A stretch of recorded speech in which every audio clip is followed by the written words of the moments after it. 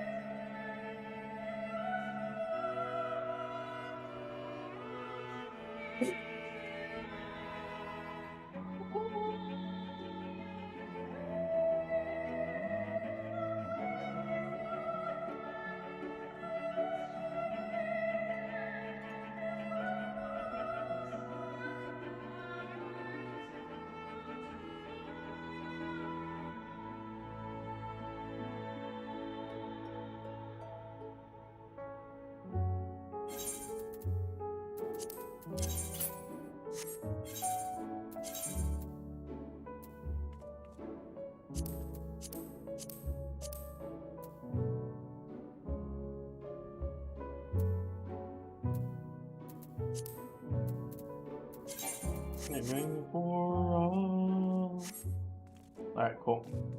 Alright, Portional. It's been a while. It's been a day since I last did MSQ. So let's do a quick recap while I walk around in circles. Shall we? Alrighty. Last we left off, I finished out Elpis. Yeah, what happened last time I streamed was we got some crazy fuckery. After telling Emmett, Silk, Hythlodaeus, and Venat that I'm from the future, we went on an investigation. Since the final days are presumably caused by Dynamis, a field of study which Hermes specifically is very invested in, we have reason to suspect that Hermes has something to do with the final days.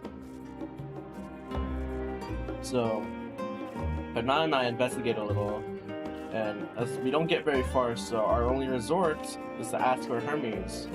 So we meet up with Hythlodaeus and Emmet, who are already looking for Hermes, and talk to Hermes. We tell Hermes about the future, he's willing to cooperate, and suddenly, Letion gets a call from her sisters. And her sisters have something that Meteon, the sisters send a report that Meteon doesn't want Hermes to hear. And so, Hermes, Venat, Hythlodaeus, Emmet, Silk, and I, we go around and chase her so that we can get her.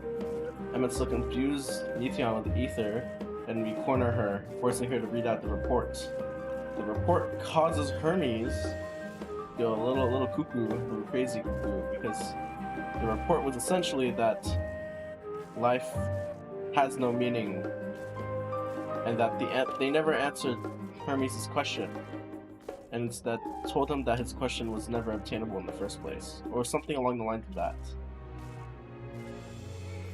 So Hermes leaves and takes Meteon so that he can listen to the full report, and he transforms into like a wind god. And we have to chase him down to Catesis. What's it called? Dungeon. Catesis Hyperborea. Where we fight through a dungeon and use trusts with Hythlodaeus, Venat, and Emmet Silk. This is so poggers. It's actually so poggers. It's such a sick dungeon. Anyways, after helping out, we meet Hermes at the top of Catesis Hyperborea. And we fight, and Letion turns into this like demon figure of sorts, which isn't very poggers, honestly. And even after hearing all that, Hermes still he's still what was I saying?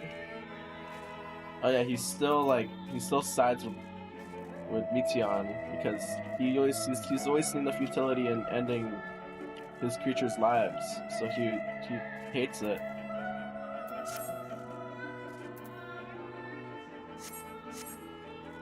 So he would very much dislike it.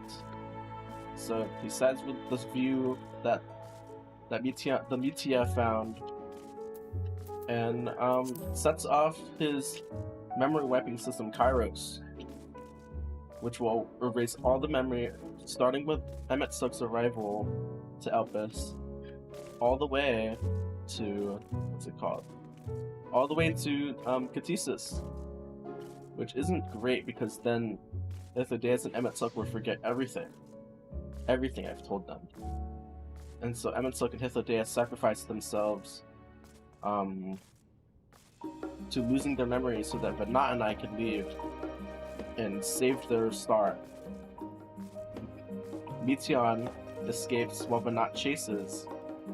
Venat is unsuccessful in capturing Meteion, and so Meteion flees, but Venat has a tracker on her, so we'll be able to find her.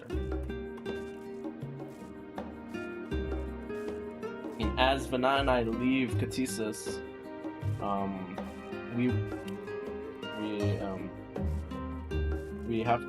we agree that I should be able to save our worlds, and that Venat will do all in her power to help save these worlds as well. And then we get a flashback to the final days where Venat summons Heidelin, and then there's like this scene where she's like walking through the void, and there's like a lot of anger and bitterness and sorrow, and she's just getting beat up, man. I'm pretty sure it's a symbolism for like the Umbral Calamities, because they never found peace and they always hurt Heidelin, so she's so weak. And this is why I'm Venat and Joya now. And yeah, there's your recap. Oh yeah, I know. And after I came back, Fortunal had like Hanesh and Charlian go to Garlemald because they found out about the teleporter there at the Tower of Babel. But they end up getting attacked by the Blasphemies, so that's pretty rough. But we come in to save him, and now we have Fortunal's trust, kinda? Or respect? I have no idea.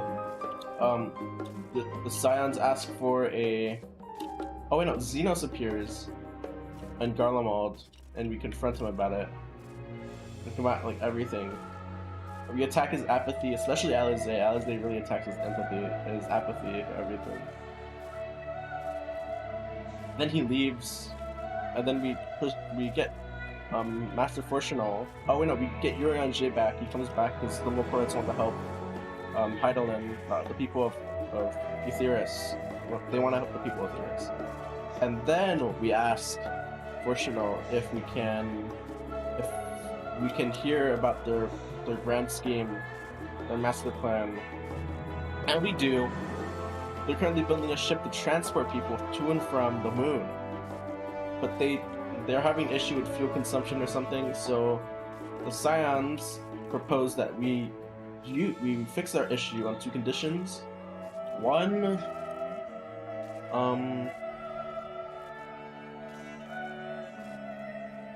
I can't remember the first one, but the second one is that we get to use the Ark, or what they call it. Use the Ark for our purposes. Let me see.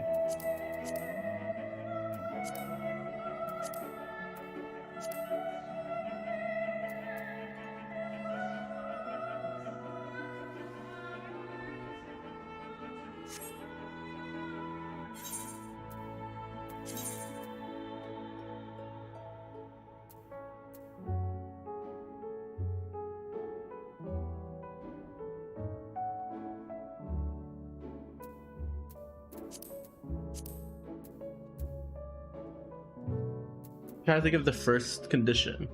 First condition is like something.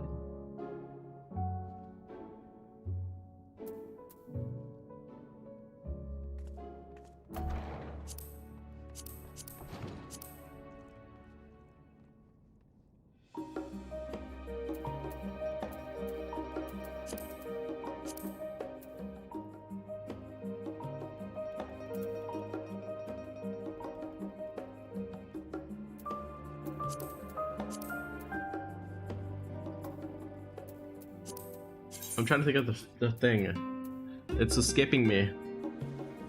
LP for us. Hearing our song.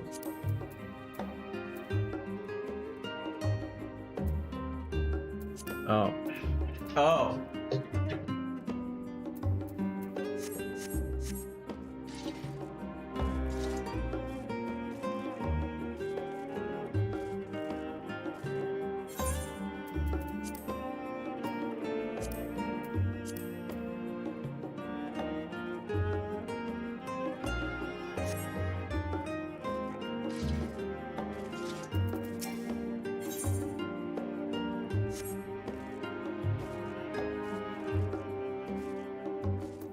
I didn't know this first proposal, because Alphino makes these proposals while the other signs ask questions about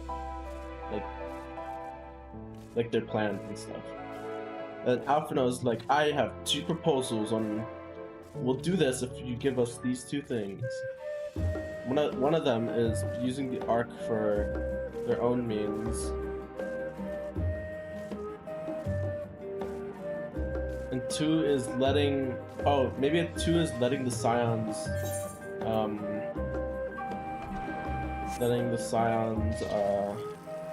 what's it called?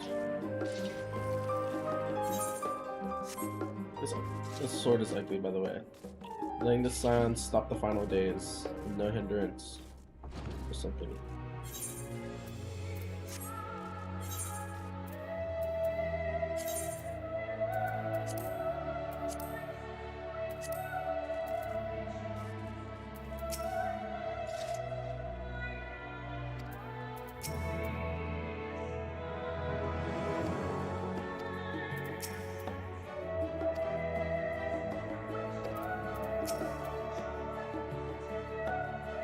Oh yeah, the first one is you'll let us speak with Heidelin because we know you have a way to speak with Heidelin. And then 2 is we'll use the Ark for our purposes. Or its specific other purpose. Here we go. Going underground. As instructed, I will take you to see the Aether Burner. Meet me outside the Archaeon. I can trust you to make your own way there. So the Ark is being built in Labyrinthos. Where else could they conceal such a massive undertaking? Yep. Welcome to Labyrinthos Part 2. I'm pretty sure yesterday, because I couldn't stream because of the Game Awards. Yesterday, what did I do? Yesterday I got all the Aether currents that I could in Labyrinthos because I wanted to, so I didn't have to deal with it later, which is what I'm gonna deal with. So now I'm gonna deal with the actual Aether currents I can get. It will be fun, right? Copium. Yo, what up? Thancred. Some would surely object to forms allowing 4 elements to have the run of their secret abilities. We should count ourselves lucky. I don't understand the appeal of us shaping it to look like the world above. Make your peace with what it is, or go outside if that's what you prefer.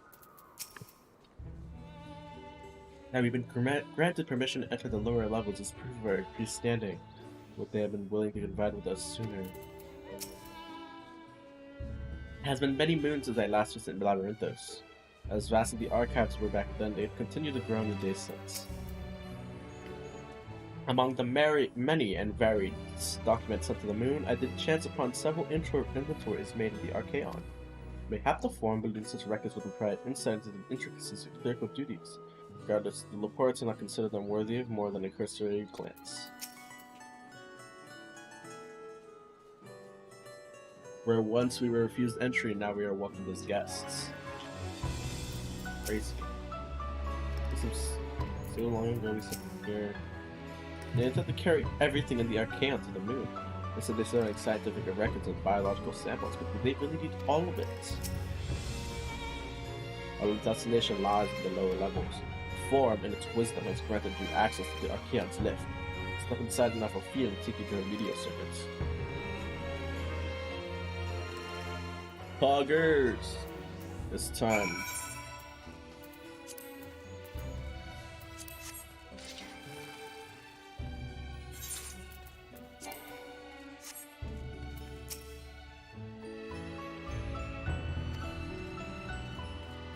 Yeah, we're cooking. I get to go talk to him anyway. Groceries lift? Of course. Who do you think of me as? These?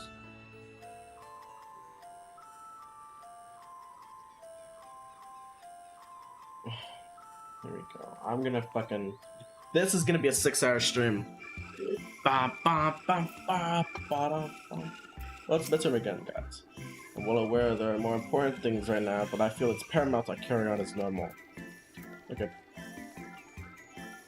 Holy shit.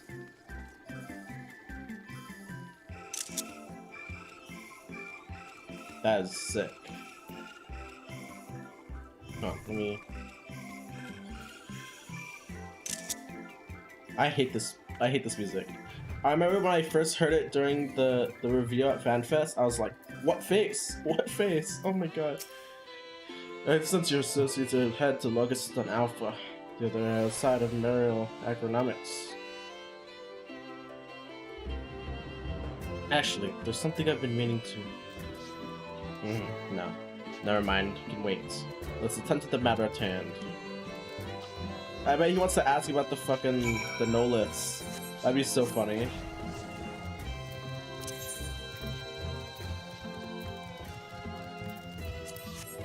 It'd be so funny if Fortuno was like, what? How did Alphino get my fucking... What? It'd be so funny.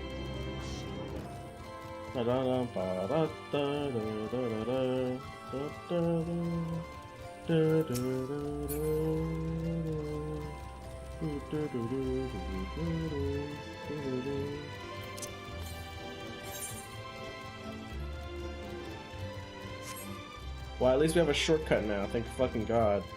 Oh wait. My dumb ass went the wrong way.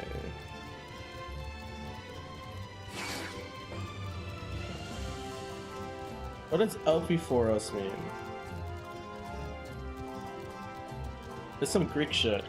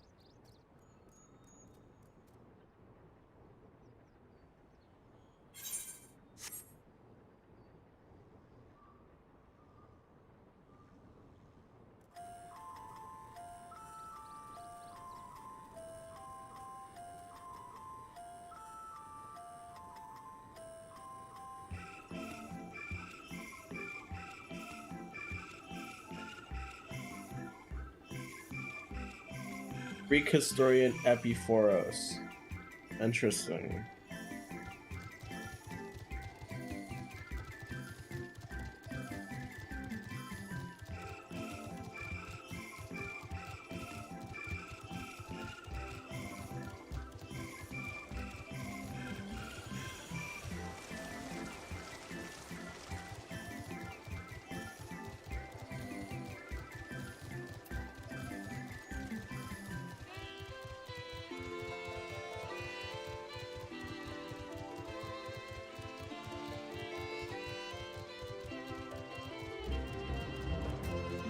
This better be fucking poggers.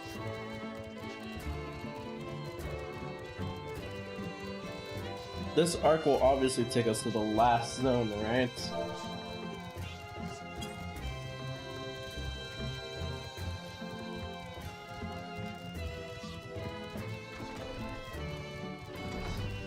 I wonder what kind of zone Meteon is. And welcome to Lagascon Alpha.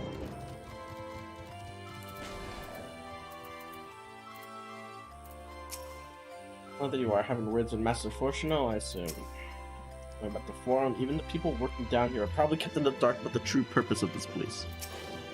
On our journey here, I was filled with an inexplicable sense of elation to see vegetables other than carrots being cultivated.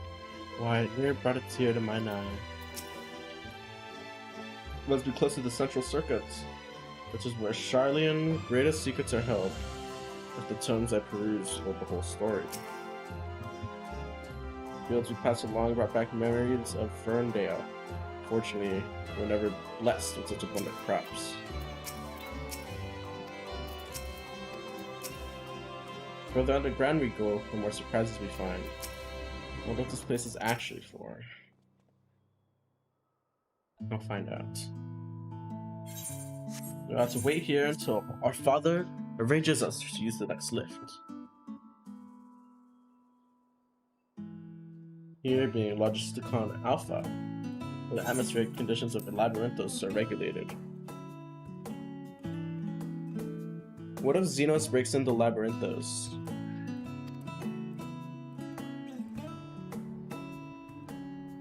Water is drawn from underground and disperses vapors, simulating the formation of artificial clouds and rain. Manipulating the temperature and air circulation, they're able to create the ideal environment for the growth and preservation of the biological samples kept here. Hold on, how do you know so much about it? My father brought me here as a child. What? And left me behind? You're the one who left me behind when you know I lost the word grandfather. Not before I've been asking him how clouds are made, so he decided to show me. It's fascinating. I peppered him with questions the entire time. It's all too easy to take for granted that many interviewing aspects of the natural world. You're a nerd to the wondrous.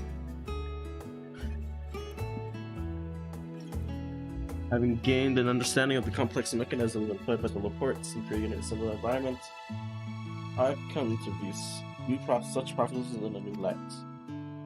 The subterranean gardens of Labyrinthos, the lunar prison forged to contain the ancient zodiac, the habitations built for all mankind beneath the moon's surface, each unique yet undeniably similar. 'Tis no mere coincidence. Yo, for sheep. What's up, forehead knot? Yo. Ever since Heidelin unfolded to us the grim fate that wait Aetherius, every essential resource we could spare has been delivered to Labyrinthos, in preparation for the great exodus. That's not all. There's also testing grounds for technologies which allow us to settle at distant stars.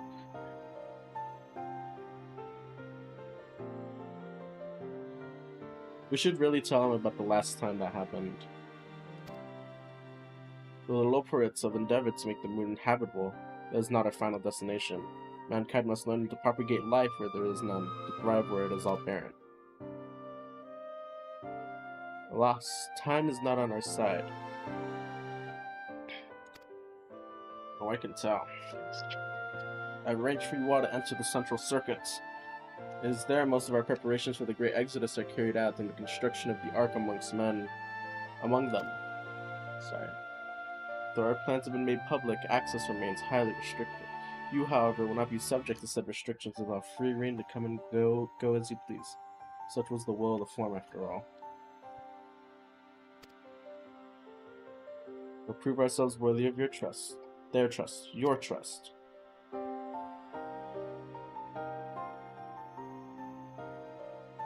But let us proceed. Here we go, Emmett. Talk to me.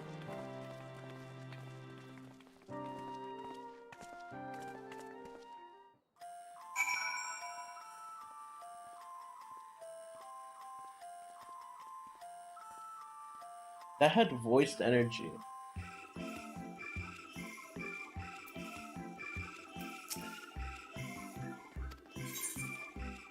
We'll proceed to the central circuit after I brush my hair. It looks tangled for no reason.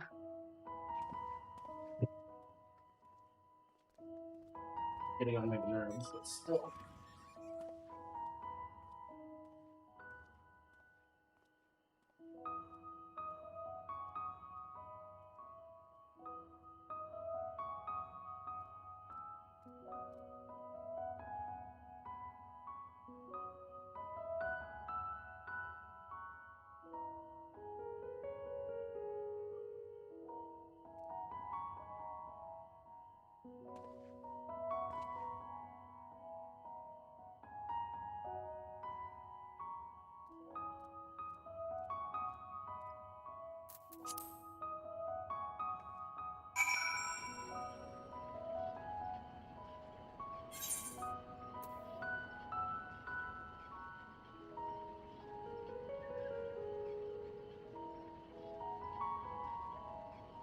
There's so many people to talk to here. I don't know if I want to keep doing it.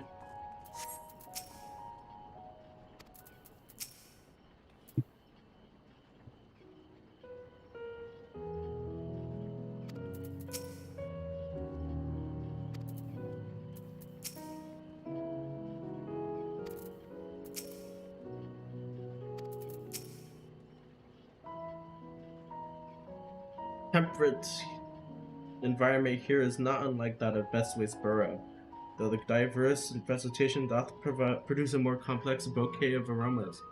A welcome difference indeed, for I've grown weary of the scent of carrots. Yeah. No idea what makes Alphinaud so confident we can solve this problem of theirs. Relentless optimism, I presume. A not unwelcome trait in the youth, but less so in a gambler. Aye, that was resolved to never let him set foot in the gold saucer. You too, dude. Fuck you. Like, you can't spend money for shit.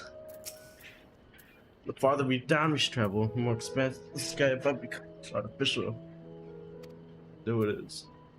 Word that the heavens would be so idyllic. Pick up. Oh. Very cool. Personal. Aether burner is being constructed not far from here. Overseeing the work is Dan Cole, after whom the forge is named. Once the necessary productions have been made, I shall leave you with him to discuss the particulars. This way. Alright.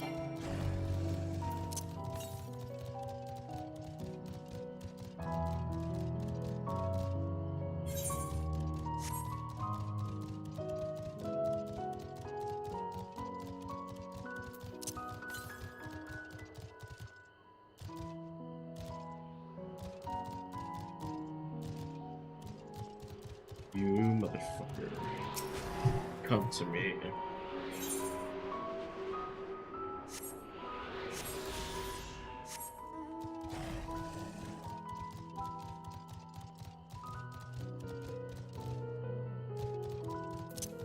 Aether compass time.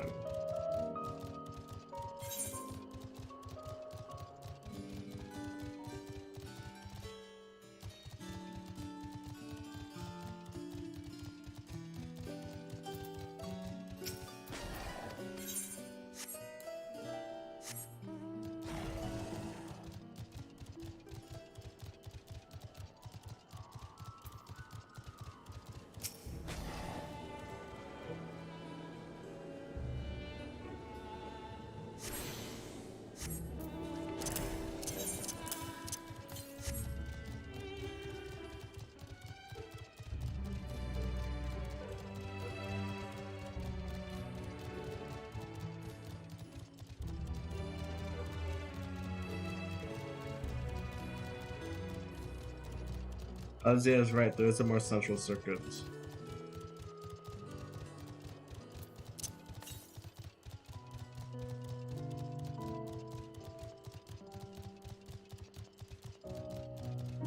So I really want to look around right now.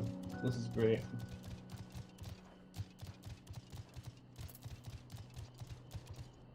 It's so pretty.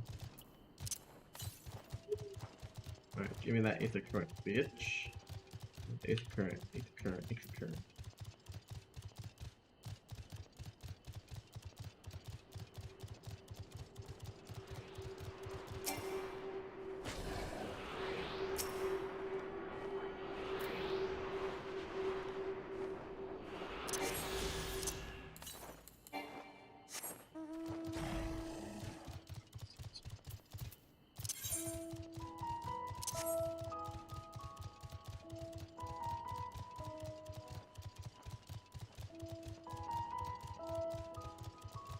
This is actually more important than MSQ Prague.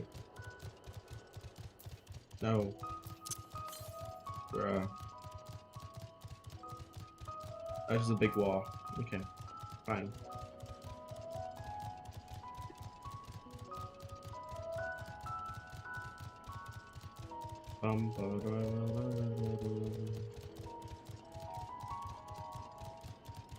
Locked.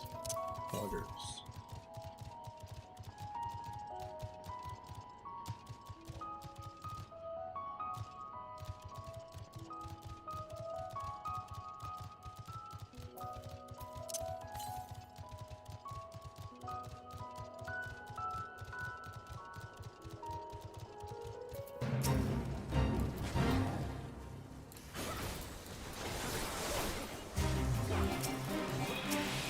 I know why people are doing this phase.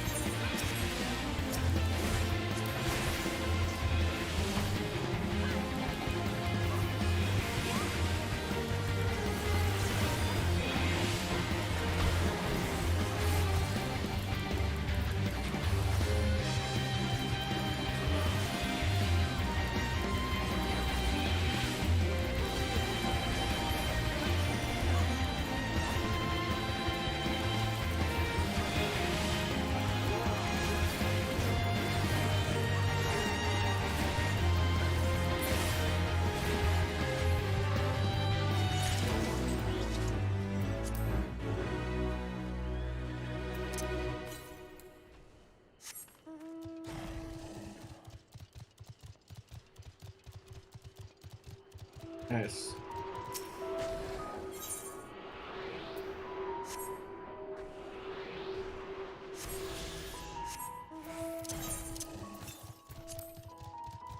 Jesus Christ. Well, I'm going there anyway.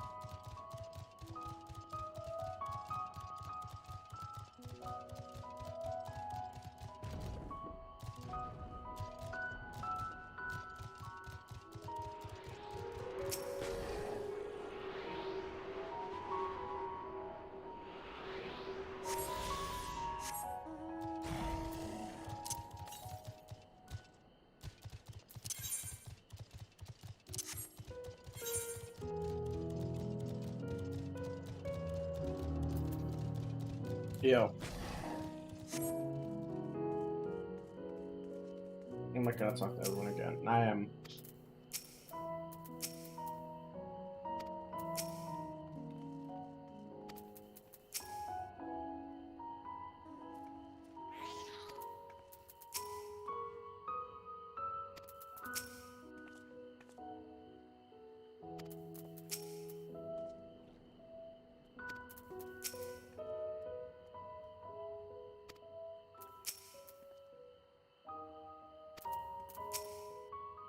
Alright, what is going on here?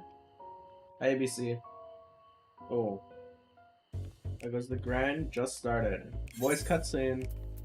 I could swap them out. No, been there, done that. Damn near lost my eyebrows.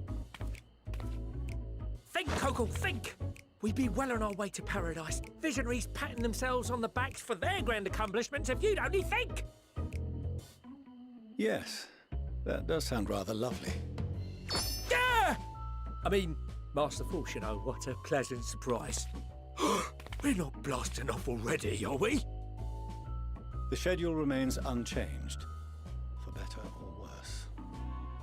Which is why the Forum has elected to accept assistance in resolving the ether burner conundrum. We're gonna make him use Dynamis. Huh. Not seen you lot down here before. There are Archons among their number, but engineering is not their expertise. Nevertheless, the Forum concedes the slim possibility that they may have insights to offer. If not, you are at liberty to return them to the surface, by whatever means you see fit. I assure you that won't be necessary. Now, about your troubles with the ether burner. Aye, aye, I'll walk you through it. Suppose I could do with a change of pace. As the name ought to tell you, the ether burner burns ether, ambient or otherwise, and transforms it into motive force. Think of it like a giant bomb that never stops exploding. Even out in that black void where the ether's right sparse, it's strong enough to move our arc. It probably won't kill you like an actual bomb.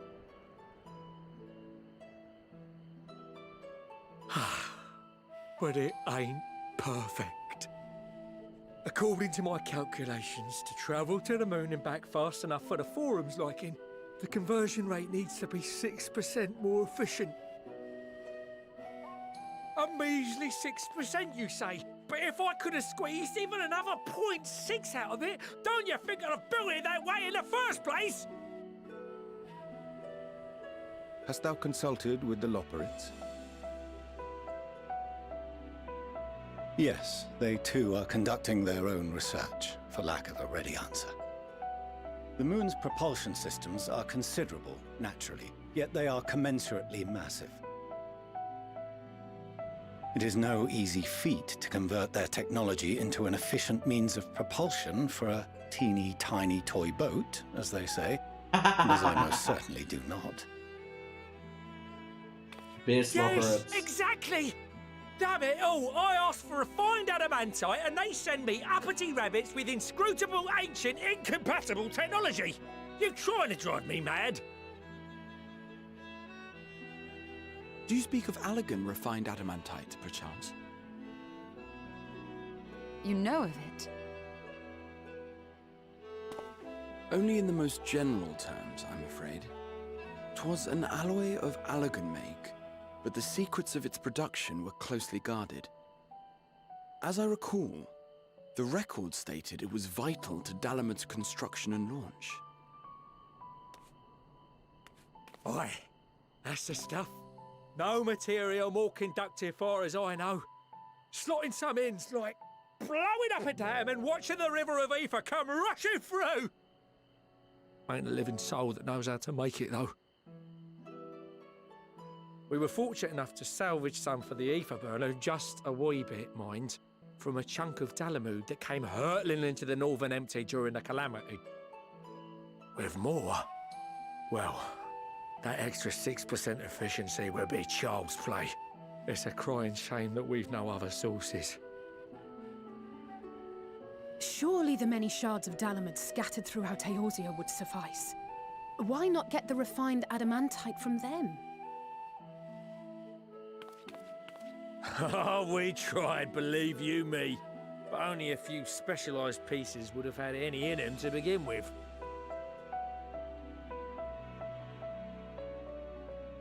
Drive calls from Ragnarok class internment hulks.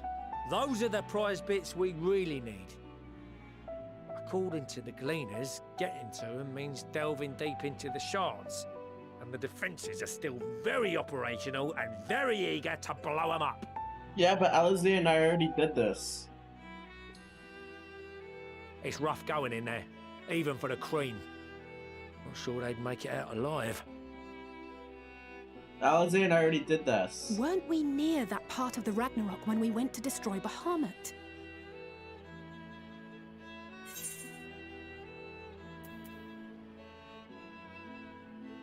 I'm gonna go and fetch the Watsits. That may be for the best, though you doubtless find the task too dull for your liking. I don't give a fuck. We get the space, we'll be puggers. There are multiple internment hulks in Eorzea alone, so handling this ourselves may not be the most efficient option. Rather, if we could salvage adamantite from the shards simultaneously... Thancred, is the link shell we established before you went to Garlemald still active? Of course. The floor is yours.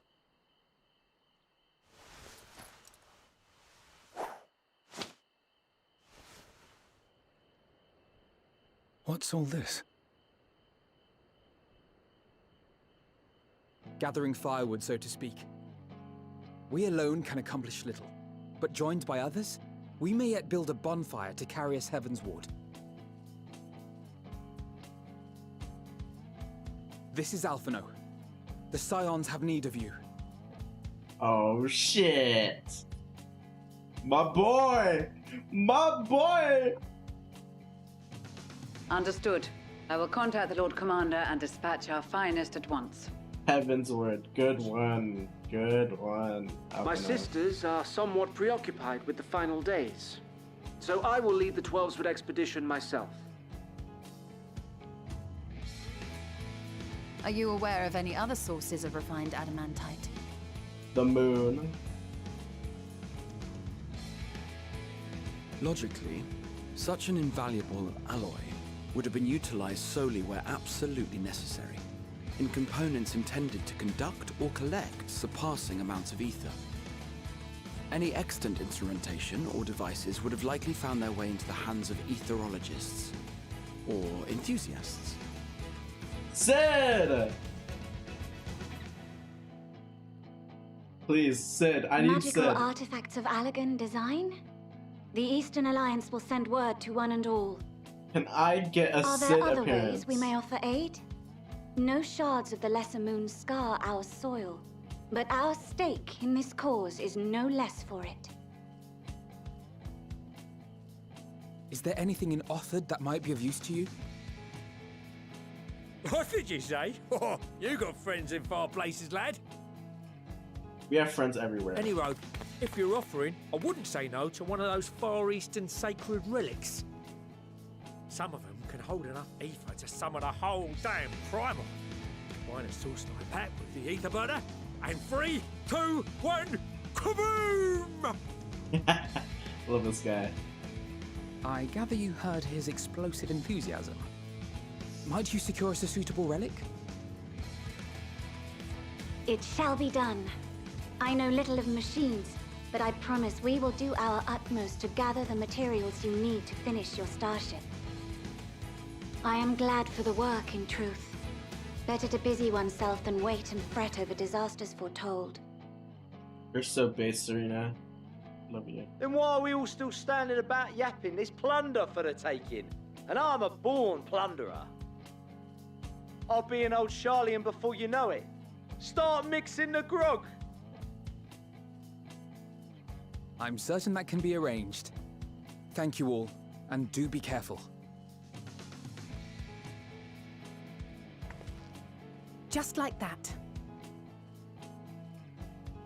Aye, just like that. Our refined adamantite is on its way. Now let us consider our next steps, shall we? There's yet much to be done. Alphino is coming for that seat, Fortunal. You're fucked, buddy.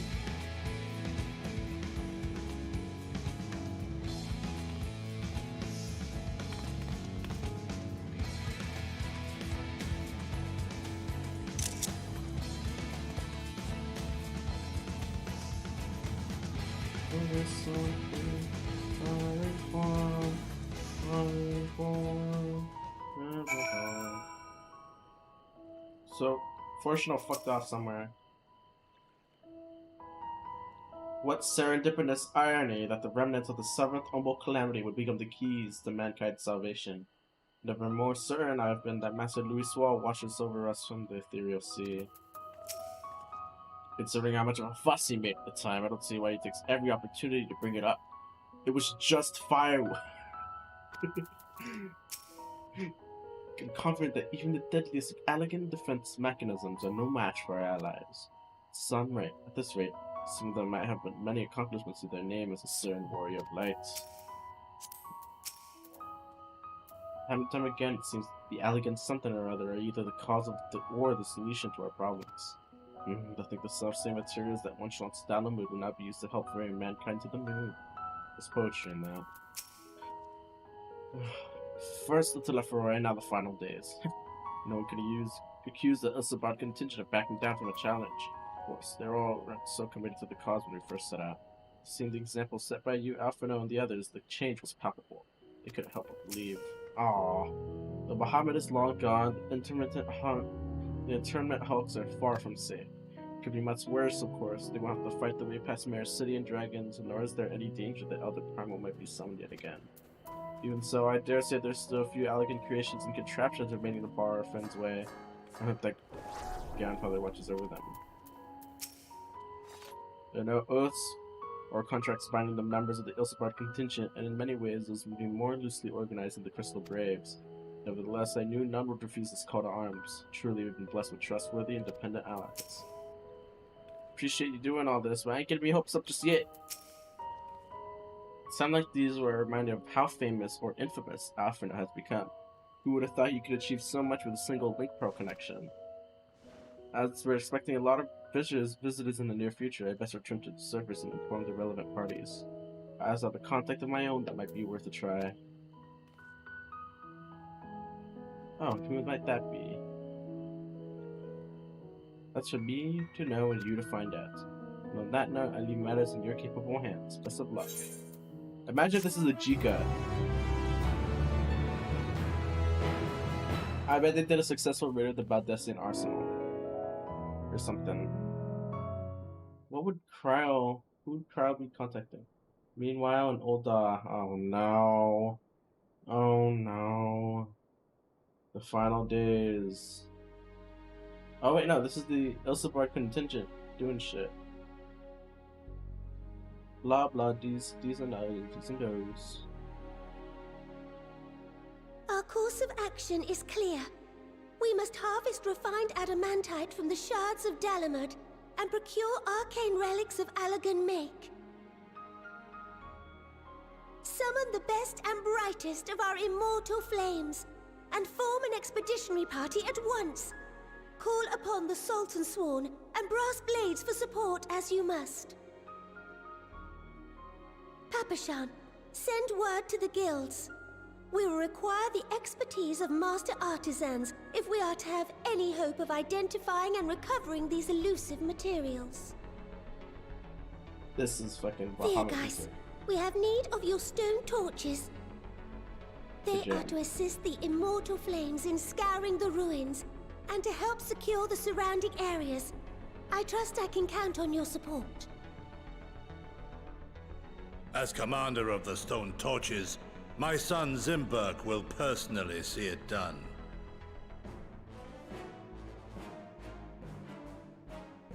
Pippin, I would have you lead the raiding party. Assemble your finest, and with Chizona's blade, clear the way.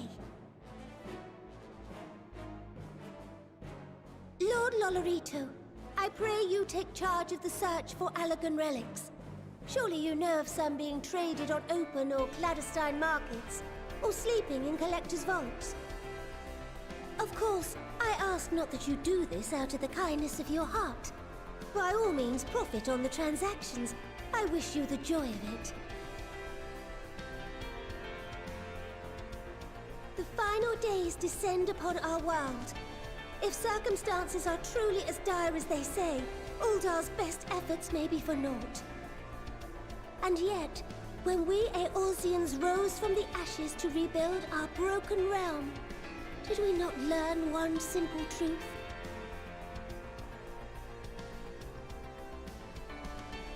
You tell him. That which seems all but impossible to overcome alone may yet be possible if we stand together. We stand together. It was the Scions who united us then, and it is the Scions who call upon us now. Uldar will answer that call. We will summon our courage and join the fight for our world's future. You know your duties. I, Nanamo Ulnamo, 17th in the line of Ul, bid you good luck and Godspeed.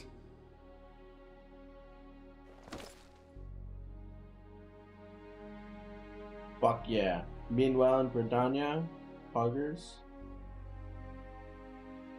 Or meanwhile... We're gonna get a bunch of meanwhiles. Meanwhile in the Black Shroud. Yeah!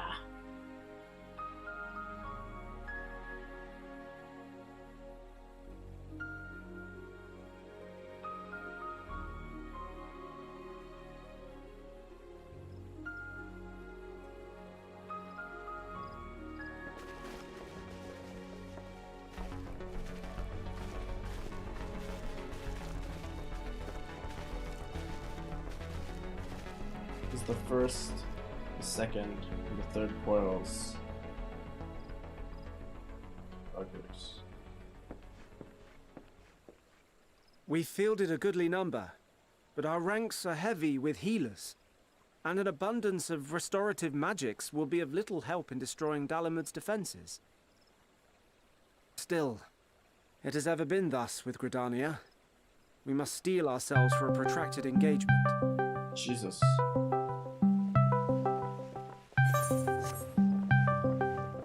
In that case, might I suggest taking us along?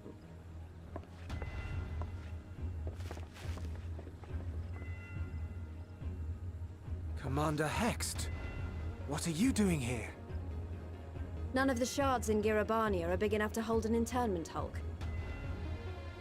So we said to ourselves, why not lend our neighbors a hand? We thought you might be short on people with a talent for breaking things. Oh yeah! That's what I like to see. While it pains me to admit it, you are right. Are our deficiencies so plain to see? It might have been a lifetime ago, but I was once one of the Scions assigned to the Shroud. Oh, true! Wait, true! I know this forest well. I know your people. She and was I know Ida. we will be stronger No if we wonder. fight this fight together.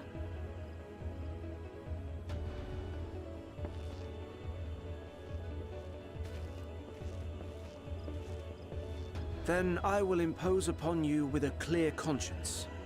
Come, let us speak of how to integrate our forces.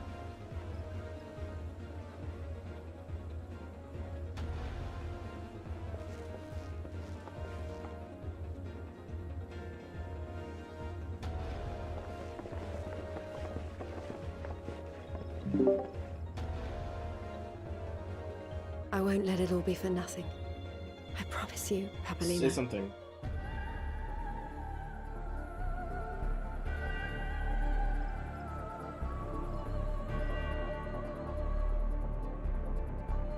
Oh, never mind. Why did I call my sister?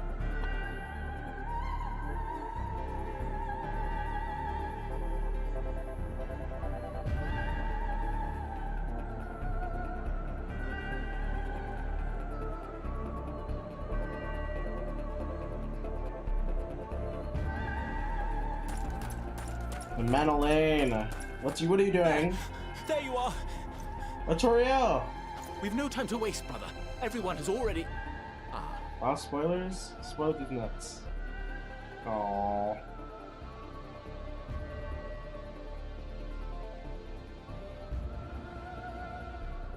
They didn't give me the cutscene warning, dude.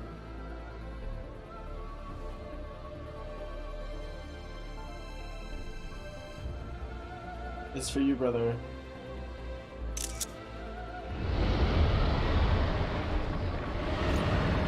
Hooray, Smoker! I assume. That was a roar. A dragon's roar. It sure was, buddy.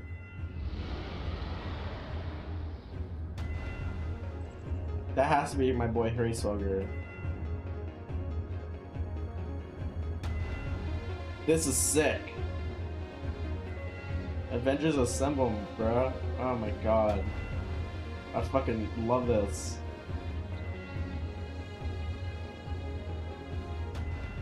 Hancock.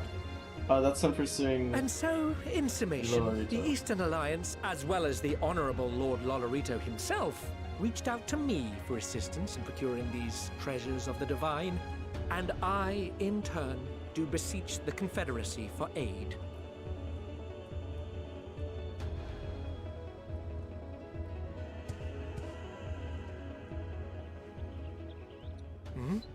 Sorbonne. Is that... Hancock? What a surprise this shit. is. And a fortuitous one at that. I have a favor to ask, you see. What are you doing? You're supposed to be the turtle guy. It's Seiryu, is it? I forget if it's that snake specifically. Oh.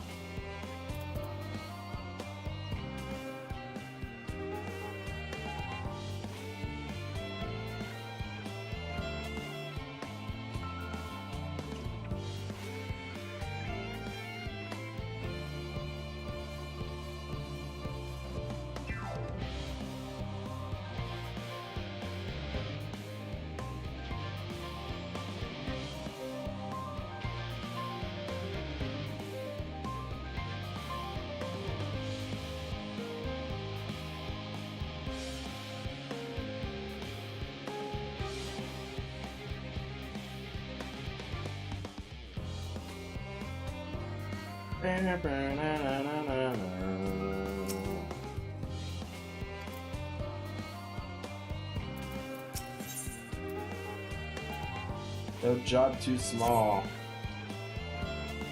His only friends are searching for refined adamantite and sacred relics. We only know if they meet your requirements when they arrive. In the meantime, is there not else we might be to be of service? Yeah, we already done more than enough. I'm about to say though, I could use someone who knows a thing or two about elegant technology. Braha! You there, that lad with the red eyes and matching hair, seem to know more than the average scholar.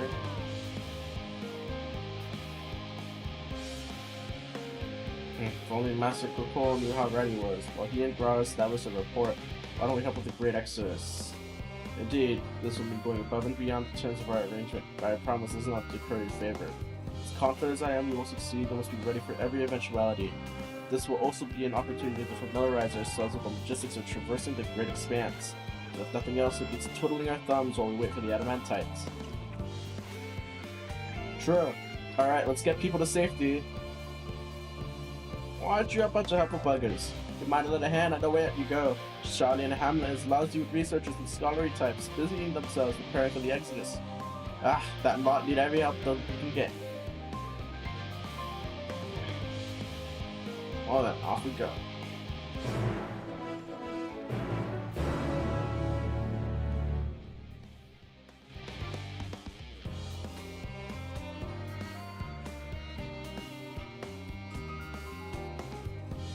Alright, Graha. I shall endeavor to provide Master Coco with whatever information he should require. Alright. I already have an ether right there, so.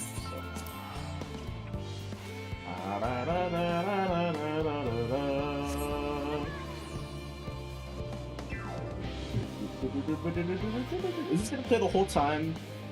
As pumped as I am, I don't know about that.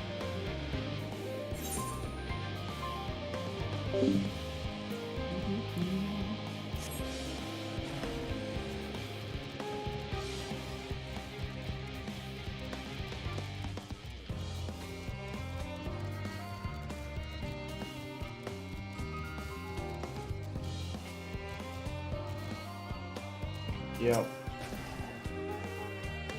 From what I can tell, a lot of the people actually live down here. I don't know how much we can offer, but I dare say we benefit from a fresh inspiration, scholar competition, topic mentioned. Except by asking around, ideally without getting in anyone's way. Split up. We buy the etherite once our work is done.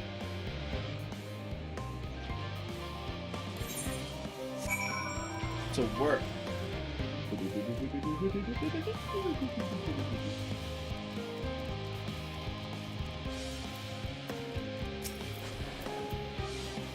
Up and up with the art. Even with all the power Master Pokel's managed to squeeze out the ether burner, it's still not enough apparently. Now I hear the final days have arrived. Horrible creatures running rapid all over. Nah, if only we come the exodus sooner. We're gonna die and there'll be no end to it if we don't fulfill our duties. We will. We spent years preparing for this moment. Believe in the plan and all will be well.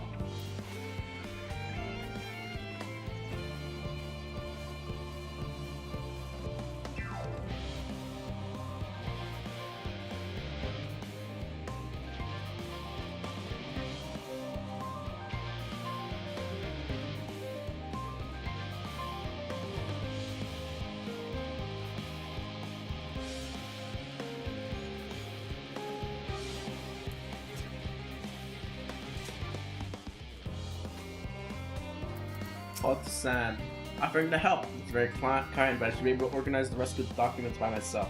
With the list of the things we need once we arrive on the moon, and then whichever star we choose is our new home. Our duties largely concern the maintenance of living conditions, so I'll be a lot busier after we depart. I hear that our lunar collaborators have come down to assist in our efforts. Looking forward to finally meeting them in person, having communicated with them in such a limited capacity thus far. To be perfectly honest, I've not the slightest idea what they look like. I do hope they're not enormous living giants. I much prefer something small and fluffy, like that had a rabbit ran by. That was it. That was your helper.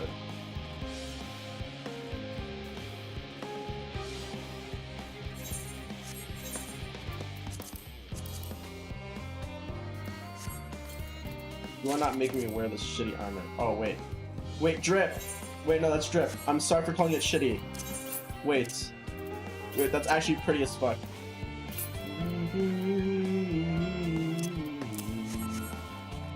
I like it. I appreciate the shoulder. The shoulder. I don't. Yeah, I appreciate it. We get more. Sipping good. Hello. You wanted to do help us. Working on the Etherburner. Oh dear, I heard things come to a standstill on that front. Even so, I chose that over my current duties, checking and loading samples day in, day out. It's tireless, thankless work. So no one will be crossed by misplaced lagoons or what have you. The form's got enough of them played as it is, but we're deciding who gets aboard the Ark and when. Lots of powerful people have opinions on that. My heart goes up to Master Fortune and the others. Hardly get a moment's rest, I expect. Do you even have time to sleep?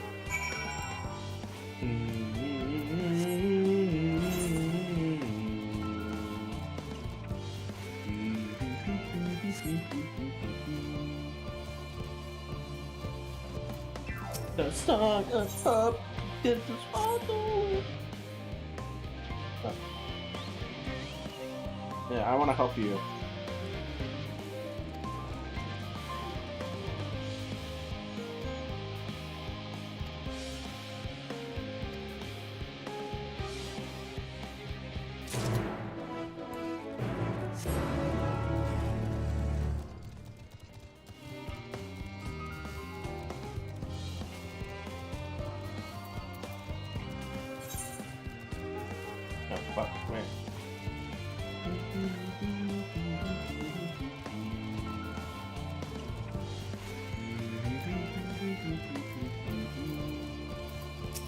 Living way. Fancy meeting you here. Friends in the farm were brought us to see this teeny tiny boat. is quite impressive considering they didn't use any creation magics. What we're really interested in is the Theorist itself. So, well, now we find ourselves in sort of funny underground miniaturized version of it. Hoping the forum would give us a guided tour, but it appears they're rather preoccupied. Honestly, after all this time to prepare and they're not ready. I suppose we'll have to show ourselves around, or at least that's what we're planning to do until we've had a chance upon Urianger and your good self. You're both dawdling about, idling, and engaging in idle chit-chat, perhaps you could show us a few points of interest. Well, that'd be fun. Oh, great.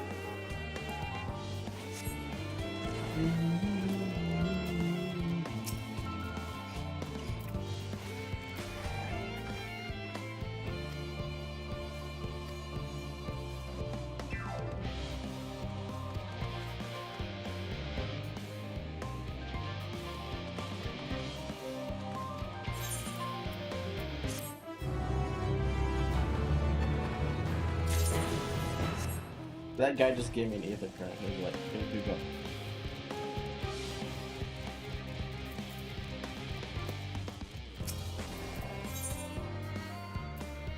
Surprising my Urianger cannot free himself of the Laborate. Tour of Labyrinthos.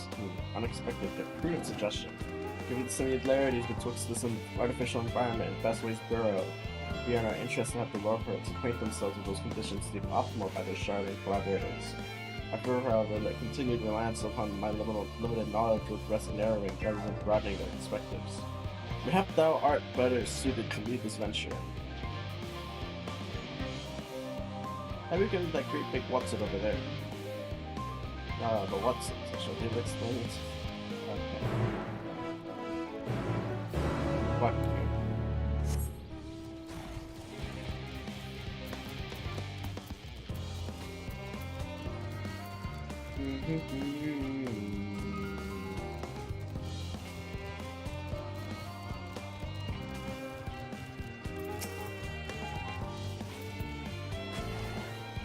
Goodness me, it's looking to build so large that creation magics particularly stupendous.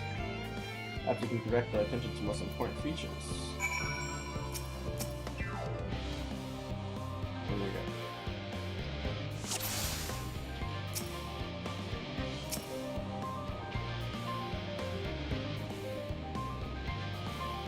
a gold pipe connected to those top of the tanks. I can see the window of the pipe at the other bottom. It's appearing water drawn up from above. So true.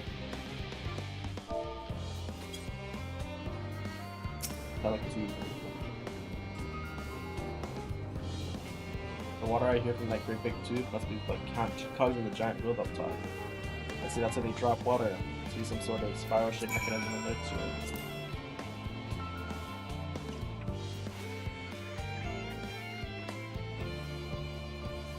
This thing. It's a water tower.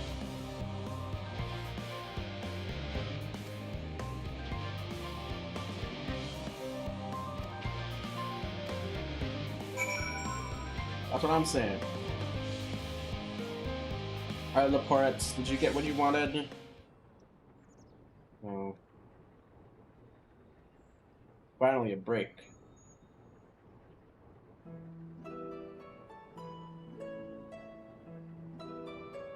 I've hazard against water drawn from underground, presumably with some other mechanism, is purified and stored here that the lower tire before being distributed somewhere else.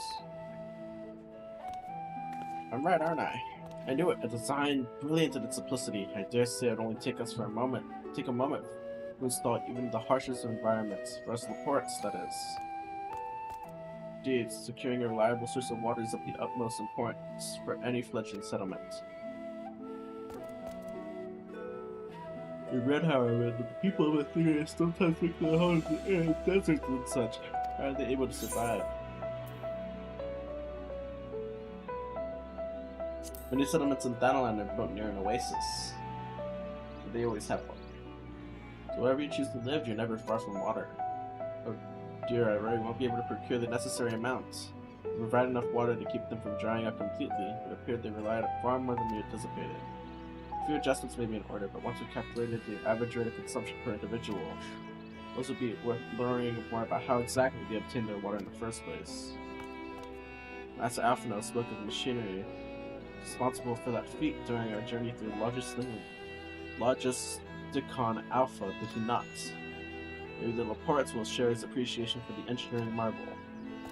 Oh yes, this is absolutely splendid. We must journey beyond the sanctuary of Charlie and Hamlet. I shall lead the way. You mean not to brave the untamed wilderness? So out of concern indeed. I cannot help notice the many dangerous-looking creatures with big nasty teeth lurking beyond the confines of this settlement.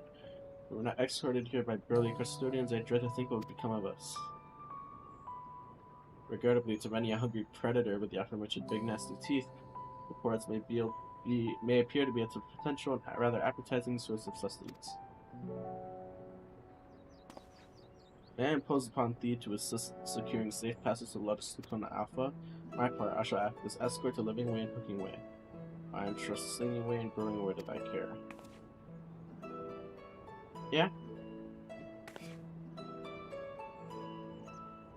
Most valiant protector they could not wish for. Godspeed. Come with me. While listening to you, I'd rather not be eaten by some horrible beastie. Come along, growing way to the water extraction. Where's what's it? They better be following me. Okay, no, they're not following me. Oh, so they're learning about Charlie and like how they sustain themselves here, and it's gonna benefit their work at Mogchrome or whatever the fuck it's called. Mogchrome flashbacks. No, it's called Best Ways Burrow.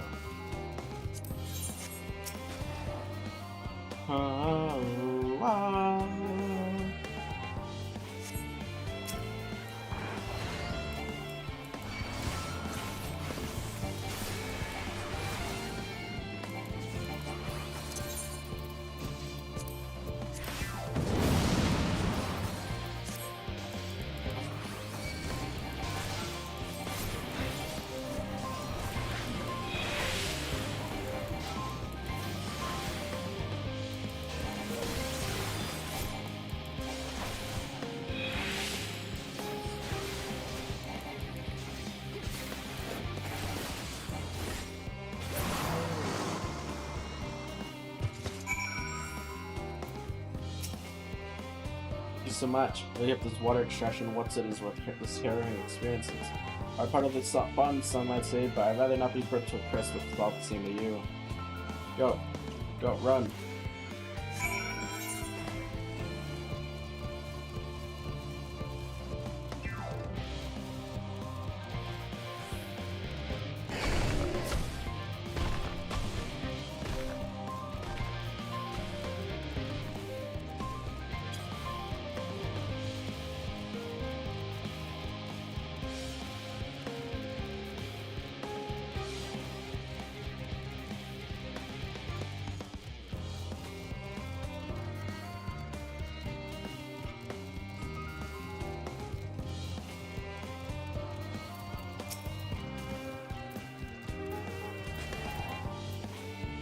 My friends, I bid you welcome to Logisticon Alpha.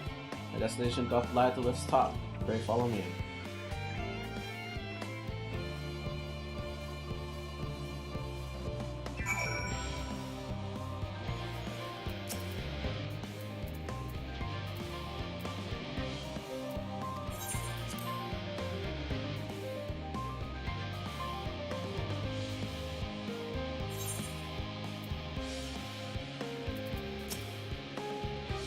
Marvelous, simply marvelous. It is where the magic of science rather takes place. The perfect environment to sustain life artificially created.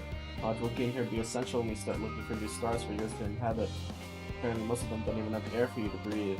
We're very lucky that Aetherius so happens to provide everything you need to thrive. Did mankind turn out the way they are because of the available resources they wonder? They were way nothing short of miraculous, so I can't wait to see you playing more of this.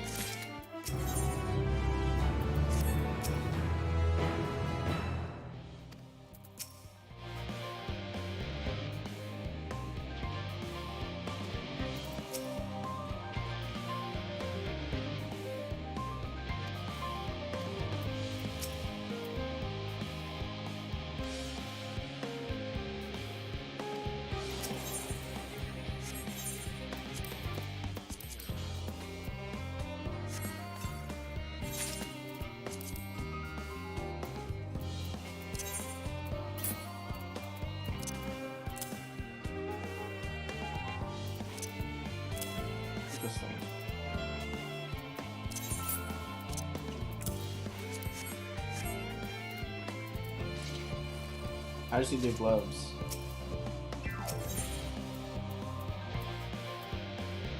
Very eager for a change of venue, or at the very least a change of what's-its.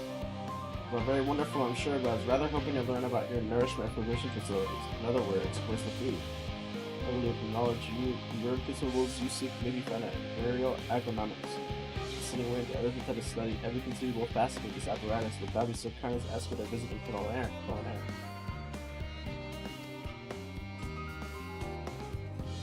Even if it's incredibly vivid, epithet to verbose descriptions cannot compare to something than myself.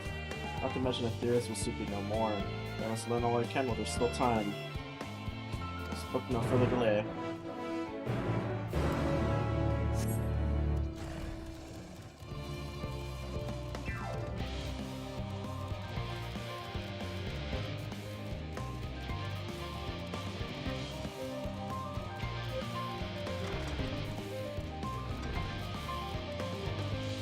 Red Pit Laporte,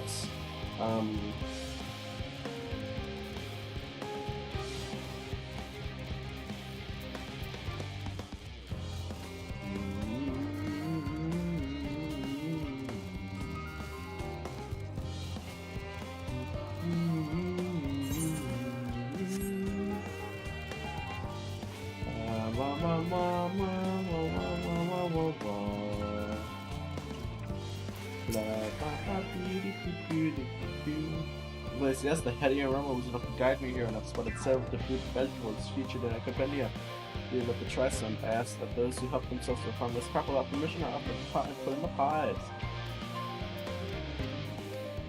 Let's go.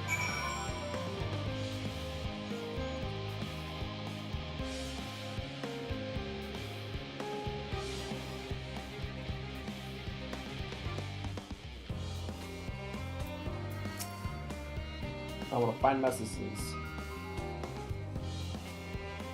It's you, the one who climbed down the mine shaft. Show you around if I could, but I brushed off my feet preparing for the exodus. not the only one. We all gotta find ways to do what we do down here up there, first on the moon. But on whichever the star before we decide to become our new home. So sudden, so unreal. But you want to go to the moon? So end up waiting for the final days to claim us. No matter how careful it's all planned, we'll never be able to take every variety of flora and fauna with us. Even the ones we can take have to survive in a new environment, so many species due to extinction. Sorry, not what you care about. Not quite so dire, I assure you. We really wish to sample a little bit of your products.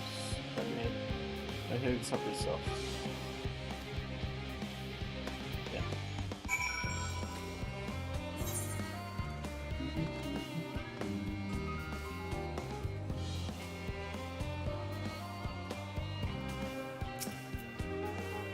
Grapes. Low poly grape. So sweet, so taro. This tastes as much like a ripe philosopher's carrot, and yet the texture is entirely different. The contrast between the outer skin and the fruit within its most peculiarity, they're far from unpleasant. I'll try another. That certainly gave me food for thought in a far less visceral manner than any philosopher's carrot. Tell me, what's your opinion of grapes? I love grapes. Yes, they're rather moorish, aren't they? But I've read quite versatile too. Some people about stepping on them to make intoxicating beverages, as I recall. Maybe that's enough about grapes. On to the next.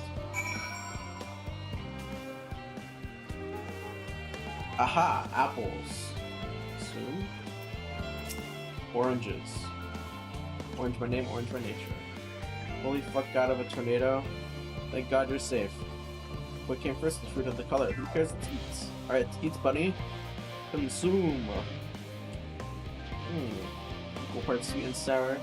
With the grapes, yet nothing alike. I have to consult Urianji about expanding my vocabulary. I simply cannot find the words to describe it. That's what I'm looking for, is bitter. It's all very complicated, you know. So many flavors, so many choices, and each individual with their own personal preferences. Now I see why you all turned your noses up at the review of me after the carrots. Marvelous though they are in my estimation. Let no one say I said otherwise. Speaking of carrots, just sample any of the vegetables. That's good. Surprised I had internet. Apologies.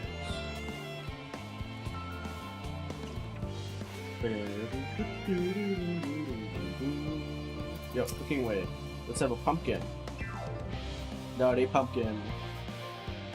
No, in any case, proper nomenclature is a concern, no taste.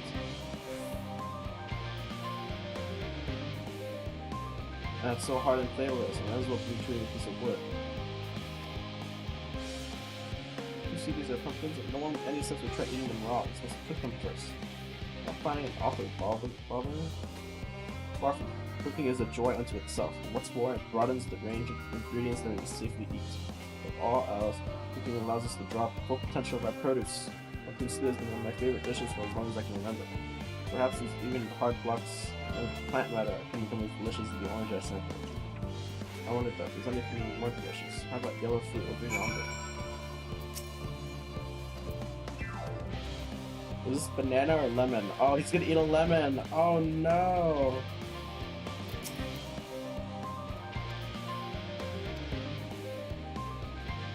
Yeah, I taught this is poison. I meant it's supposed to taste like this. How can something so similar to an orange be so revolting? And sometimes from my palate recovers with this ordeal. Say our farewells and return to the others. In a Chevy, find something you're liking? Or an average brave orange is also the pumpkin. Though I learned the hard way, they're not to be eaten raw. And there was the lemon, the deceiver. I still feel so violated. Ah, it's the first time, was it? You leave the bad taste in your mouth. I'll give you this lemon muffin I baked. If it can change your opinion, nothing will. More lemon, have I not suffered enough? Nevertheless, the remiss to spurn this opportunity to... You're a bit sick came up there. Learn more of your inscrutable ways. Lemon muffin, do your worst. I bet it's a good muffin. Come on, get the muffin. Voice it. Voice the cutscene. This is... delicious!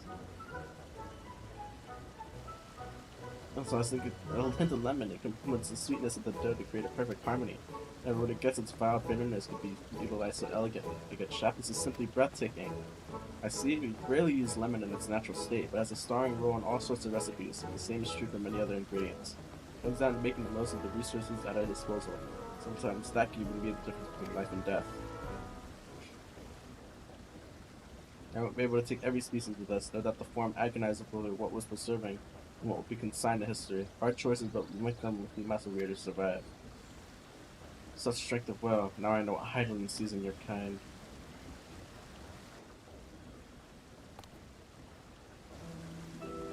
Mankind, the Lopperites, we were both born from the accumulated knowledge of the ancients. They learn all there is to know about the nature of sentient life and the fates of the stars themselves.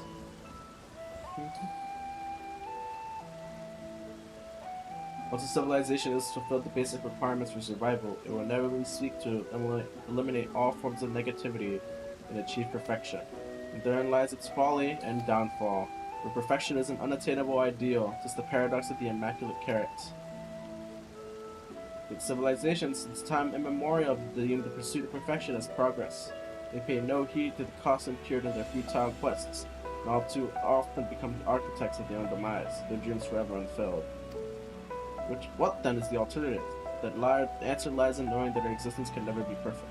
Be content with what we have and make the most of it. True! Unlike the lemons, make lemon muffins. Pardon my origin, but what the seven hells are you on about? Who are you anyway? Cooking away at your service, I'm here to prepare for the trip to the moon. Once you get there, you'll be able to try my carrots, and all growing all different kinds. Don't worry, there'll be room for your crops too. We'll work together to preserve many of Aetherius' species as possible if you're up to the challenge. Yes, of course, I look forward to it.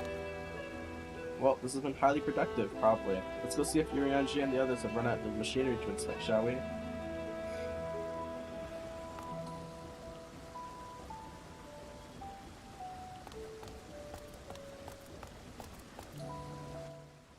I like that side quest. That's a good side quest. Although I kind of have a headache for reading so fast. I'm gonna go pee. I'll have the auto run to the location which I must be at. Be right back.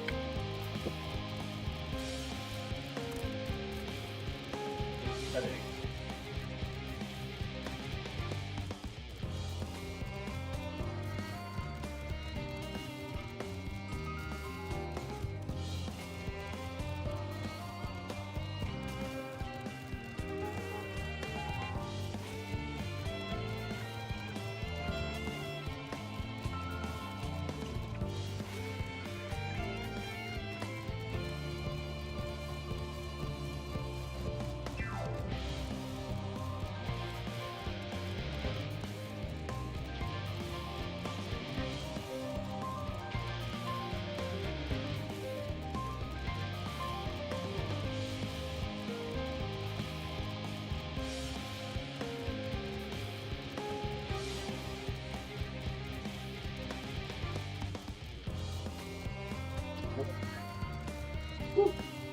Did I make it?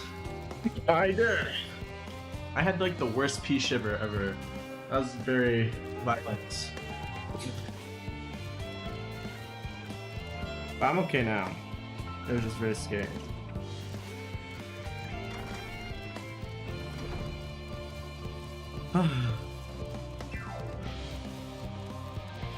The waves. Yo.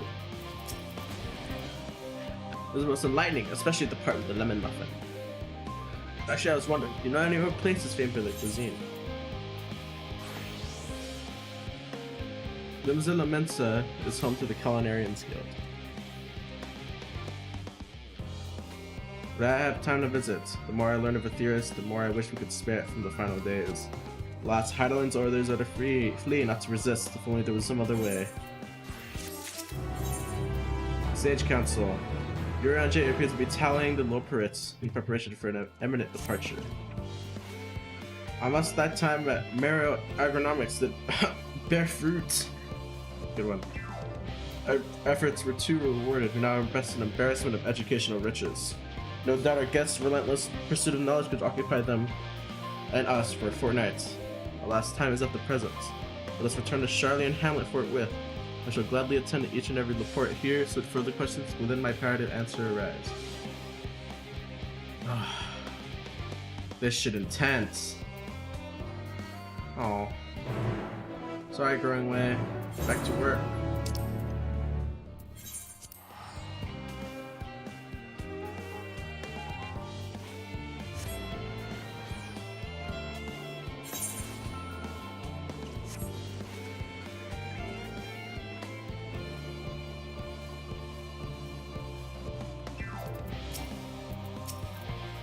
The reports want for activities and stimulation, but I struggle to conceive how to busy them whilst we wait.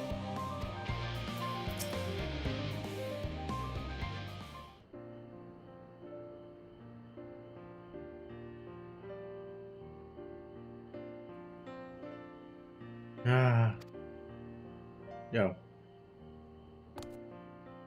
Yes, that was me indeed verbalizing a sigh to express my emotional state. Do you want to know why? Because I saw the reconstructed environmental data for a theorist at Logisticon Alpha, that's why. A forest so lovely and so leafy. Are all your forests like that?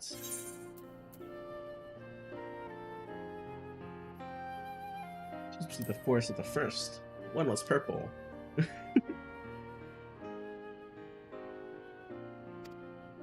Stars so wonderful. It was no surprise you're reluctant to leave it behind. I was a fool to think otherwise, assuming that the moon was something being worth proud for. How ridiculous to seem to you, trying so hard yet achieving so little. That is not it. Not at all, thy works are no less worthy for their uniqueness. I thought I heard tiny voices. Dankred!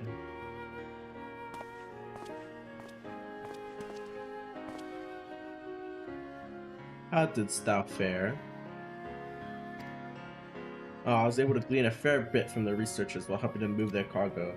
Operations have proceeded without interruption, despite news of the coming end. We have the forum's leadership to thank for that. That doesn't mean people are worried, though. Quite the opposite.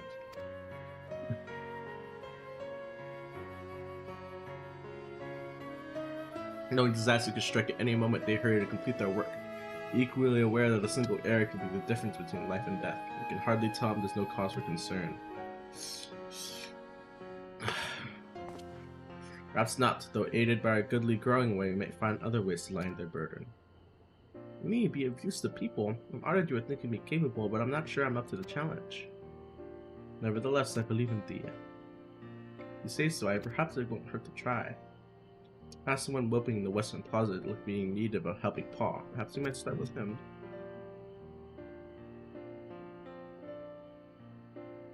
It's a good place as any. Come. Come.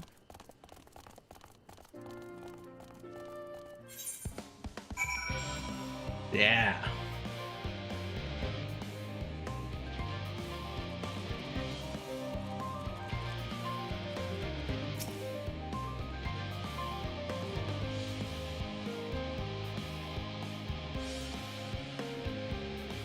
$83? Oh. A dragoon, I wonder.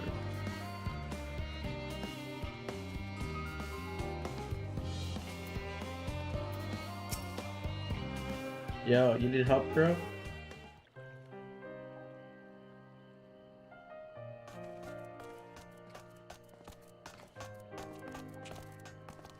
You okay, good sir?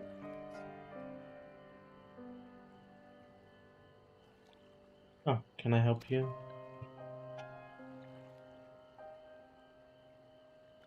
Is you gonna help me? Is my anxiety truly so obvious? A burden shared is a burden eased. Pray, tell us of thy troubles. These little fellows do look like good listeners. I'm an engineer, you see. And what they say of the ship, that's the sum of decades of Charlian ingenuity that is built with a peerless, elegant technology. It's all true, but I know none of that's the guarantee. I know that none of that's a guarantee. We never before launched a starfaring vessel, let alone flown it at the great expanse. All the tests we've run have been on the ground. Only operational personnel and cargo will be on board for the first voyage. Even so, if it fails us then, what can we do? If it doesn't, it could fall apart on the next flight, or the one after that. We've done everything we could to prevent that from happening. But it hardly matters. We thought the ether burner's design was flawless too, and look how that turned out. Thou art familiar with these most daunting technologies, and thus thou holds the power to allay his fears. But I'm not sure about that. Maybe you could tell me if there's any aspects of the ship design that you're especially worried about. Our ability to walk about and perform our tasks. For one, I've devised a means to employ gravity, a spatial temporal spell, to regulate the environment. But what if it's not strong enough? What if everyone floats away and begins crashing into things as soon as we left the star? Gravitation. Maybe I can be of help after all. Up there is not so different from down here, you see. The same rules apply. If you consider them as one big, great cosmos rather than separate places. Oh, hey, look.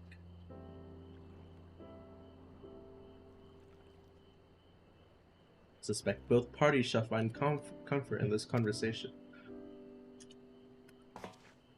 Yes, if Thancred's tale be true, still others would benefit from insight's point of experience. Might I prepare the Loporits to attend them? An excellent idea if I do say so myself. There's aught we'd like to learn, more than to ease the hearts of the fine people of Aetherius, and learn more about them while we're at it. Well, glad I am to hear it. Gather thy companions and bring them hither. Satsuka, thou hast the gift for finding souls in need of succor. Pray, seek thee out, the distressed and the apprehensive, and inform them that the help is at hand. I shall await them here that I may introduce each to a suitable Loporit. I'm the right girl for the job. No, I do look forward to that. Place for every Loporit in their place.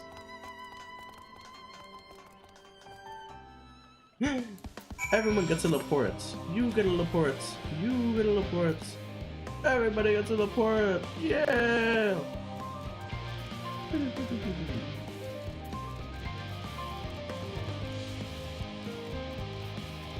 Capricious researcher. Aha! The end of the world is nigh, that the work goes up faster. Schedules are such temperamental things. Feasible one moment, false the next. Yeah, I've never felt so alive! But this one is beyond your help. Only sleep can save her. I can't sleep now. I got my second wind. My second wind. Yes. She is not okay.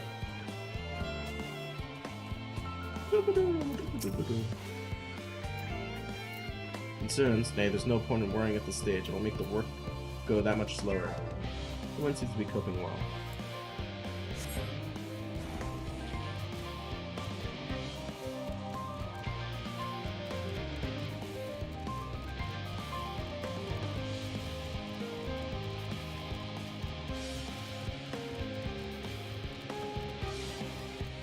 Extracted reactor of researcher.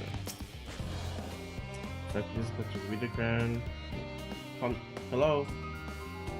I'm not reluctant my duties, I swear. I was in need of a bit of a break, and I saw unable to react at all, so I went on a walk, then I noticed you feeds it. Wasn't conversation partners and oh so fuzzy. Goodness me, that sounds like a much better way to relax. Alright. Here you go, Rianjay.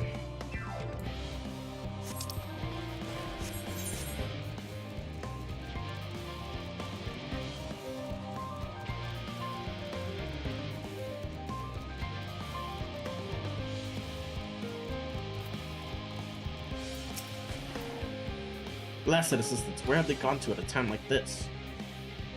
Beg pardon, but I have not time for idle chit-chat. I need to reconfirm that the ether levels are consistent with the best machinery, since I have to do so single-handedly.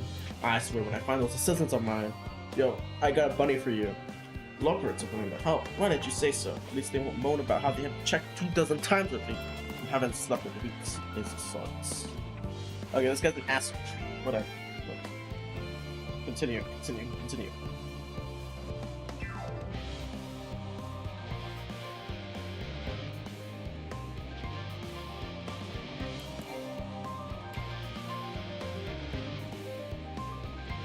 That's a person.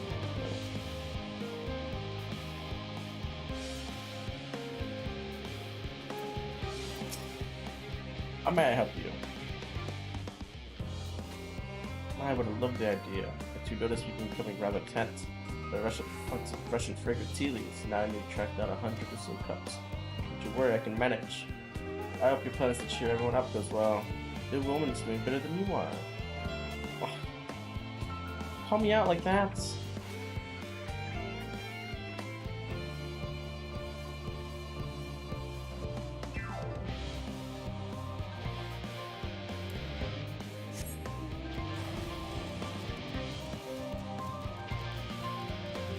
Carriage meter. Anything bothering me? Well, I've been loading cargo for bells now, so my back feels like a void that's plated as a piano. Due to music, drums, and cymbals. Just to be clear.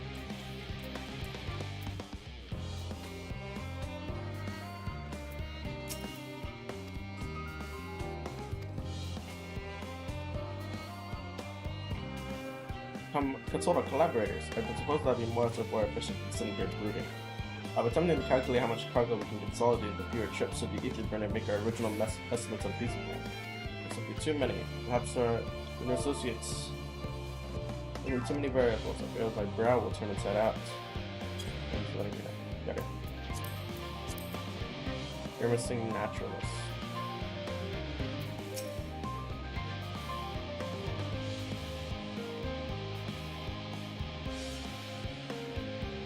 Look just like me. Face, what's wrong with my... Oh, perhaps I'm a bit tense. After we've been showing the proper fauna, and only the proper fauna, are brought to the moon. However, the suitability of a few species is under debate. I can hardly make the decision myself when I know so little about the environment up there. Including the lowperts in our discussion is a wonderful idea. Actually, well, thank you. Master Biology is... myself might offer some clue as well.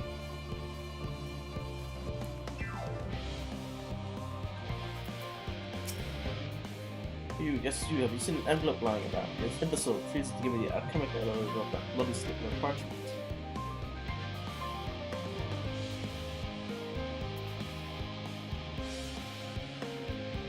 He's coping right now.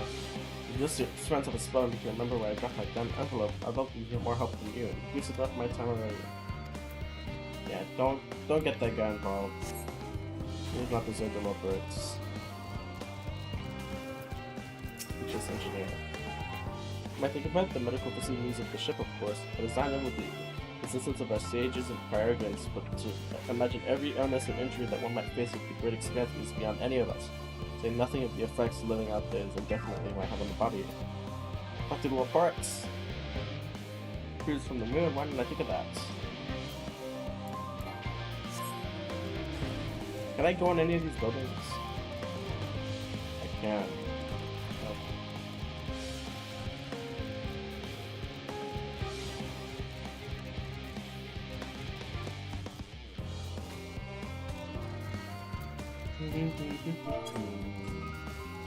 Respondent engineer. Yo, just leave me in my misery. Farm can appoint someone else.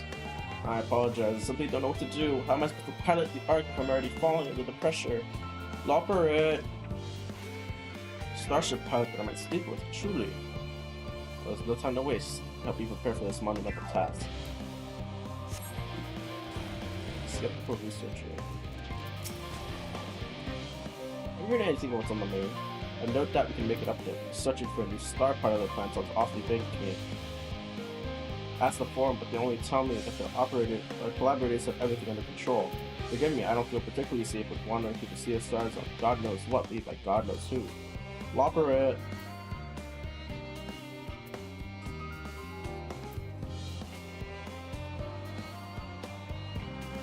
In the say I can speak with them directly. Amazing. I hope they like questions. There's only one more. Here we go. The struggle begins.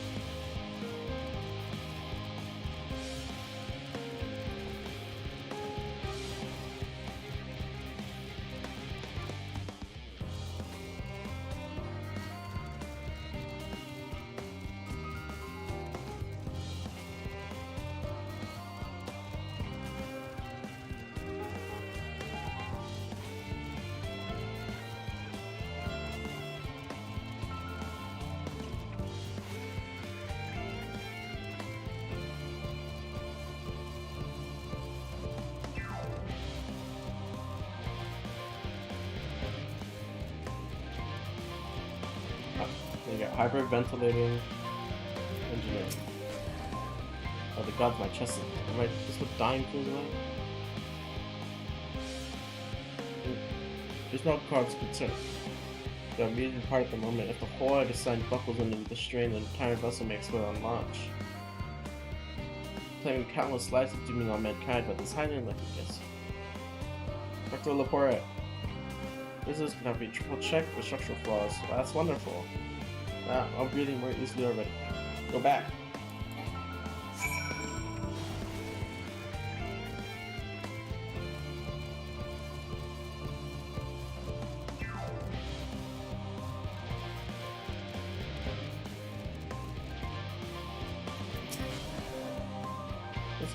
He said he's glad he spoke. Thank you. It's all worth it after all. Even the mistakes we do, because now we can tell them what not to do. Not moving forward anymore. God, growing ways from a godsend. I can look upon what we've built with clarity now. On hold. Thine efforts, word hath spread throughout the labyrinthos. Verily, to a far greater number than we anticipated. Living weight doth gather more reports as we speak. I shall assign each in accordance with their skills, new bonds of friendship might be forged. If greater matters require not thine attentions, watch over them like good deed.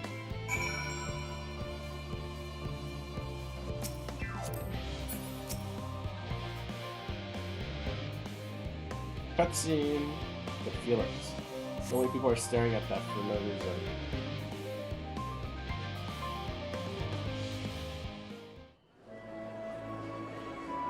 Aww. Look at him.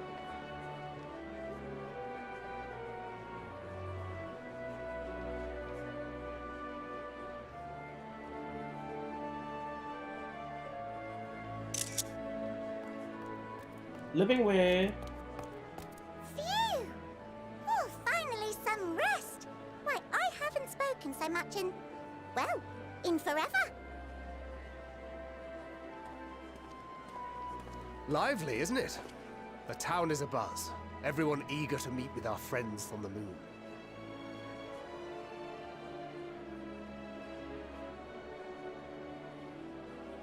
Twould behoove you to consult with Sleeping Way. As our moon's pilot, his advice should be most pertinent. I'm impressed. Truth be told, I struggle to tell one from another. No offense intended, of course. None taken. After you and your friends left Mare Elementorum, we spent no small amount of time with your Urianger. Oh, the conversations we had. He told us all about Atheris, answered our every question, no matter how trifling or trivial. Look! Every page filled to the margins with knowledge.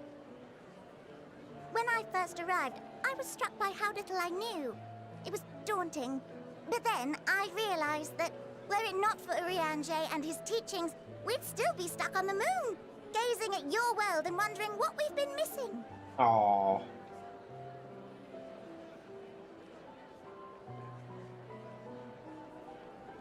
Urianger. What would they think if they could see Urianger now? I dare say they'd be more than a bit surprised. And impressed, no doubt. Master Louisoix, Minfilia, Papalimo, and not to forget... Bruto. Oh shit! The confrontation is upon us. Oh there. Heard there was a visiting expert who we might bother with a few questions. I take it you'd be the one. Oh no.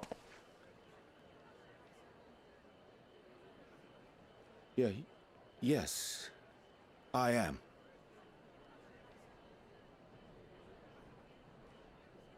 This is awful timing. Wilson and Blovida, Sharlayan's foremost researchers in the field of teleportation magic, and Moonbreeder's parents. Fuck. Oh no. Please, Urianger.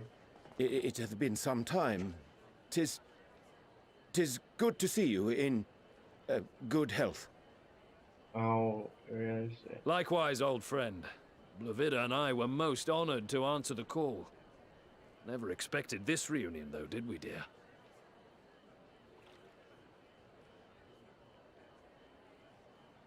I'll say, the nerve. Sending that letter, then running off to the gods know where.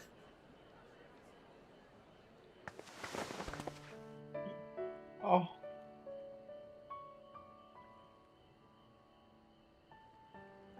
Do you have any idea how worried we were? I'm sorry. 'Twas remiss of me not to deliver the news in person.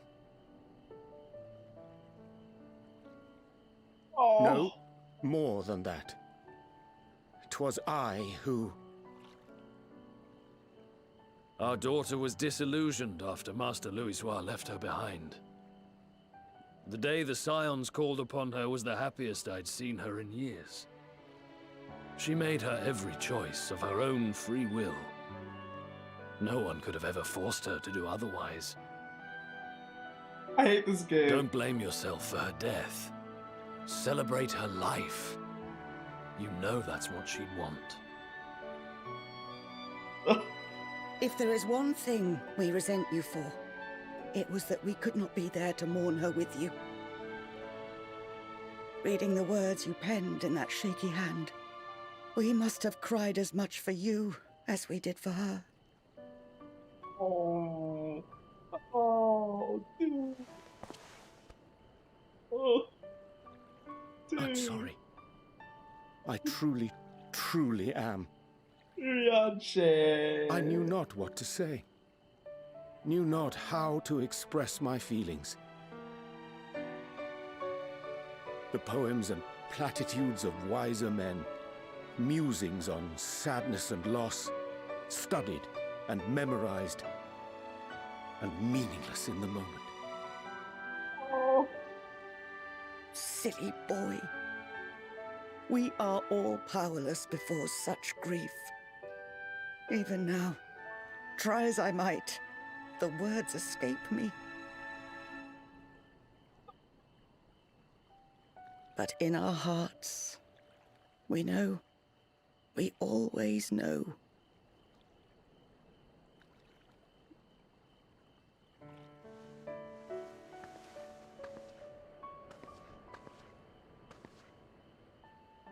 I remember when you were young, how the lads teased you for choosing the company of books over others. No, Our dude. moon didn't take kindly to that. Be nice to Urianger, she'd shout, and give them a walloping. No matter how many times we scolded her. So we offered a suggestion. Rather than starting fights, why don't you be the bridge between Urianger and the others? She had to mull it over for a while, arms crossed, brow furrowed in intense thought. But from that day on, she never let you be alone. She'd drag you outside to play, pepper you with endless questions, read the same books you read, all to try and understand you that much better. Oh. I'm sure it was annoying and exhausting at the time, but she only ever had the best of intentions. And look at you now, at the center of the crowd. The reason there even is a crowd, having brought these people together. Oh. Oh You've my no god. idea how proud we are. My god. To see the boy our daughter trusted and believed in more than anyone grow into the man she always knew he could be. I can see her in you too. Feel her. She walks with you wheresoever you go. So thank you, Urianger, for being who you are. Oh my god.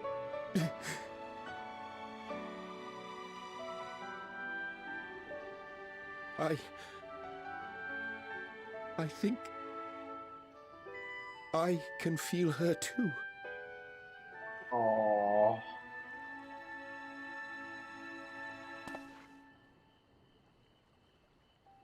the truth of her life. Not sorrow, but hope and love. Oh, fuck this game, man.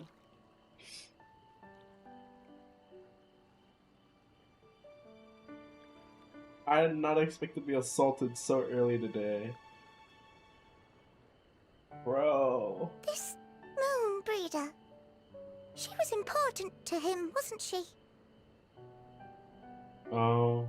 You could ask the man himself. Oh, and her name means Moon Bride. Oh. No. But watching this exchange reminds me how much I've yet to learn about your world. And its people. You can live here your entire life and hardly learn a thing. And that's why it's too soon for this to end.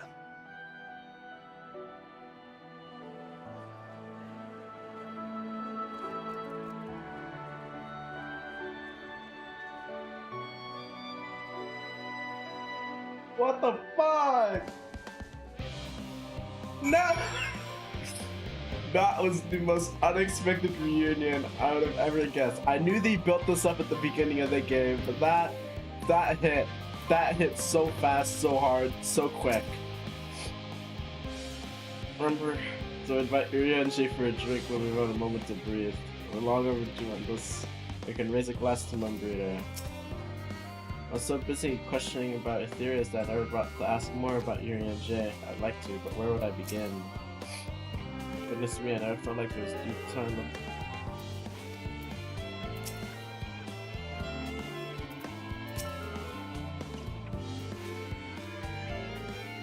We've sat so long gazing at the star, wondering and hoping to be here now, to walk among the people, be a part of their lives, and know we made a difference. It's so much more than I dreamed. Oh, you must be one of the Scions, correct? Thank you for caring for my daughter.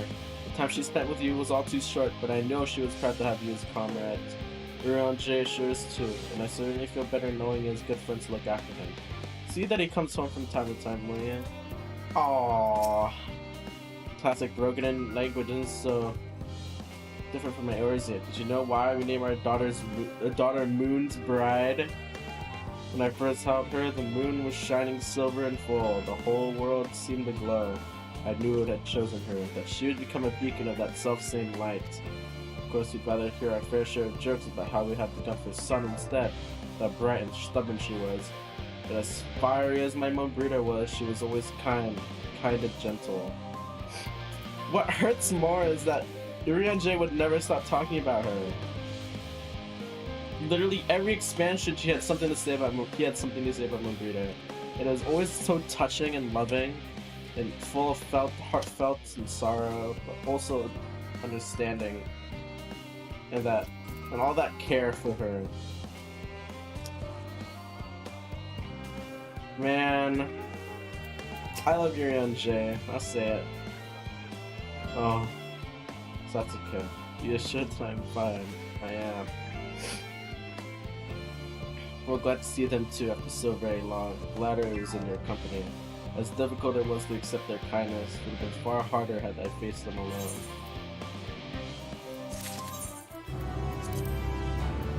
What gear? What the feet look like? Oh, they're still claws. No wonder.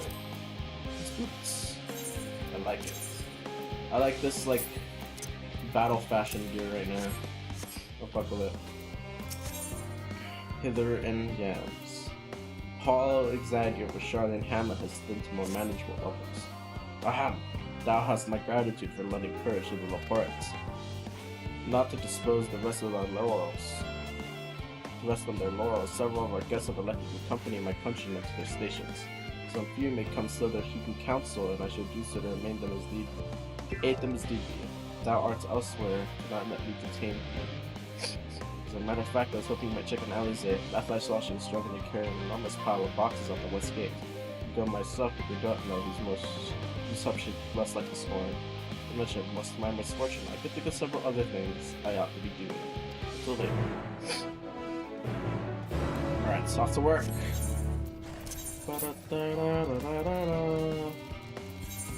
Are any of these sets to drip though? Oh, that one is not.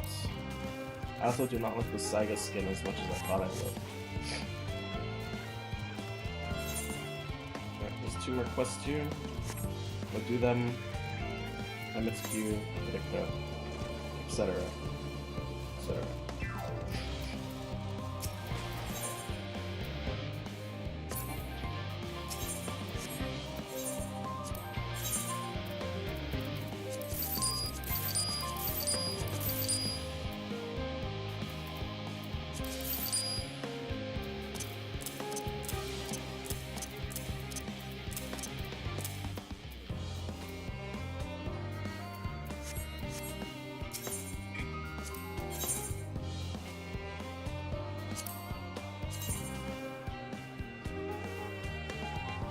Black mage.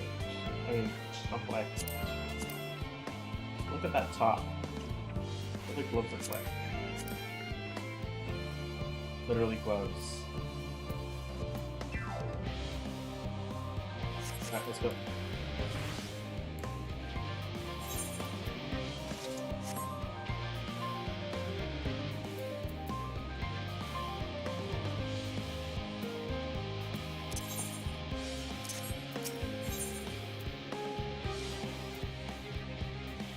Muscle Fred is awfully worried about something. Well, what am I to do? Yes, and that's a venture you help with the students about Destiny, aren't you? And so is what matters to you. My son seems to run away. I'll probably researchers live here. But yeah, simply put, my wife and I work at a Emporia and she happened to conceive while we're living here in Charlotte Hamlet. Wear a condom! And actually, you have many sleepless nights working when we quit our jobs and leave Labyrinthos and trust the child to a friend of ours who dwells somewhere more suitable. Ultimately, we decided to continue our work while raising the child here. After all, our research is focused on the very future that our offspring will inhabit. The issue, however, is that the magic prevents us from doing anything confidential, too potent to be used on children. He's not a science spot with him, so we decided to leave. Yeah, let's go help this guy. Thank you. Paule, my boy, is helping with positiveness. So I'm helping with a domestic dispute. Nice.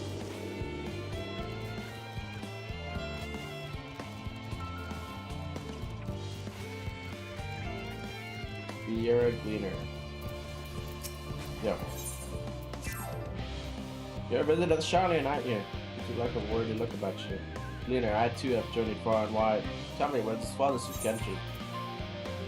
Another world. That could be a jest, but look in your face tells me you're serious. I should do nicely. I need more of an experienced traveler to say a prayer for me before I leave for Garabania.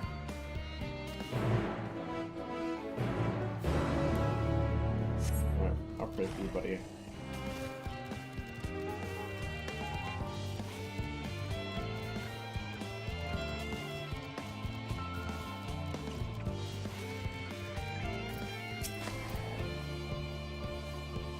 Who are you? Oh, here we go. Are we gonna have another fucking chase sequence again?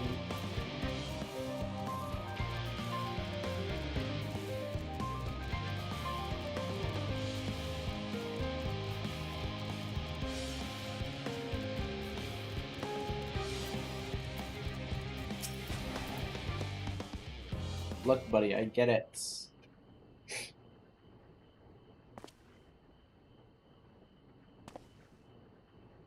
I'm not going to go home so easily. Probably won't believe me either, but I've noticed that all is not right in Labyrinthos. Why don't you try telling me first? I'll help out.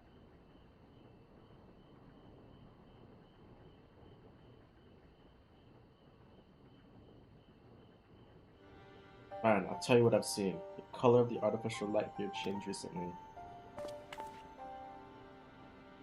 So most people haven't noticed, but when you spent your whole life here, the difference is like night and day.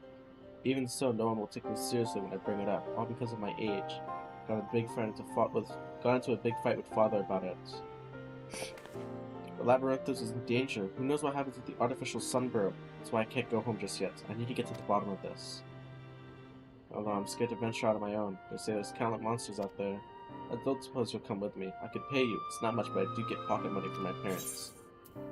You don't need to pay me.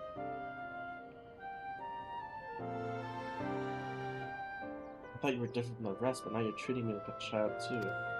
Proper deal, alright? You gotta take my money and make it binding. Fine. What? I didn't want the money! Then it's settled. Fine. Bitch.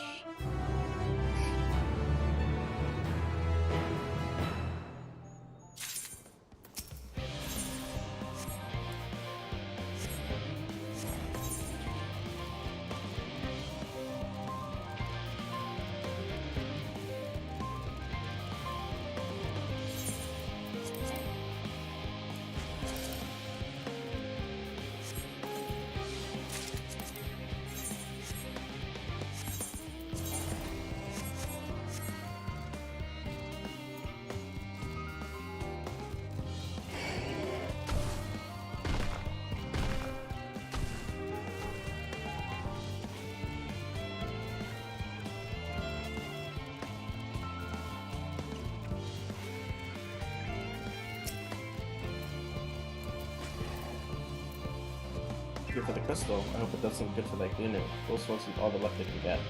An answer is light away through the darkness, a tool which can mean the difference between life and death. They are synonymous with safe passage, and as such, it's been custom in recent days to review the crystals inside the prayers of a seasoned traveler. Today, that traveler is you. They face the crystal and pray for their safety of the traveler to keep you.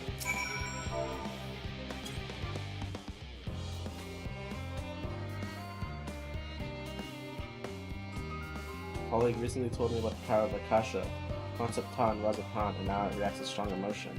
I wonder if this left the praying to a crystal is a manifestation of that power. That, it should about do it. With your luck, the prayers will help guide the gleaner to the safety through the perils of his journeys.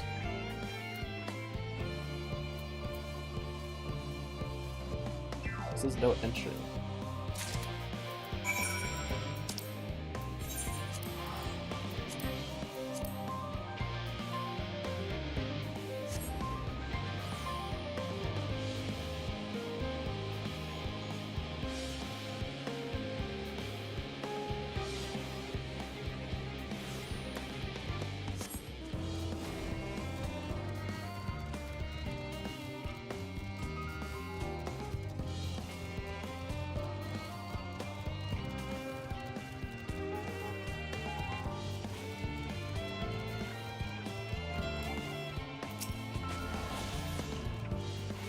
That's a crystal for me.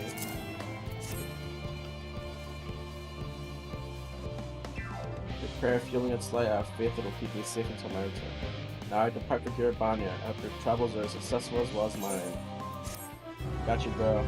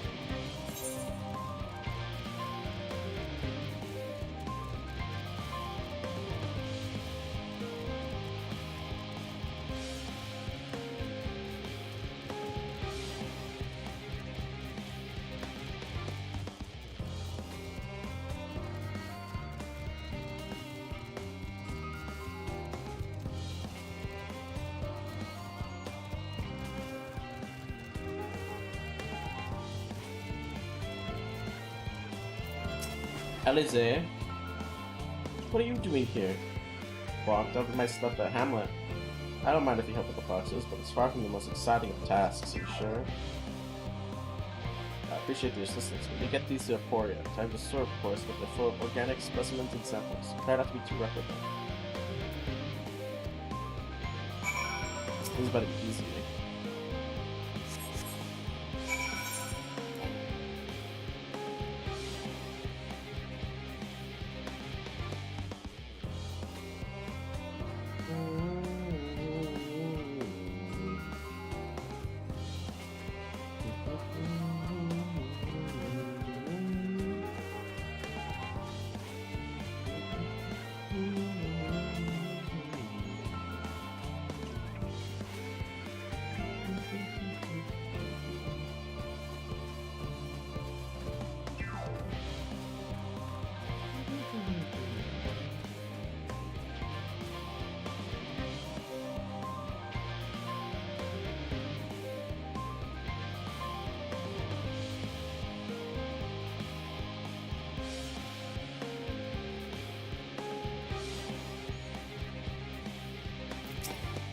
I often know. I've been with the crates, wonderful. Put that here and with the others.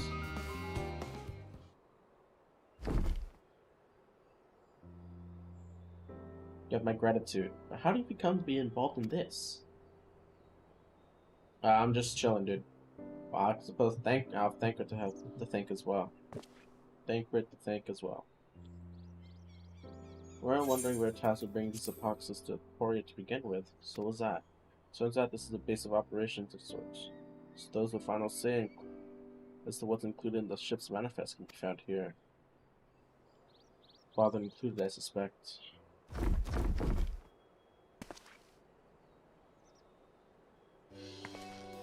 That should be everything. Heard all of that at once. Are you trying to injure yourself? Oh, hush. They're lighter than they look. Not everyone has your delicate arms. Will you should someone know that we finished? The Apolden is in the courtyard. Report to him. Why don't you come along? You should get credit for your assistance, please. Considering where we are, you might even learn something interesting. What is that?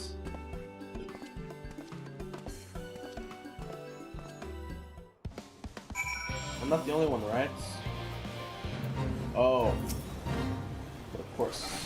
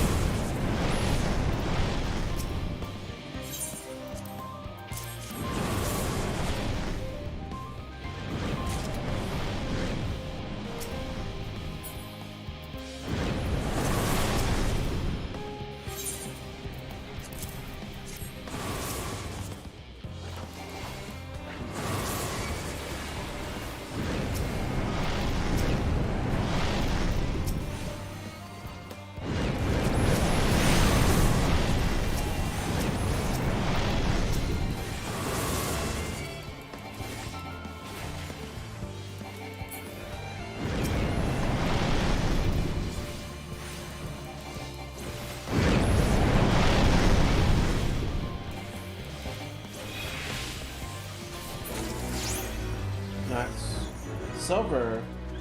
Whatever. I did come a little late.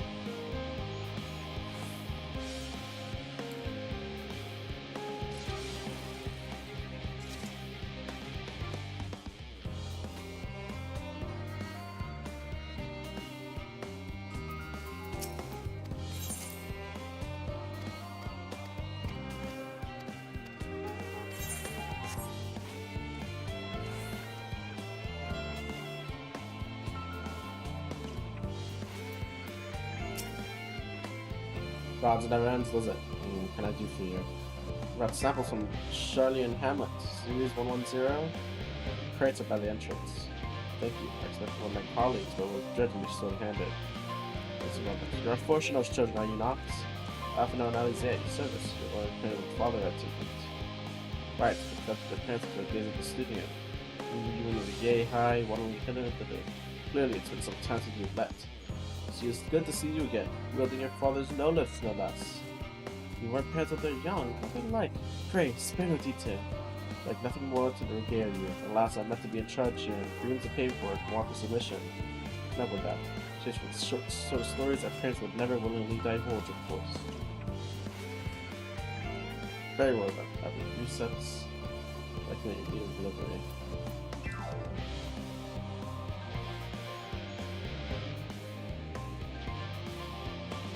Wait right there.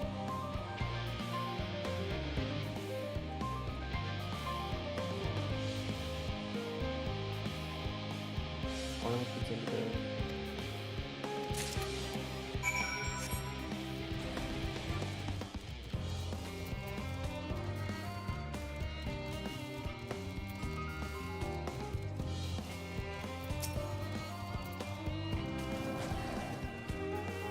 Yep, the Scions. Thought you must be working on the ether burner.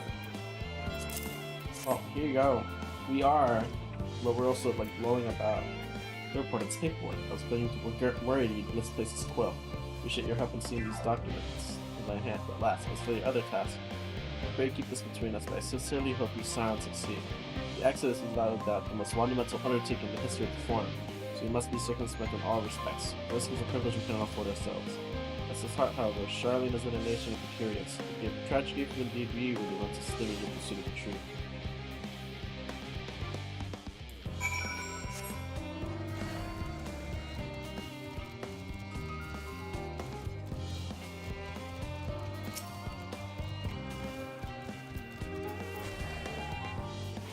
Deficient, I dare say you have a talent for this work. The twins' papers will need to be delivered elsewhere at the facility, but they should be returning any moment.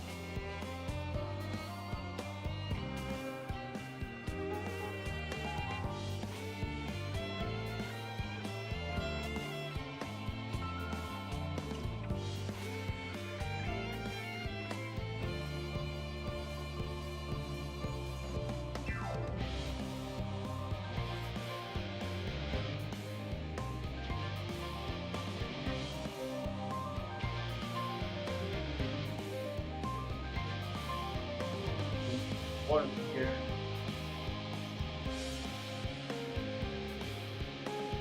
Spanish.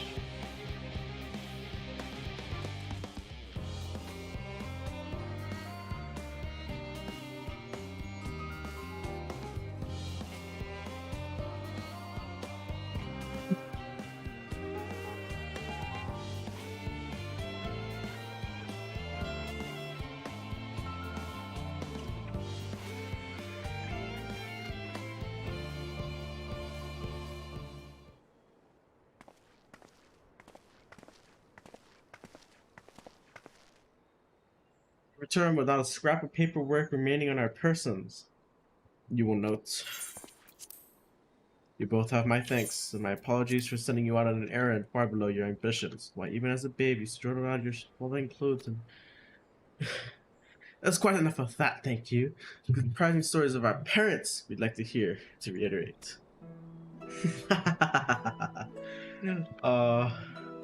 Of course, of course. I've known your father for so long. I must have something.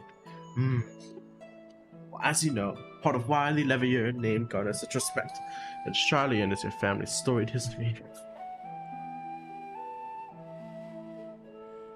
You can trace your ancestry directly to those who came on Numcraft's hope, a lineage few can claim. I never thought about it much myself. None of our forebears founded our nation. They were just simply there when it happened. Nevertheless, it's traditionally been a point of pride. That's why Numcraft's pronouncements to renounce the ways of war and pursue enlightenment through knowledge and reason has ever been our family's creed.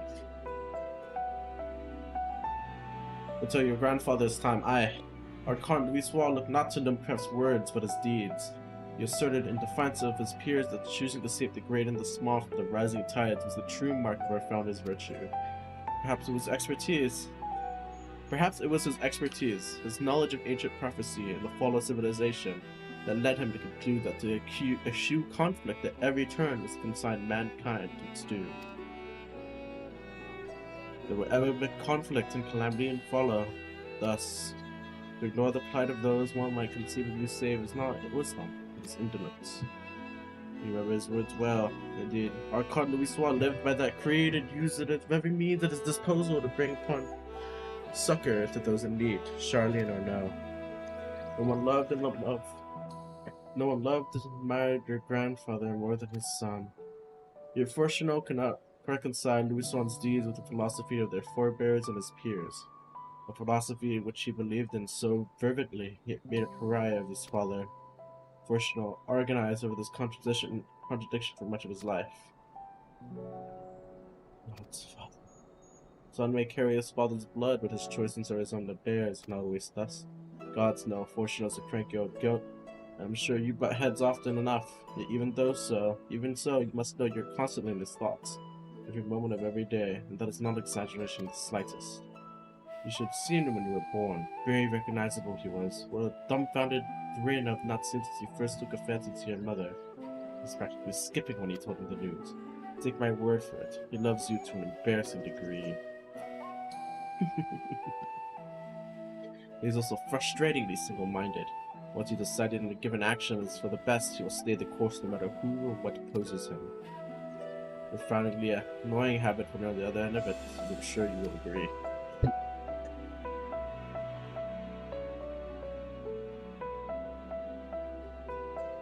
I'll say. Thank you for your insight. The next we meet our parents, I shall mention that we spoke. Try not to get me in too much trouble now. I need the forum on my side. Speaking of which, I have to be getting back to work. I have to make sure the specimens you brought make it to their proper places, so the cranky old goat will have my hide. Let's speak again later.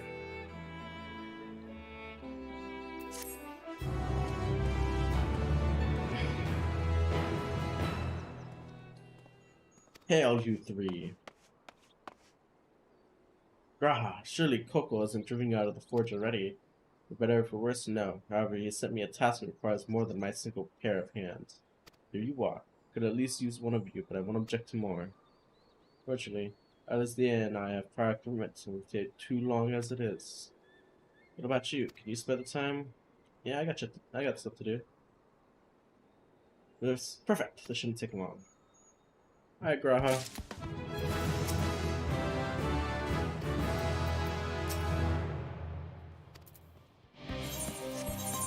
What'd I even get?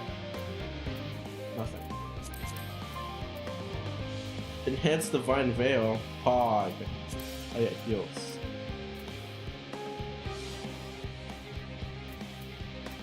Is this the AoE?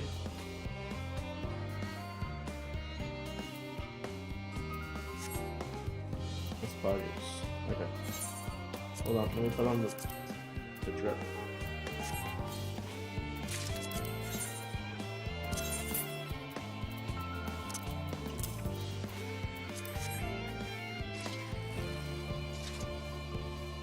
That looked pretty good.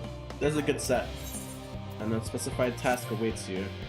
An event that I, in our quotes, promised heap of adamantite falls right at the blue sky and into my lab. Master Coco wishes to be ready to put the proverbial hammer to anvil at a moment's notice. To fabricate these parts, however, he needs the flames in Coco's forge to burn hotter. This time to increase the amount of ether being funneled into its furnaces. The flow of fire aspect ether in El Labyrinthos is regulated by an elemental reactor south of here, to which I have borrowed the key. The adjustment will require 2 people to carry out safely, but I can explain the process when we arrive. We will repart them, so you and Charlene hammer onto the adamantite arrives, if not before. This way then.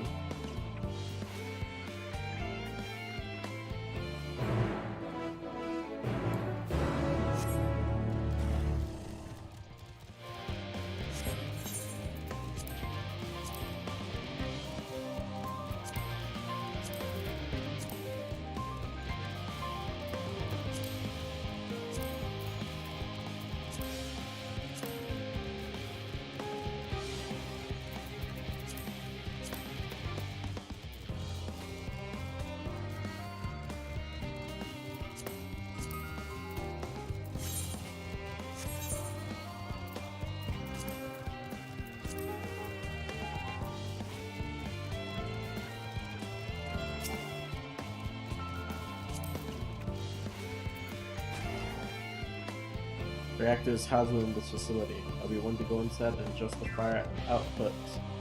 When I do, A rather large amount of water aspect of ether will issue from the vent on the top. I expect this to attract at least a few elementals who both rather not be drawn into the reactor itself. Trust me.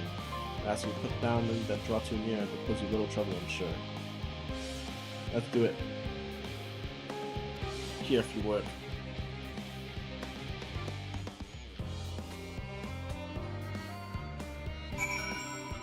There it is.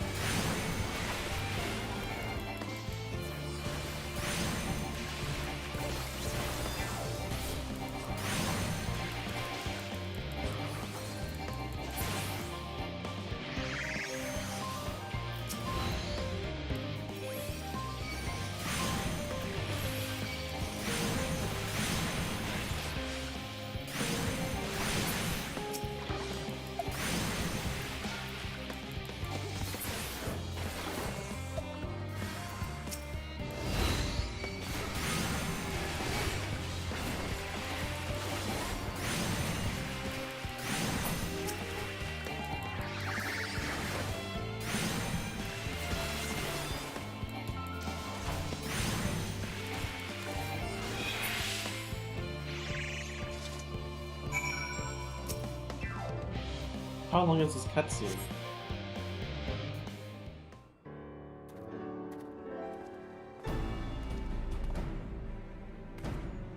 Yeah, everything goes smoothly out here. I thought as much. No major complications to speak of inside, either. The water ether appears to be venting properly. I expect Coco will see a difference in his forge flame by the time I return. I have you. There's another matter I wish to discuss with you.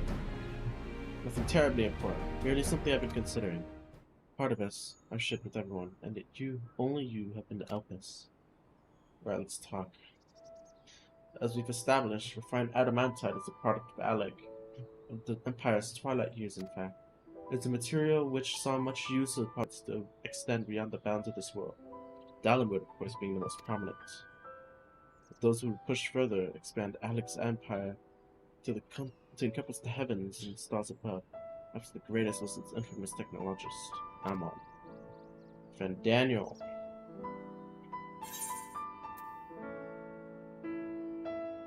Amon wanted to travel the sea of stars.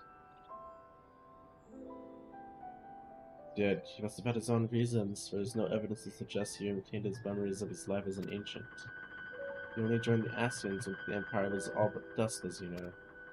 Not his memory, though. What drove him to pursue the idea with such fervor? This may be far-fetched, but with his souls, like mine, have a personality, so to speak, a natural disposition towards which they are inclined. We know that with relative certainty it was the gross decadence and inexorable decline of Alec that moved Amon to resurrect Emperor Zonde. These people, the Empire's people, spoke lightly of death and destruction, experimenting with those they deemed beneath them to fill the emptiness in their hearts. In facilitating Zonde's return, Amon provided these languid souls with the means to free themselves from the mire of their own impotence. Or would have not. Zonde had been convinced by his own death, but life itself was meaningless. Amon's desire for his countrymen to conquer the heavens could only be a means to the same end, to instill the people with new purpose. Like Hermes before him, Amon is appalled by how those around him live, but he could never bring himself to believe that those lives were devoid of meaning. And both of them sought that meaning, in hope, in distant stars. Such is my theory, anyway. Ultimately, it's the consequence of their actions which matter.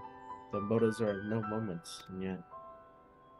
To reach those stars and wings of adamantite, to travel to the ends of creation beyond, the promise of hope everlasting.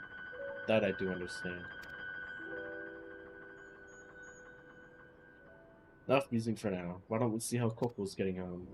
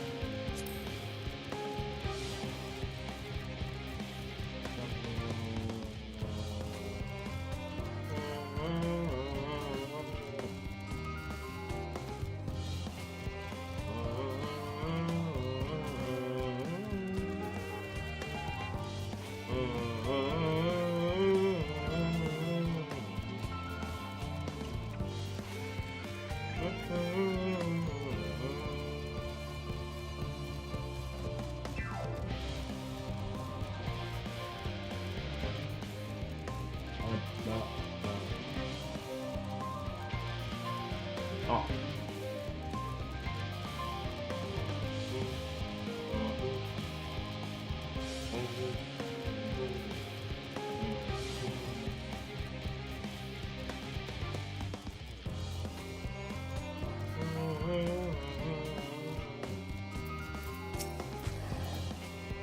Oh, I can feel those flames ablazing from here. Glad you found someone capable, Graha. There's not much for you lot to do, as you can conjure up find adamantite any faster. And it thoroughly brief Coco on refined adamantite's history. I only volunteered to go to the reactor because I had finished and there was little else to do. Read that dispels any misapprehensions, I was picked up for prattling on.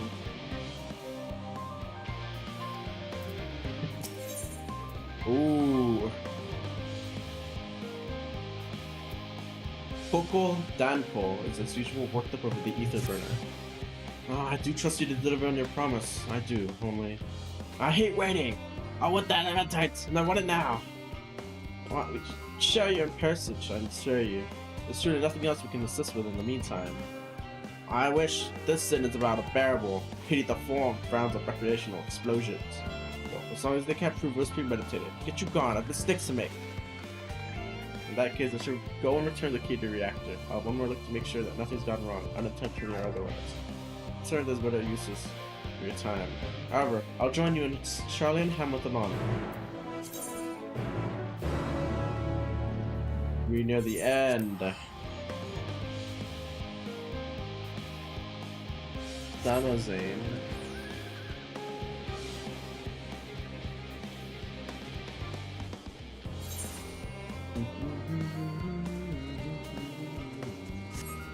Here comes the homies. And here comes cutscenes.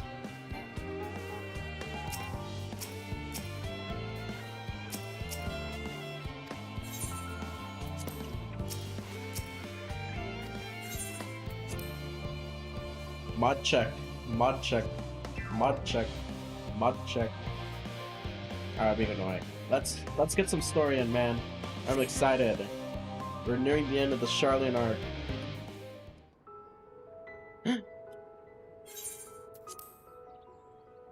I love this music. All set, I take it?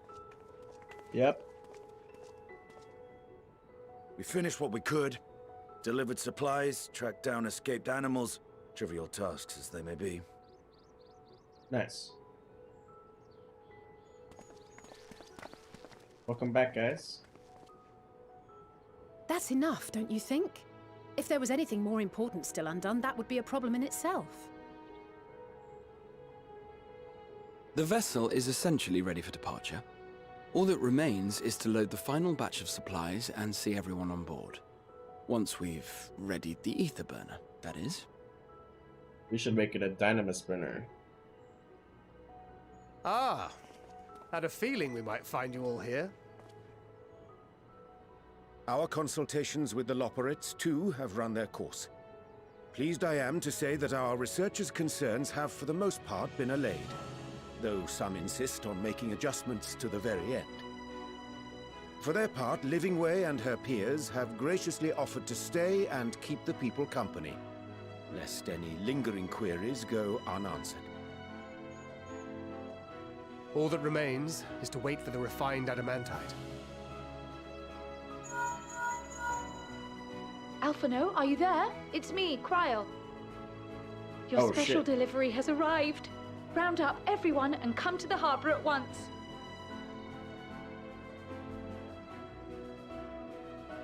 Speak of the devil. Let us go at once. We shouldn't speak of the devil, that's not good. Should make blasphemous of you. Blasphemy. Holy shit. Where are we? Oh, this is the ether burner. Forgive the intrusion, Master Fortuner. I bring urgent news. A great commotion has broken out in Scholar's Harbor. Your presence is requested, with all speed. Uh-oh. It's just the aether shit, adamantite shit. Unless the final days have come to Charlian. In which case, uh-oh. This was expected, to be honest. Now, where might this delivery be?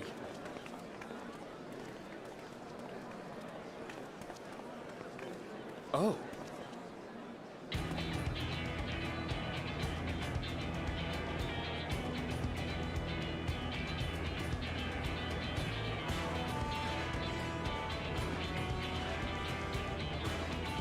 Whoa! It's the ship!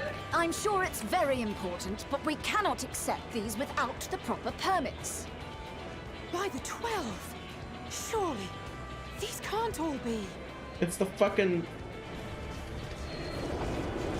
Sid? Oh, it's the Sky Pirates!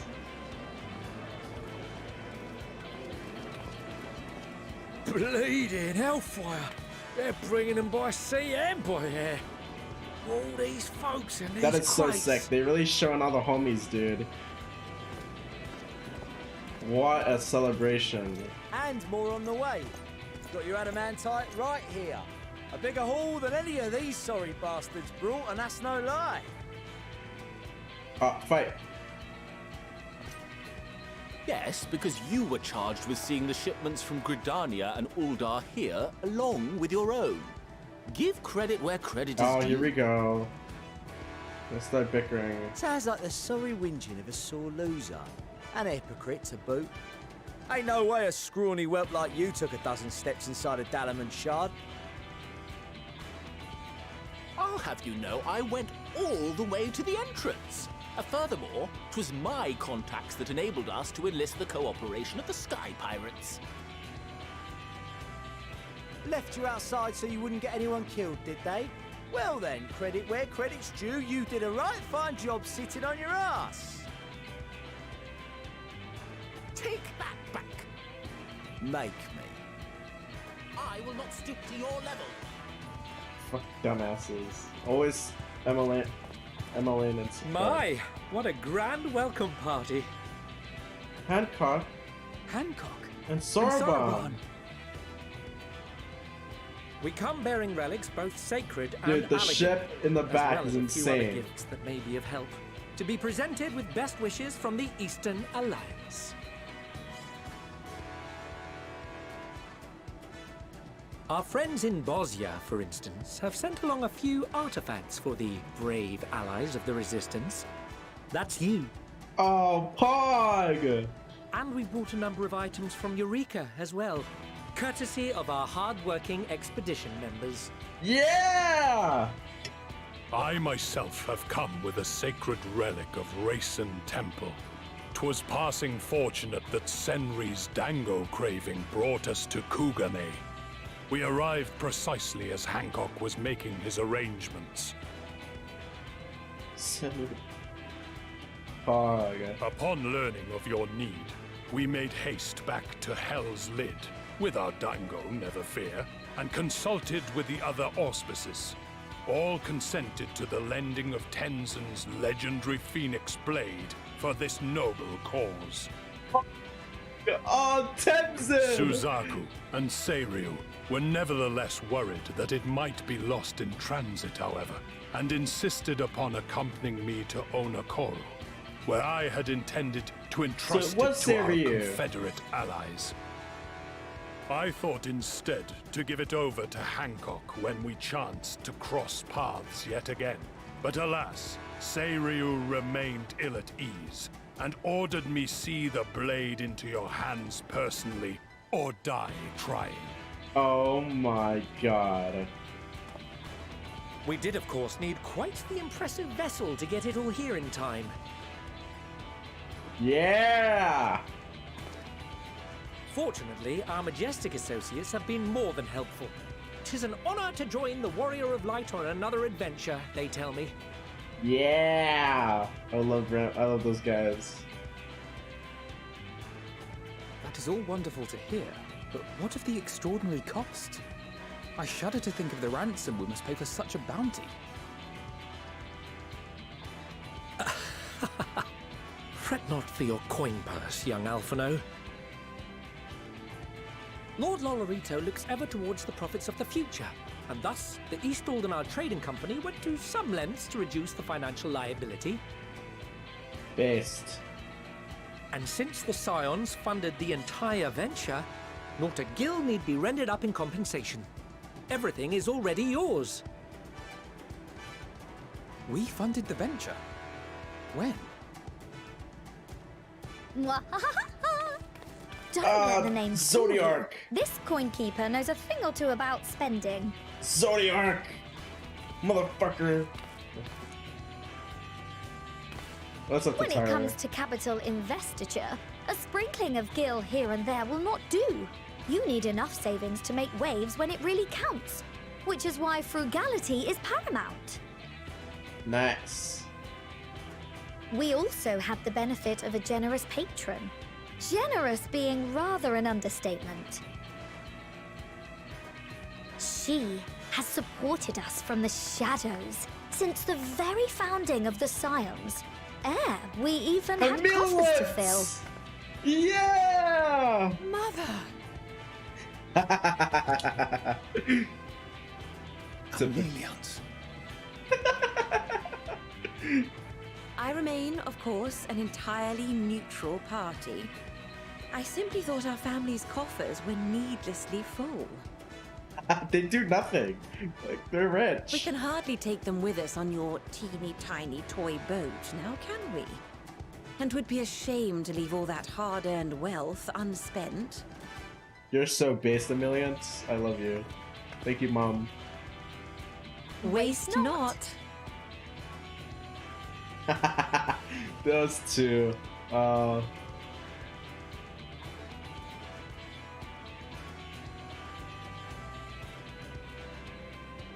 It's been a lot. However did you manage so much in so short a time, though? We expected word to reach only a fraction of our allies. Did I not tell you I have my ways? Aaronville! You were involved too. What is going on? I received a letter from Cryo after we parted ways in Labyrinthos. I feel like Ajika would be here. She explained what the Scions were trying to accomplish, and why you might soon require the services of the Gleaners, spread across the world as we are. I pray you do not interpret this as a betrayal of Charlie. I accept that the Forum's aim in pushing us to our limits was to preserve what knowledge we have, and I bear you no ill will for it. Yet, in collecting that knowledge, what I came to appreciate most about our star is that there remains so much we do not know. That is why I chose to help the Scions, to combat the obliteration of those countless, undiscovered wonders. I held no illusions that they would be less demanding taskmasters, though, rest assured, if I had, I would have been sorely disappointed.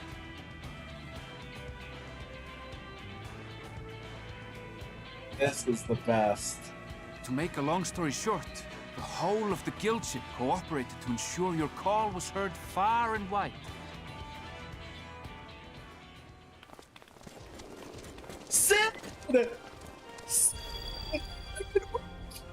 What's this about a ship that can fly to the moon? And why didn't you mention it sooner? The one time you don't beg my aid, your problem's a bloody ship that can fly to the moon. Sid, you brought the team. As well. Of course. Garland Ironworks' finest.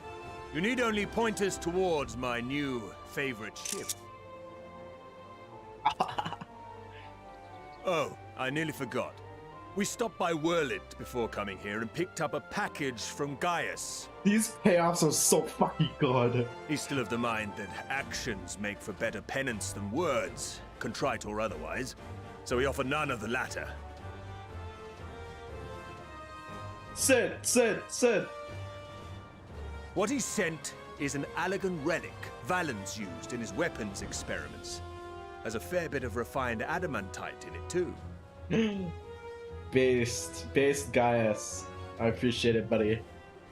As you like us Hoary not suspect, Boulder! we've also brought adamantite for Mordona's Dalamud shard.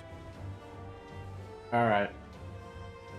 I admit to some consternation upon first receiving Kroll's message. So few scions remain at the Rising Stones now. Far too few for such an expedition. However, the Gleaners were able to secure us reinforcements. Idleshire's treasure hunters, not least among them. Pog! I know. How the Gobbyflock fought. Slowfix's gratitude for the safe return of his daughter has not waned, and he gathered his kin to our side with an astounding quickness. The clash between their machina and the Allagan defences was a sight to behold. I wager even you would have been impressed by the magnitude of the Gobby booms. That's what I like to hear. Fascinating as all this is, I fail to see how it explains your presence here. Does Razat-Han not have more pressing concerns?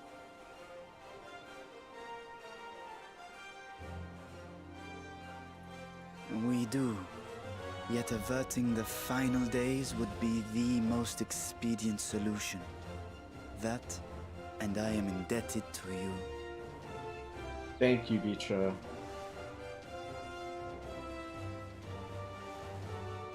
Though they chose to take their leave of Thavnair, those you saved in Galimond remain my people. My gratitude is beyond words. 'Tis appropriate that I aid you in kind. If in the doing we bring salvation to others of this star, so much the better. You will recall that I spoke of my father, Midgard Summer, and his journey across the great expanse. As he True, traveled Midgard Summer and betwixt the Omega. stars, his resplendent scales drank of the ether in those nigh empty surrounds, and imparted to him the strength to persevere. Thinking they might further your cause, I called out to my kin for consent. Bracevoger? Ashdaya's answer was silence, as ever. Tiamat and Hrisvelgre, however, responded favorably to the suggestion. My sire, too, stirred from his slumber long enough to speak and say, "Very well." Thus have I brought you his own worm scales. Fit them to your purpose, and seek a worthier fate for us all.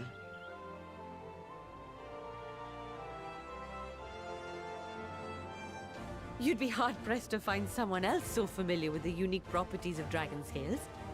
So I invited myself along. There's so much going on. The adrenaline is Fucking pumping. me, this is so unbelievable. I've gone right back round to believing it again.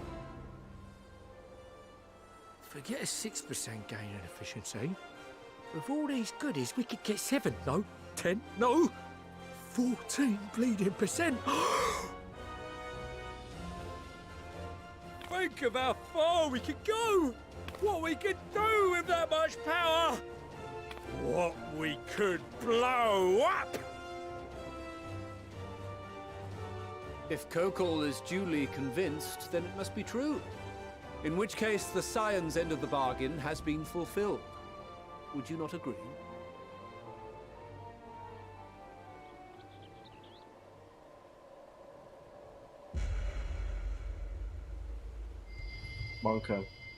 Monka.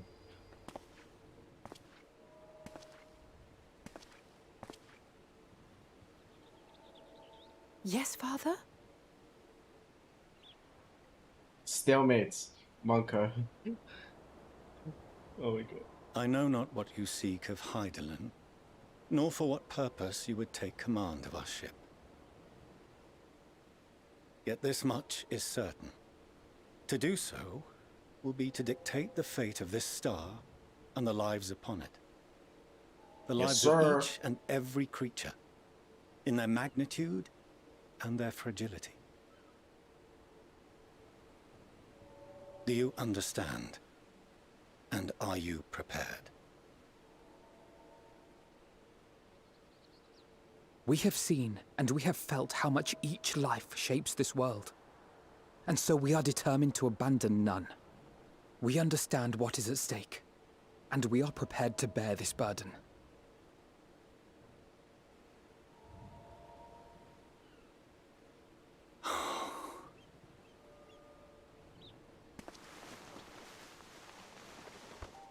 Then I will bear it with you. I beg you, share your struggles with me. As family.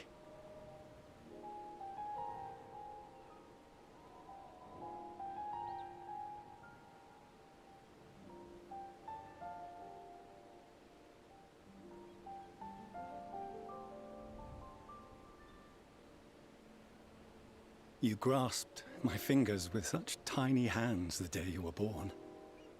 I thought my heart might burst. 'Twas love and happiness beyond expression. Overwhelming, and a conviction so powerful that I trembled with something close to rage. I had heard the final days foretold.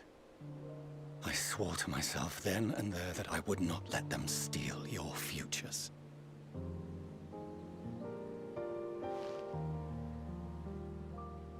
The great exodus would succeed, must succeed. No sacrifice or sin was worse than the alternative. If anything gave me pause, 'twas mine own father. The Archon Louisoix openly decried Charlian's policies, a perspective which I regarded with increasing disdain as I grew older. Yet even as part of me thought him a fool, perhaps I also hoped that he, of all people, would devise a brilliant means to save my children. A naive hope, but stubborn enough that I could never bring myself to keep you apart.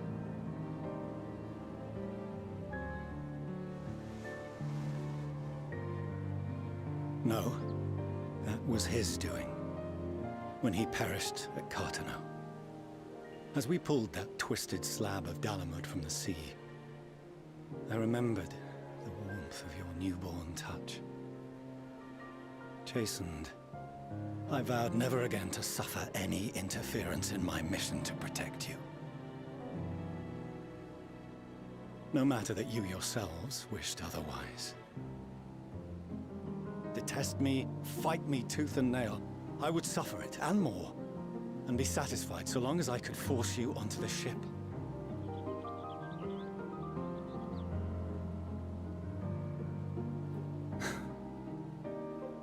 I was wrong. You two have grown so much stronger and so much wiser than I dared dream. You have earned the right to walk your own path, and already begun to do so. Good. Because there are things we care about, and people we love, and none of them is replaceable. Not a one.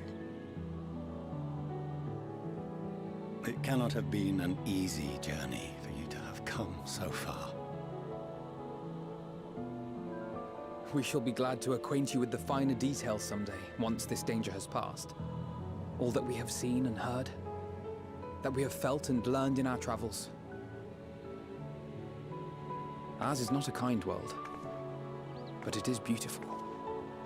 Always. Oh no. You say that. Are you quite sure that's wise?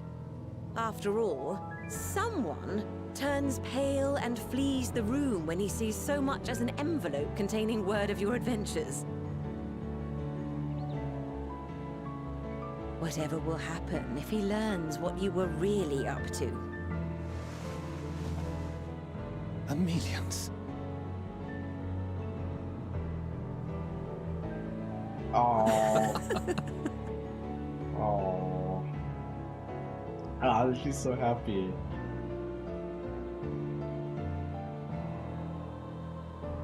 Though I have wronged my children most gravely, I owe you an apology as well. Look at me. I assumed that it was the Scion's influence that made them so keen to charge headlong into danger.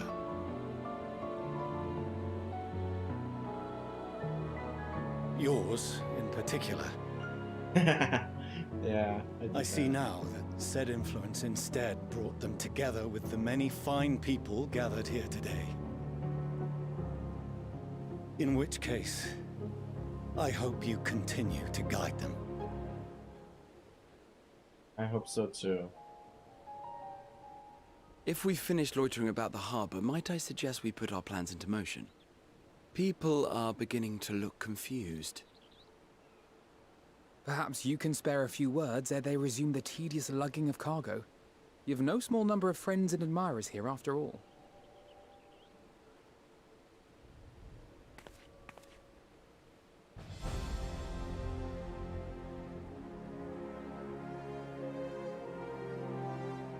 Let the makers ruin.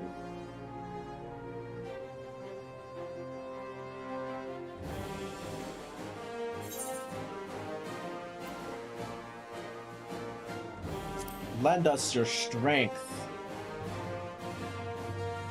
that we may see the final days pass, and we win.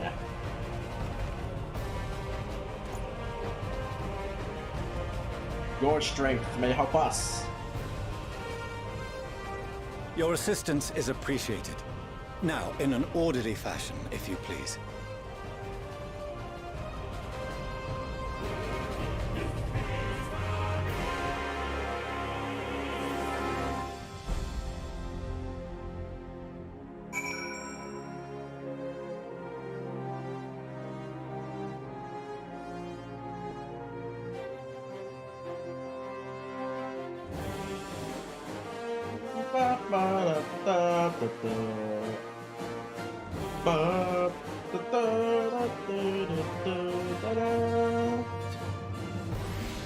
I'm a little sad that we didn't get that much said in this expansion, but I also don't care that much. I'm a Sith lover. Most importantly, I'm an MSQ enjoyer. Let us continue. Least on another, along with Gridania's contribution, it seems she traveled there to aid in their adamantite recovery. Evidently, journeying to Gridania was quite the trial, as was getting the downward, as was reaching its status.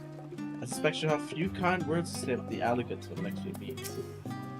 Time has come to claim our prize. Are you prepared? Unaided, we Scions could never gather such a bounty. Refined adamantite, relics, sacred, ancient alike. I find myself quite overcome. If I never see another crate again, it will be too soon. I cannot wait to see what I felt of the Iron Fist do with shit. I apologize for not informing you of Aaronville's involvement. It was something of a contingency plan. Thank goodness we had him and his fellow cleaners in the hand power. It would be much more difficult to locate Sid and transport the Hankish delegation to your southern place. My throat hurts with bringing so many people to listen to Rhythms. Only proves we got our money's worth. I see no idea how a massive weight it was until he lifted it off my shoulders. More importantly, his words were an affirmation that the path we walk is the right one. A part of me might have been satisfied so long as my family and friends survived the final days. But to save the star is what we all want most. If those same people believe that I can help see it done, who am I to say otherwise? Come what may, I will fight for this world to the very end. Finally managed to clear the harbor, which means the rest is in the engineer's capable hands. Our father has issued to us an invitation. As we agreed, to reveal the means by which Heidelin may be contacted. We're to meet at Aporia when we're ready. Given the vital knowledge she holds, it's less to leave without delay. It transpires, however, the form's method for speaking with her is not without risks. I'm curious to hear what might those entail, regardless, be warned. Most of those who arrive at the Adamantite are offered to stay and see any remaining tasks that need doing. The form has already asked for my assistance in overseeing the process, so you needn't worry about things. Thank you, Tara. We're off to Aporia. It's time! It's time to speak with Mommy Heidelin. I'm excited. But first, I want the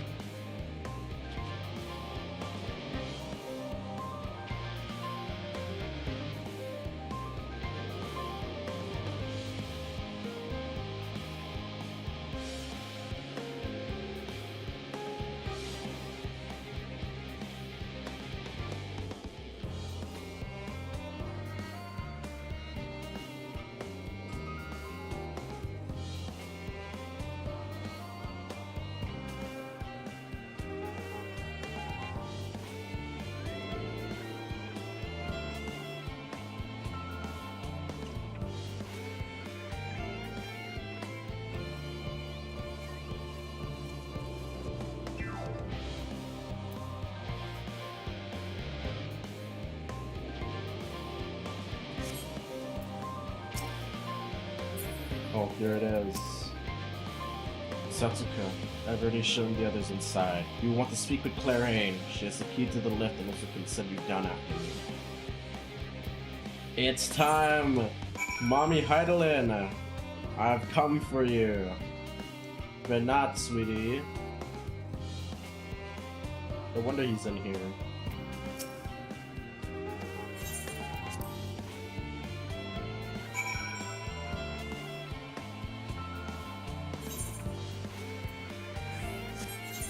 Central circuit.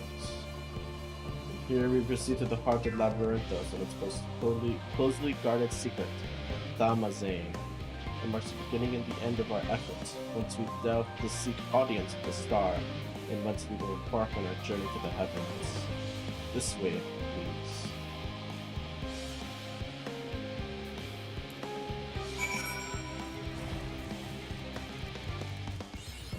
There we go. I didn't even need to fly. Yeah. This structure is huge, by the way. Holy shit. Damazane is very important. Jesus Christ.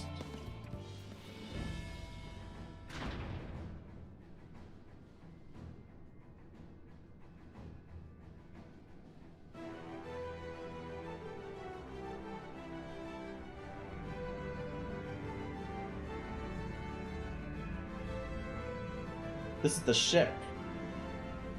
Whoa.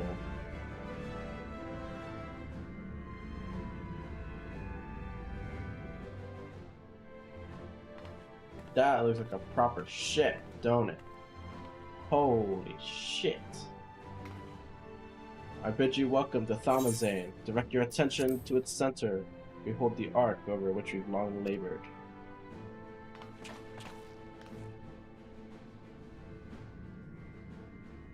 As you can see, it was designed as a medium-sized craft, the better to reduce fuel consumption. Miniaturizing magic has been applied to its interior to ensure that the thrust for weight ratio does not place a too great limitation on its freight capacity. The Aether Burner, as you know, has been removed for further modification, but we shall retach it sooner enough. I received word that Koko and several of your allies are working on it with an intense fervor. They are sure to see it done. It was by their expertise that many a prior disaster were averted. If anything, I fear they afford not much time for speaking with Heinlein ere they finish. Point taken. Let us move on. I must warn you that even the benefit of our device, the treat with her is not a simple feat.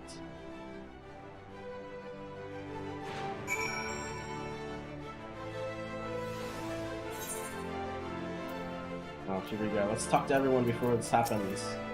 You feel it too, don't you? This ship is impressive, but it pales in comparison to the vast primordial power beneath our feet. It seems enchantments and most advanced have been woven into the ship's very bones. Wolfson and Blowita were doubtless called upon for their expertise in teleportation magics. It was the Alligans who first combined the mechanical and ethereal sciences into a revolutionary discipline. Given the ship is nothing short of a technological marvel in that precise vein, Alligan salvage should suit it well. I doubt this is what Aaronville meant when he said there was much we don't know, but I still can't believe everything was hidden underneath the city the entire time. We must learn of Kaidalin's greater plan. We can only hope that she also knows the current location of Meteon. We could do either if we do not focus on whatever trial awaits us within. If meeting Kaidelin proves difficult even for the form, then perhaps there's an unformed idea at this phase, I'm afraid. I'll duly inform you if anything comes of it. But think how many generations labored for this end, that we aim higher still. Let's spare no preparation. That means speaking with Heidelin, no matter the cost. I can well imagine the zeal which we're working on the Aether Burner, and all can say is we're glad to have something to do other than get in their way. Once it's ready, we'll see that the ship is put to good use. I've done what I can to impress upon you the gravity of what lies ahead. Are you prepared?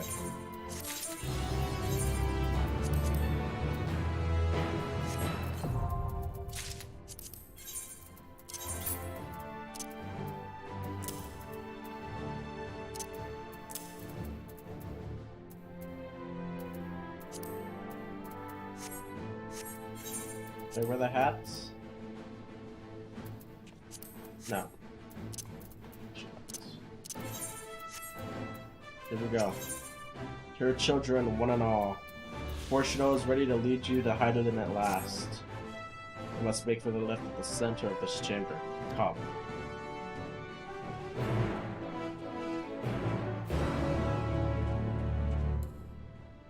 Now let's walk. Or run. This will not do favors. Hydaelyn is down there, yeah? God damn. I'm very worried.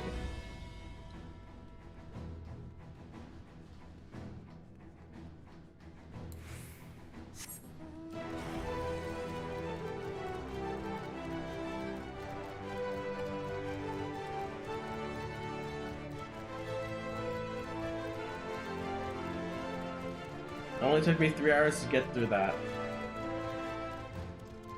This next part of the game is gonna be fucked up. I already tell.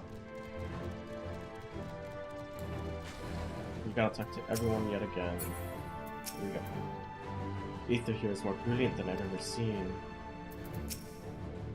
And means of communication with the heart of the star. It is disappointingly mechanical in design. Am I the only one feeling terribly nervous? Surely not. I doubt there's anything worth worrying about for Hydaelyn's champion at any rate. They must employ full cohorts of engineers must maintain the lifts. I hope that Master Fortuno has more air to share. As about to share air, sending everyone stumbling into the ethereal sea. With the ship in the way, I didn't even notice this was here. This doesn't strike me as particularly dangerous, unless one is afraid of lifts. Here we go.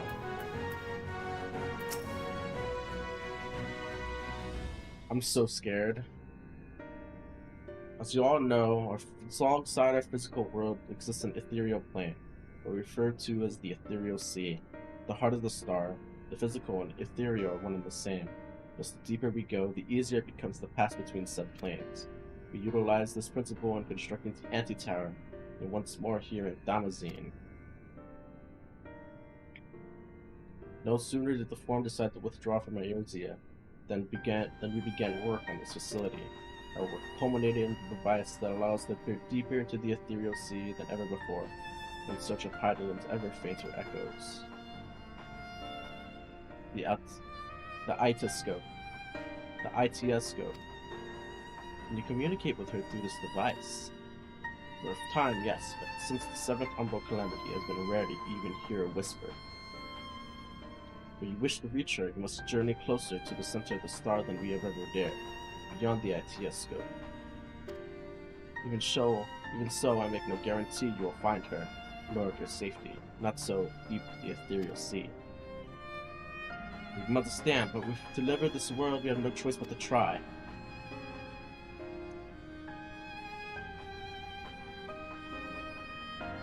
I know. I only wish we could do more than observe your progress from afar. The ITS scope's ocular lens, by which we can peer into the ethereal sea without placing ourselves at hazard, lies above us. Through it, we can watch and guide you. In those swirling depths, there are pockets of ether so dense and turbulent they can unravel one's soul. If you are determined you are at risk to come in contact with such a pocket, we recall you with teleportation magics. To that end, it would be best if one familiar with the composition of your souls remained here to assist in assessing said risks. Otherwise, there is an increased probability we will track you too early or too late. Raha? Oh, Cryo. True, Cryo watched us the whole time. I have thought about this much, and in truth I do not believe I am fit to join you in the trials ahead. The event at the Tower of Babel drained me, yes, but even before that, your capabilities far outstripped my own. There's no time to have a weak link in our vanguard, no matter how much she may wish it were otherwise. If I insist on the manner that Master Fortuno has laid out, however, I may still be of use. Will you trust me to do so? I see none of that. I trust more, compared to all that effort you put into keeping us alive within our souls, while our souls were in the first, preventing us from dissolving into ether in a single expedition ought to pose no challenge at all. And if we did, I expect you would hunt us down and restore us to health somehow. You flatter me, but rest assured I will keep a close eye on you all. There's one more thing. Those in ages past returned to the ethereal sea as the underworld, a final resting place. Emmett sucked, and embraced his memory washed away, leaving only the purity of one's soul, so we believe. Yet what are these memories? Few to think. Those think to ask what becomes of them, cast adrift on ethereal tides. Some theorize they linger for some times, was associated with strong sentiment in particular. What did Emmett Suck and Hethodeus think of? With those depths, memories of the departed may coalesce around you, for hatred or for love. Thus I do caution you to be wary, but also to have faith. Remember those who gladly did extend a hand to you, that they may lift you up once more.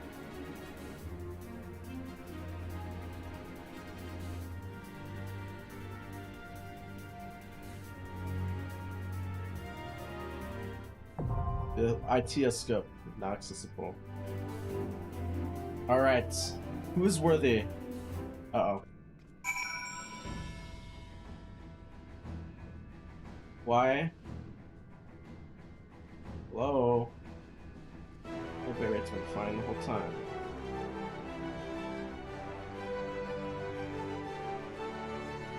Why'd it do that? There's that 0 bit rate. It's time! Deep into the heart of Labyrinthos lies the secret among secrets, the device through which the Charlians have peered into the ethereal sea to learn Hydaelyn's secrets. With their bargain with the form fulfilled, the signs of the seventh dawn are poised to join to the Atiascope and beyond to beg her aid, but no depths are without their darkness. For me, party. Our fates are not yet sealed. Victory will be ours! 'Twould be a pleasure as always. I stand ever ready.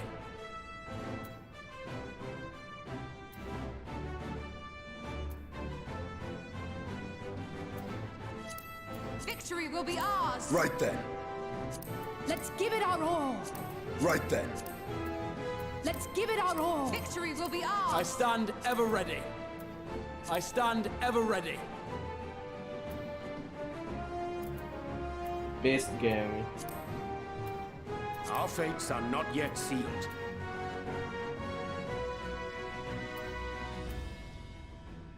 I haven't taken these guys on a run yet, as far as I remember. I've done Alphino, Alize, Raha.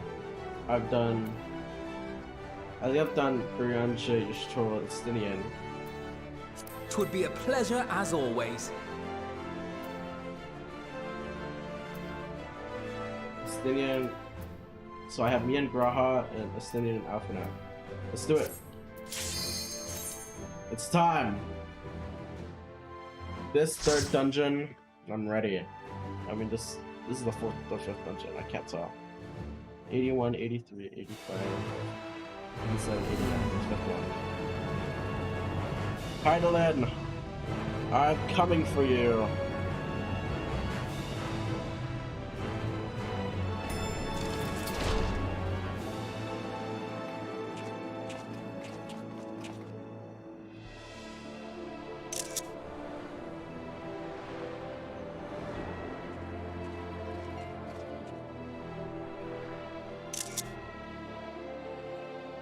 This is awfully Charlene of them. All seems in order with the lens. And I trust you can hear me?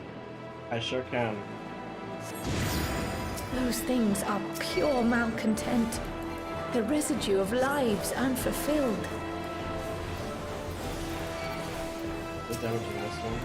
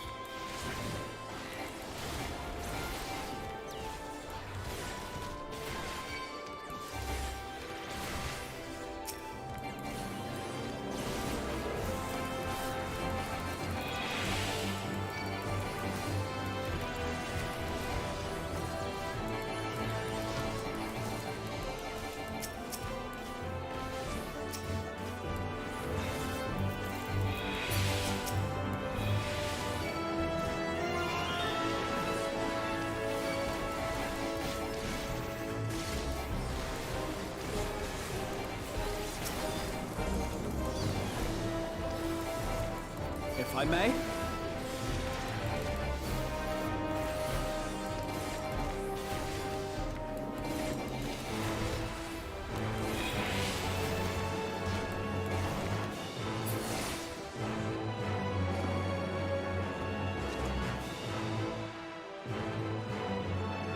Who would this be?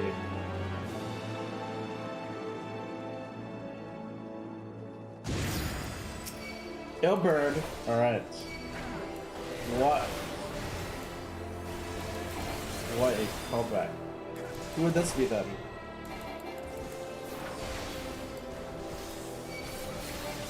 If I may.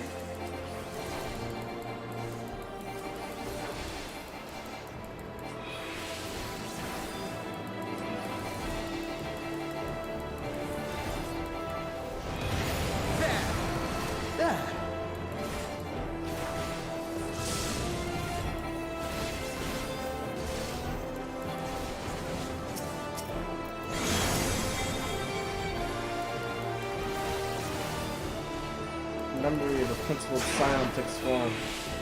Scion's memory. Who would this be? Papadino? Or...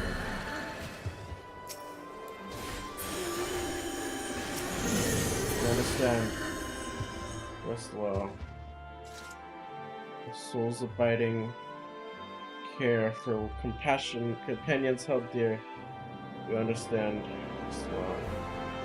That has to be Louis or that's who is that? Which one is that? I need to know. That's gotta be Papalimo or something, dude. You cannot take this from me. Never my worship and my devotion. My love. The resentment is bigger than she was. Oh god. Frustration.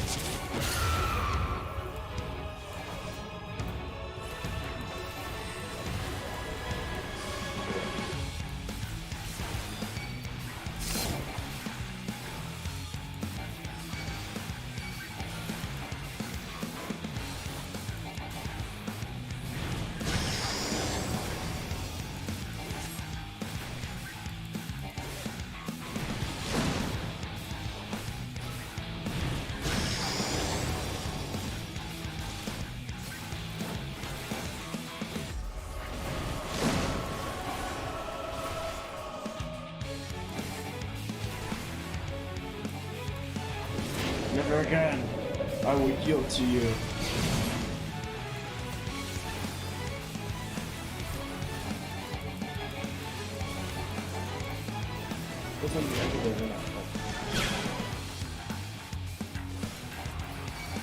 I was wondering why there was so much shit.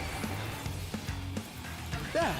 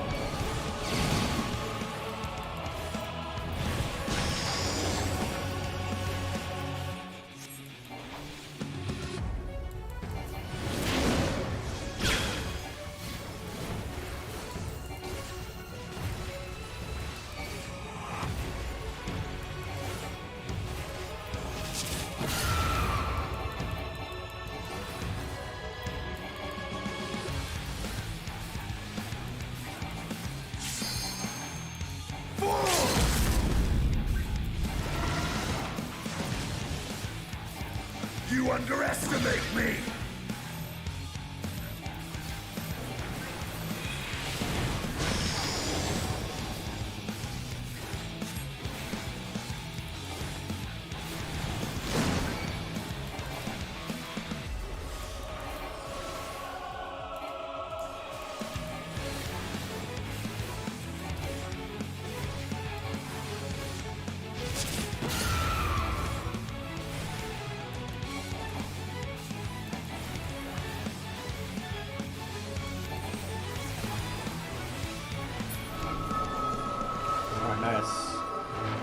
quick, I need to update my titles. I totally forgot. Follow the flow of ether. It will guide you.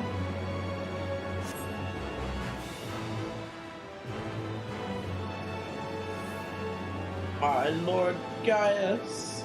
Cling to any feeling so long and it's bound to turn dark. Aetheris armor. Pretty. Take us through. The ether is too dense. Ah, I'm losing you. Whoa. This does not look safe. Heidelin, are you okay?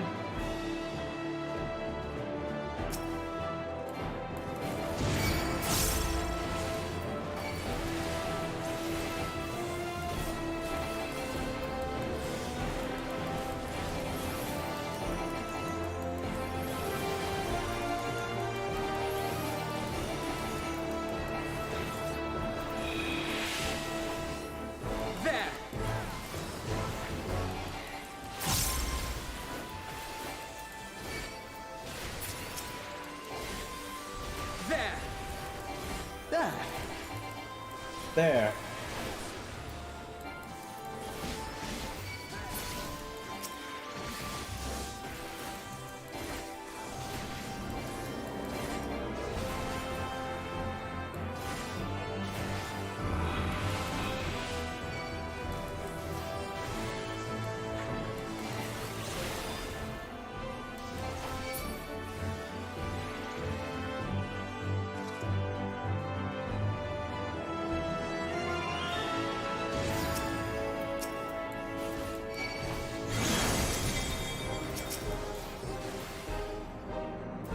Memory.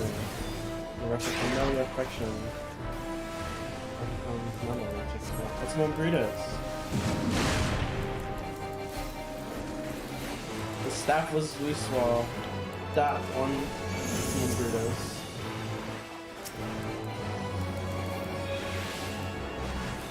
It was either Papalino or Luswall.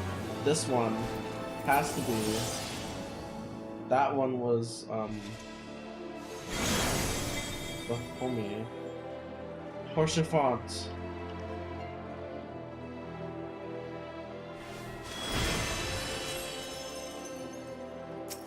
Keep his hope alive.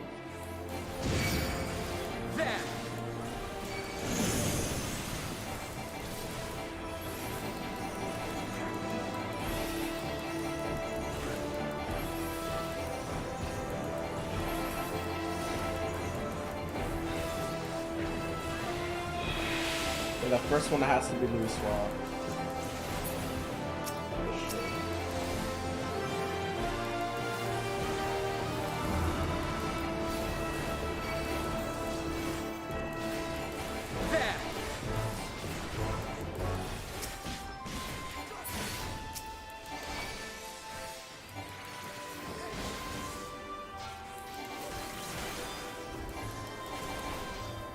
Next up is Papalino. Well, I know not where he would come from.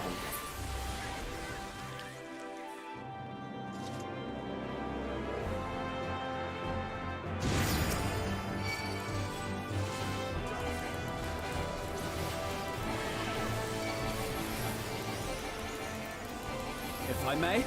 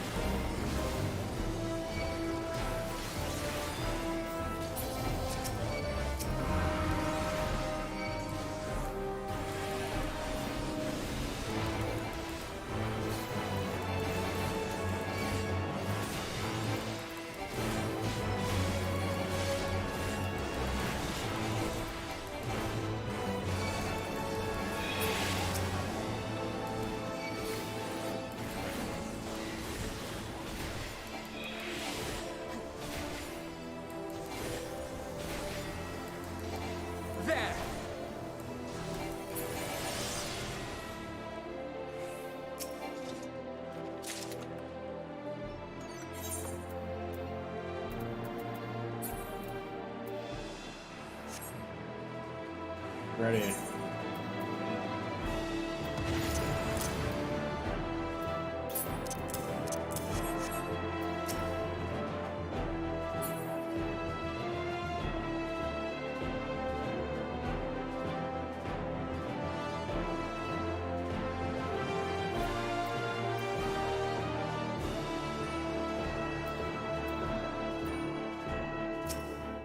As my life belongs to the Empire, in death I shall serve. Gaius no longer wishes this of you, Praefectus. It's time.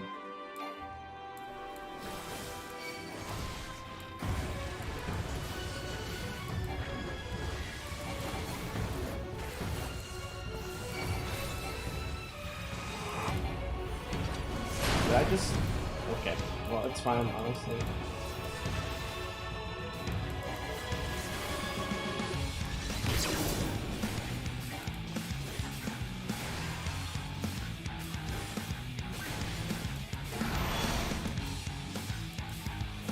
Of a duty to my heir I must.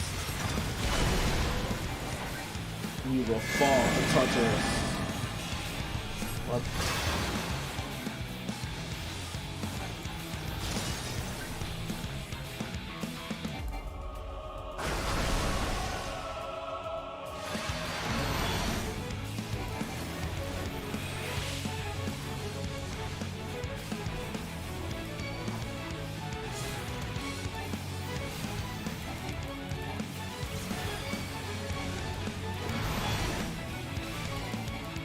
Crumble before me. You underestimate me!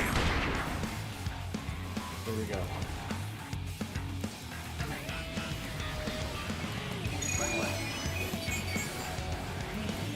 That was cool. I'll give him that.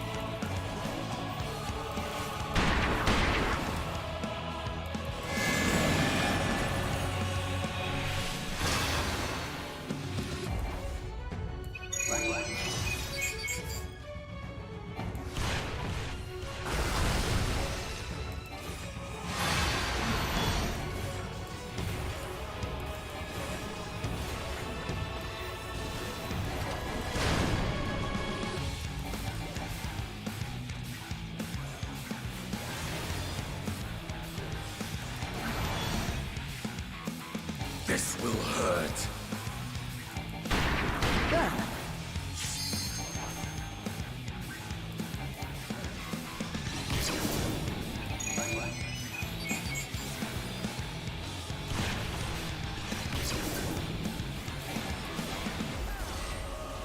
Allow me.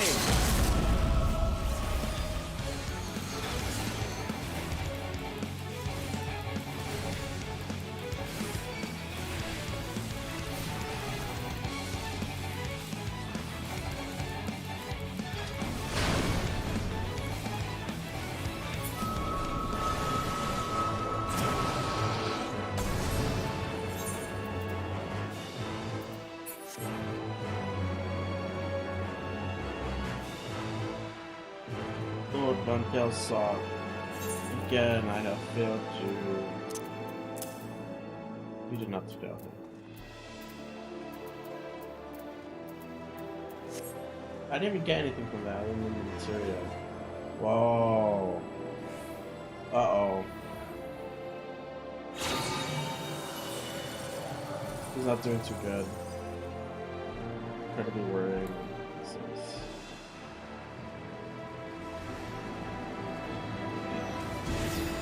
Is this Meteon?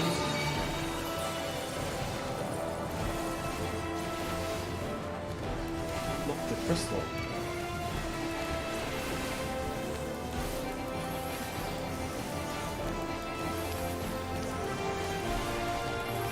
This will hurt.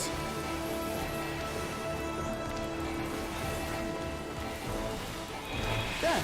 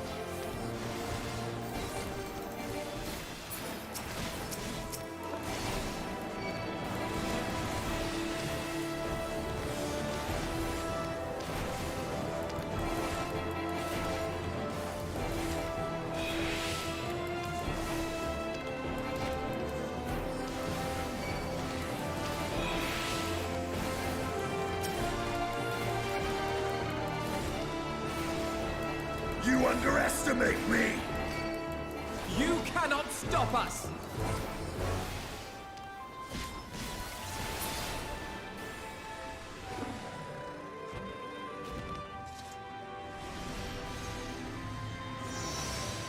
Minfilia! Oh.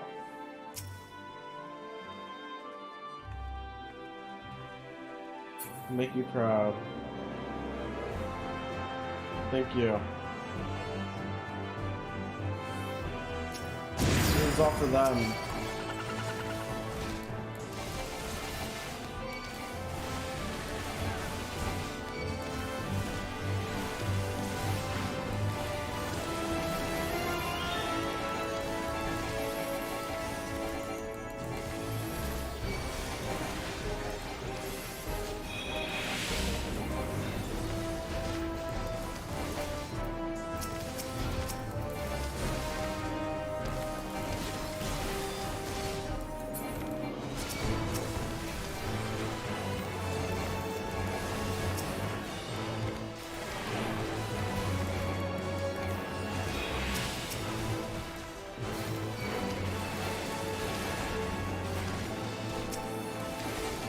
This will hurt.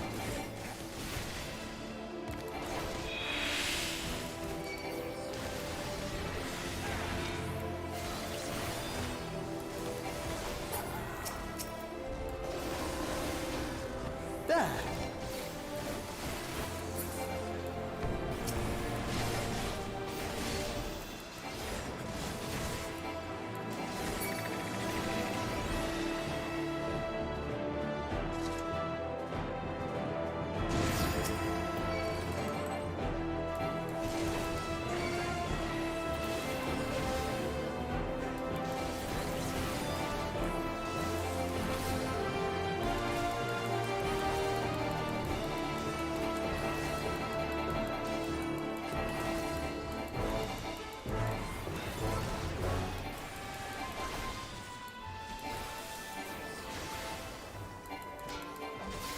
You underestimate me!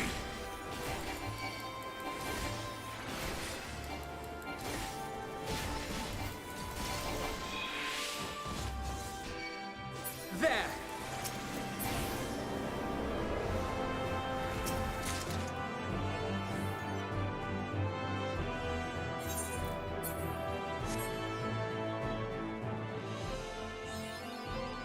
could this be? So bold, so headstrong, stubborn to the last. Ben Daniel, or Emmett Suck, or an Asian. It has to be an Asian. But this is as far as you go. It's Amon. Oblivion beckons! There you go.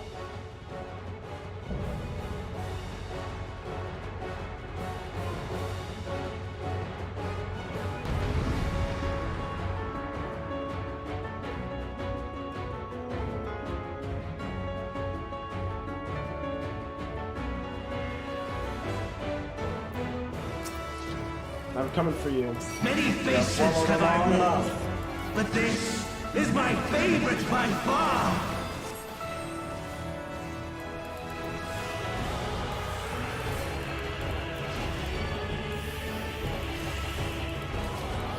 You will persist in this folly no longer.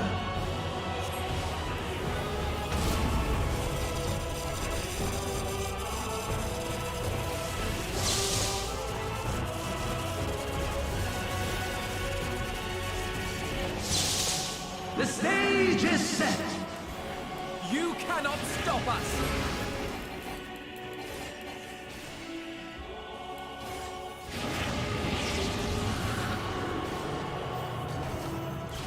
What is this?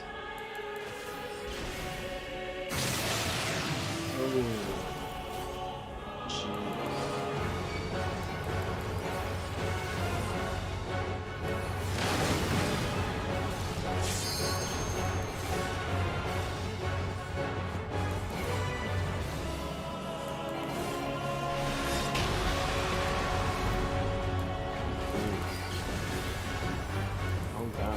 Let the curtains rise for the main attraction.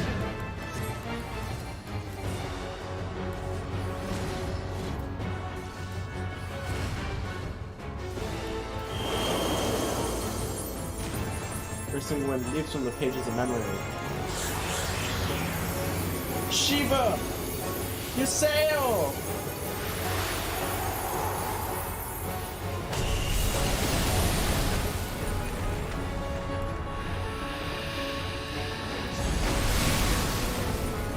You underestimate me! What a boorish audience you are!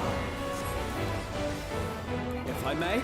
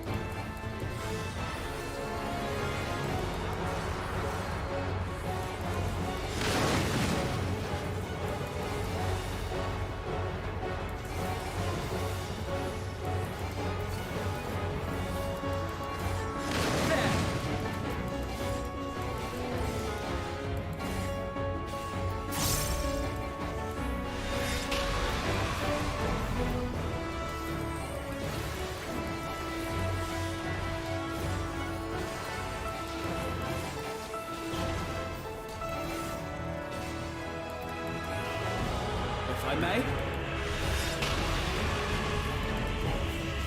Not. You cannot stop Something us! special for you.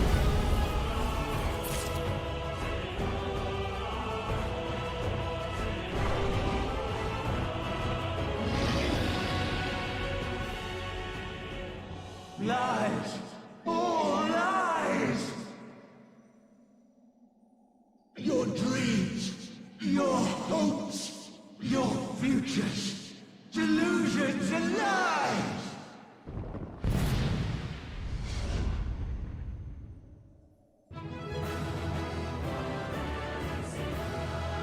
It's not over yet.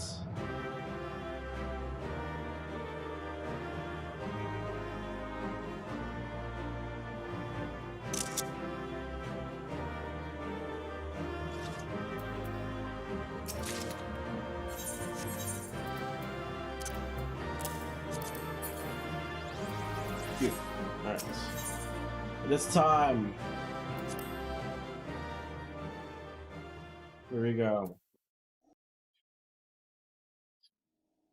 This is gonna be big. I can already tell. But not. Speak to me. I need you. Help me find Meteon.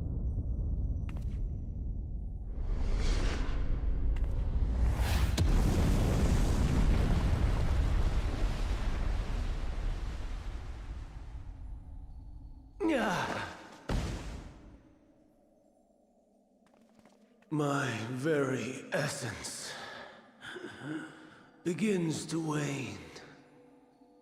Sweet, sweet agony.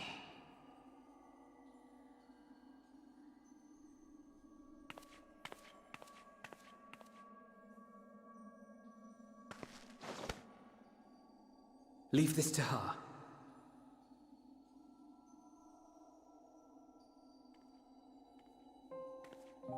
Come to deal the coup de grace. I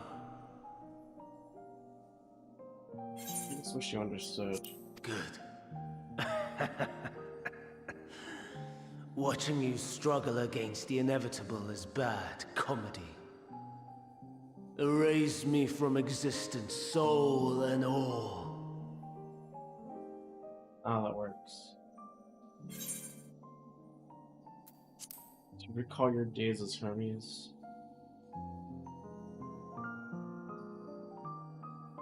How would you know that name?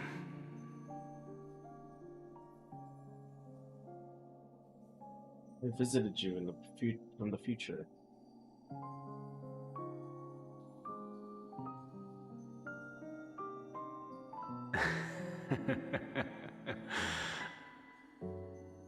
Then it was you.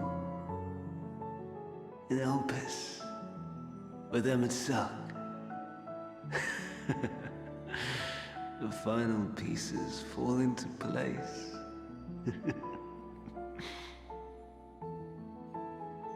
They sure do. In my halcyon days, as the mortal Ammon, I was haunted by a dream.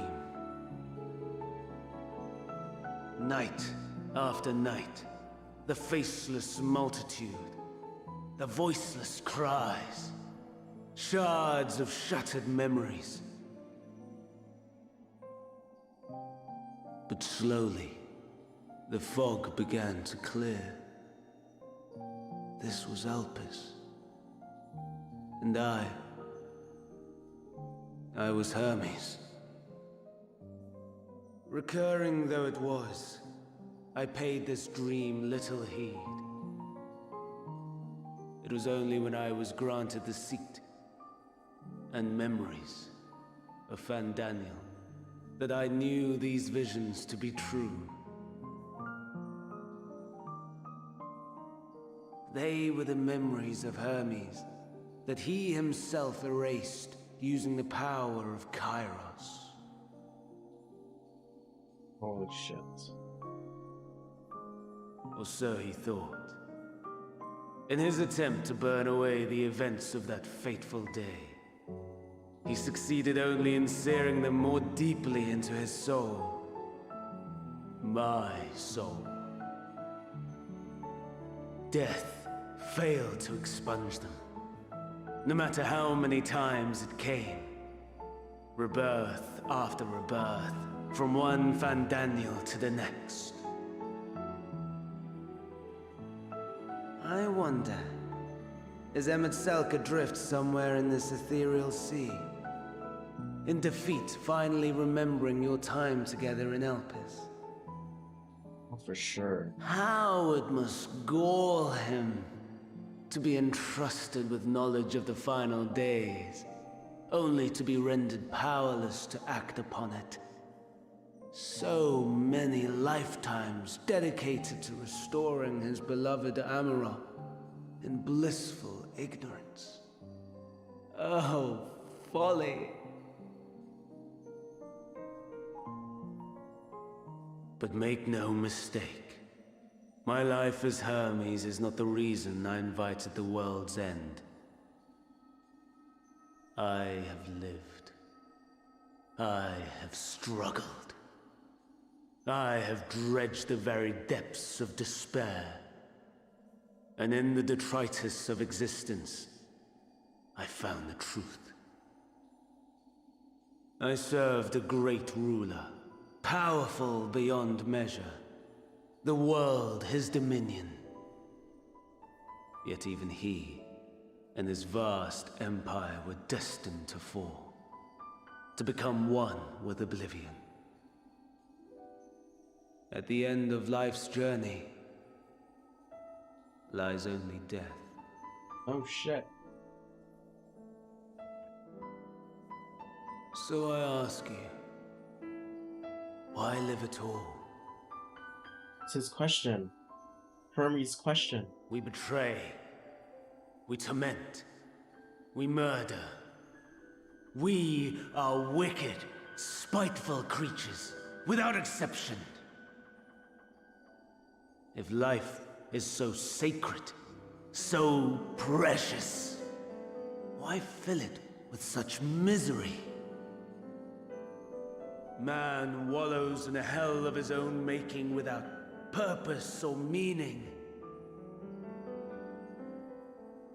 To live is to suffer, and I would end that suffering by my own hand. It matters not if it flies in the face of all believed right and just. Death is the only solution! No. That is my truth. My answer to the question. And yet,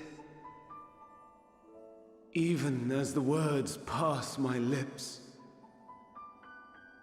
I am filled with doubt. Has my search reached its end?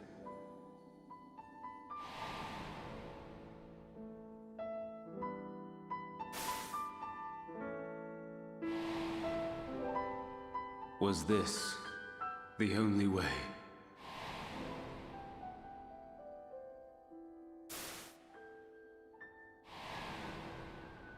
No. After all these years.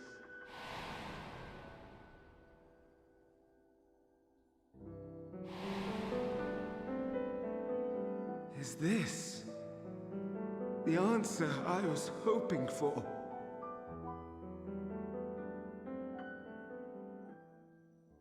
The lamentations of the damned. How it vexes me to see your conviction falter at the last. Fandaniel, still clinging to existence, I see. You, who champion death so fervently, unwilling to accept your own, refusing to be purified and swept into the sea of souls. As do I. We prisoners to men, watching as the world turns.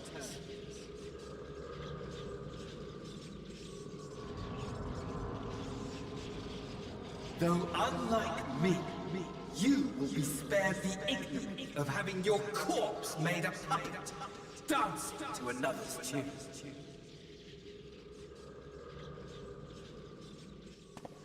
Is that Asahi? Wait, that's not MX? How very astute. But let me be clear, I have not come to consort with the likes of you. Asahi, what the fuck? Sound like Nor MX. have I come to bemoan the state of the world following my untimely demise. In fact, I delight in mankind's downfall and the anguish it brings the savior of the savages. If I played some small part in the chaos, all the better. Not that I was in any position to resist. Holy shit. But to be made accomplice to the betrayal of Lord Xenos. I would die 1,000 deaths to exact my vengeance.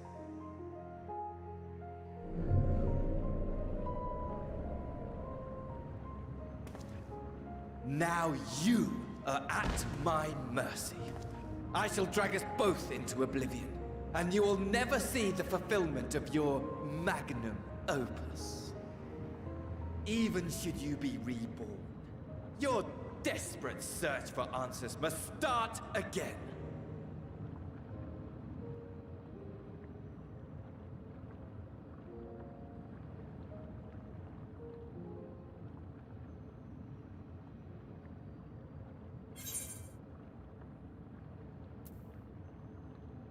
Next time we will find the answer together. I'll do what must be done.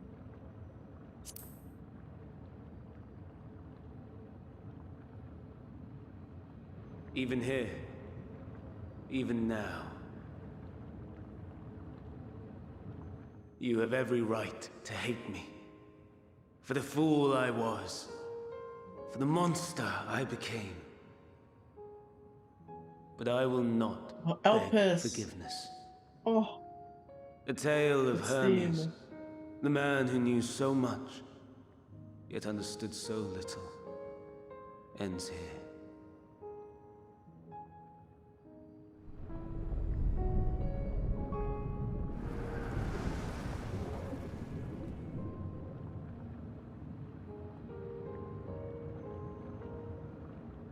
Don't try to follow me. I had more of you people than I could stomach in life. Never mind in death. Likewise. I pray we do not meet again. You had better hope not. I've had enough of you, dude. At least you're out of there. I'll take it. Interesting conclusion to Asahi. But does that mean we'll find Yotsuyu? Maybe she's already passed on. Or maybe it's our chance. Heidelin awaits. Come. Heidelin is waiting.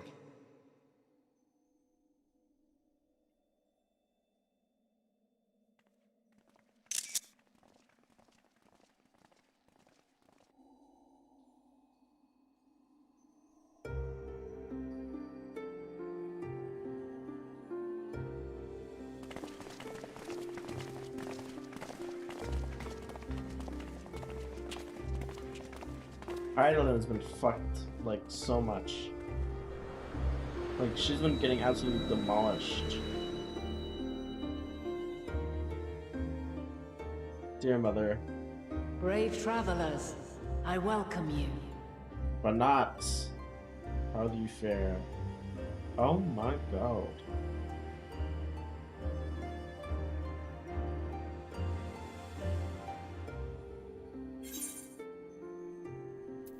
Meet again, Venat.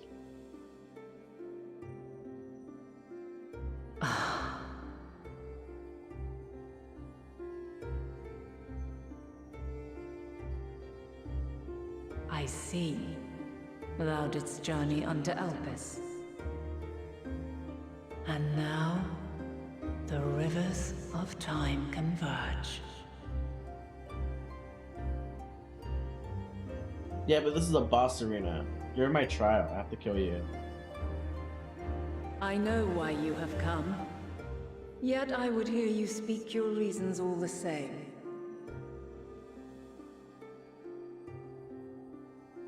You created the moon to deliver mankind from the final days.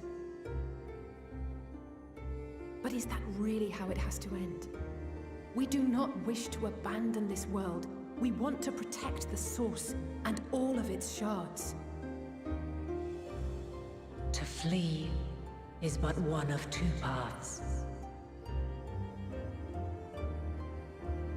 The other leadeth to Meteon, far beyond the stars, where she doth chant creation's requiem.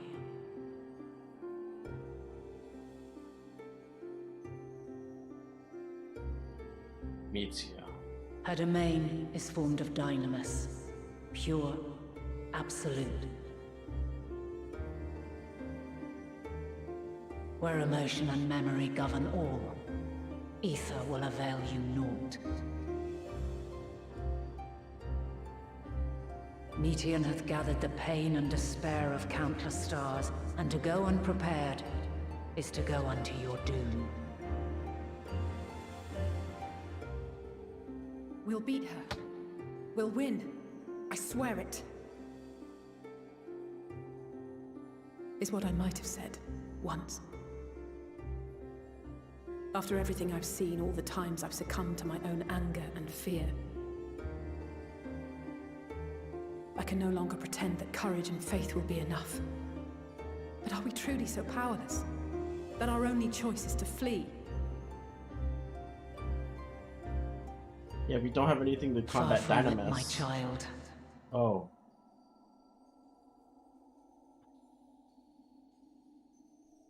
Long ago, the inhabitants of myriad stars, many more prosperous than Atheris, sought to free their worlds from life's woes. Sorrow and anger, conflict and hostility, despair, and even death itself. But as Meteon reported, every attempt ended in failure. Darkness abideth within every living being and can never be cast out. Neither reason nor faith can challenge this immutable truth.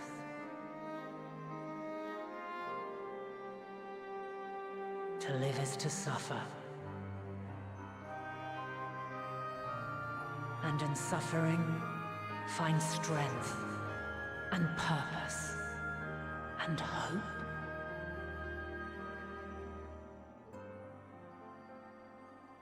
As you have done so many times before.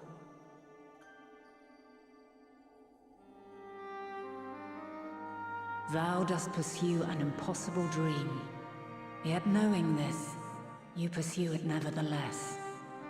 And thou hast learned to depend on others as they do thee.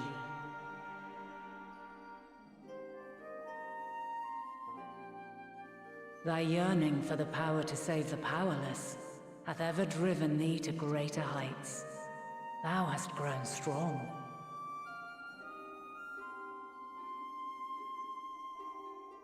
Though those closest to thee no longer walketh by thy side, their love remaineth thy guiding light. I'm waiting for Xenos to show up. He's gonna fuck For up duty's my sake, thou hast been bound by truths unutterable time and time again. Paddling speaking Yet thy bass. heart hath never wavered, as thy companions will attest. In thy pursuit of mysteries great, all thou believest is brought into question. Undaunted, thy thirst for knowledge remaineth unquenched.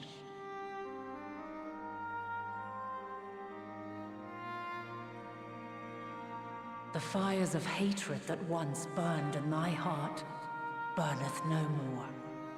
From their ashes doth spring the light of love, warm and pure. As witness to black calamity, thou despaired at man's helplessness. Resolved, thou didst unite a distant world on the brink of collapse.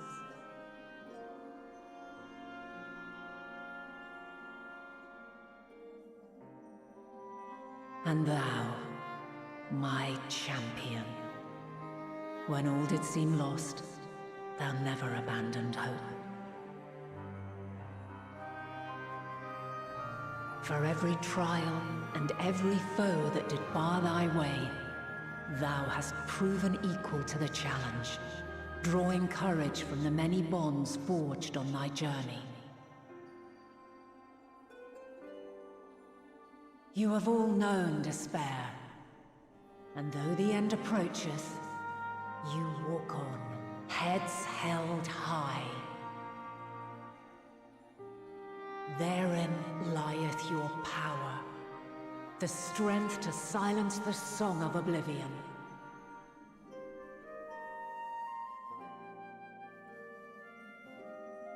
Then there is a means to confront her. Yes, if you should prove yourselves worthy.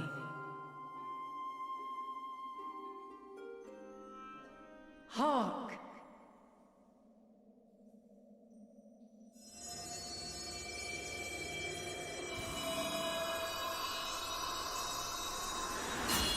We must duel. Nigh impossible is it to send mortals to the edge of the universe. Should you fail, there will be no second chance. As the will of the star, I ask of you this. Do you possess the fortitude to stand firm when all around you doth crumble? Do you possess the faith to vanquish despair itself? Should you lack the strength to best a supreme deity, I cannot allow you to make the journey. You must leave this star and never return.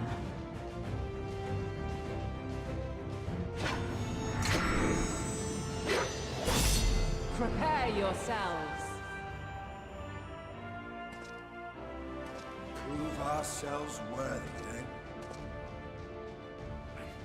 Sounds straightforward enough. Aye. No room for confusion there. Oh, fuck yeah. In any Our case, duel with Heidelin. We've come too far to back down now. I am of the same mind. What power I have, I shall bring to bear. The three of you seem to be forgetting who we're up against. It's not every day we battle a divine being of untold power. Well, not quite every day. Do try not to get underfoot. Needless to say, there'll be no margin for error. Let us hold nothing back. For the people of this world and those beyond the rift. I'm getting chills, that chest. Oh my god.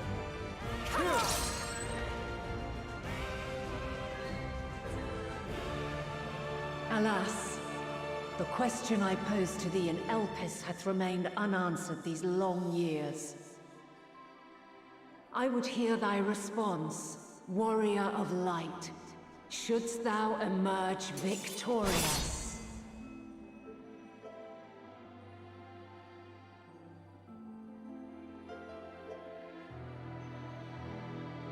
It's time for you and I to duke it out, Heidelin. Just like Elpis. Just like Elpis.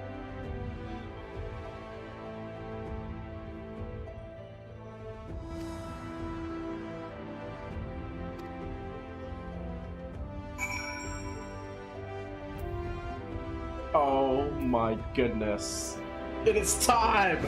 The first trust trial! Dude! I'm so excited! And Graha is my, like, switchable. So there's two tanks, me and Thancred. There's 4 DPS, Urianger, oh no, sorry, Yashtrola, Estinian, Alphino, oh no, Graha and Alize. And then their 2 healers would be Urianger and Alphino. Alright, here we go. Oh my goodness.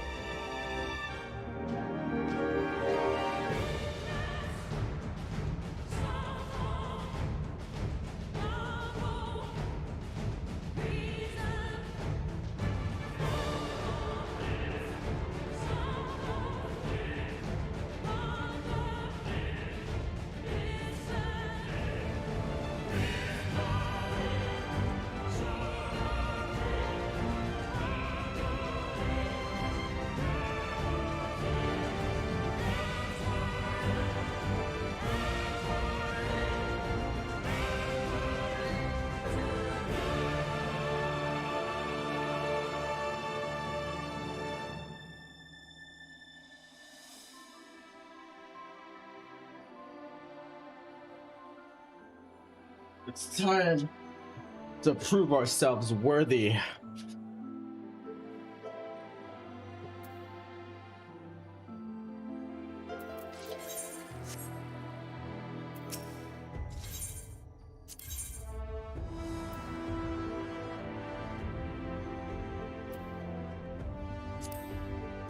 Twould be a Our pleasure fates are as not yet always. sealed.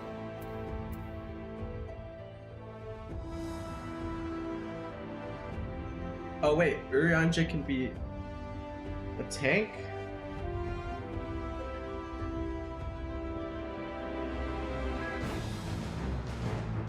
I'm coming for you.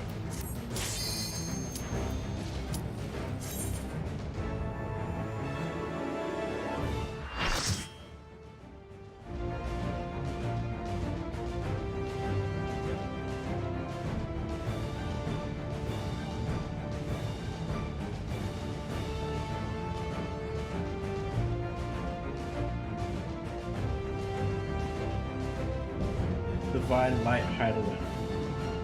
Oh boy.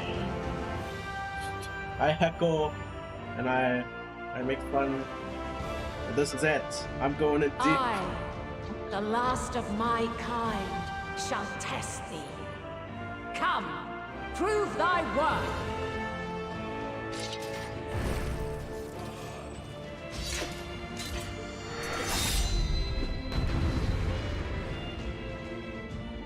It's time.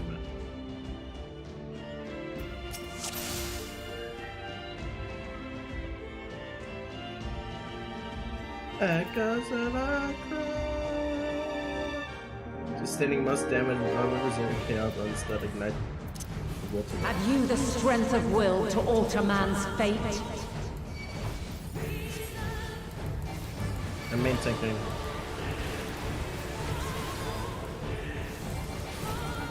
Make ready! You're mine! You cannot stop us! A change of arms. May the test continue.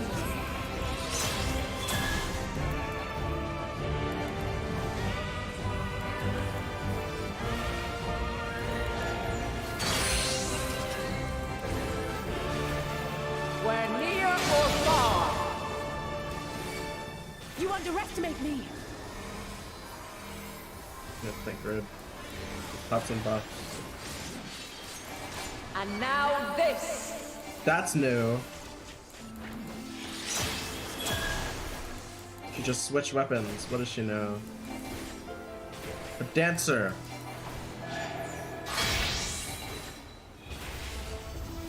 Maintain Light distance. unyielding. I will not hold back. I have you now.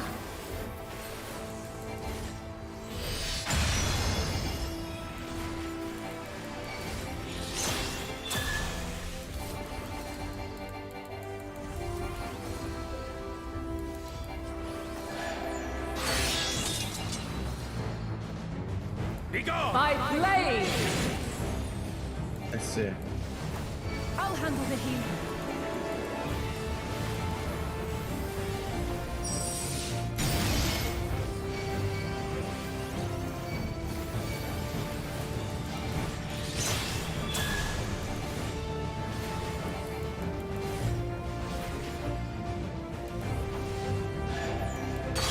You now.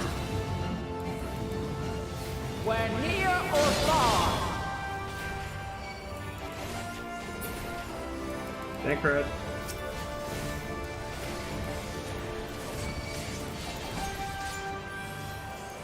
Jesus.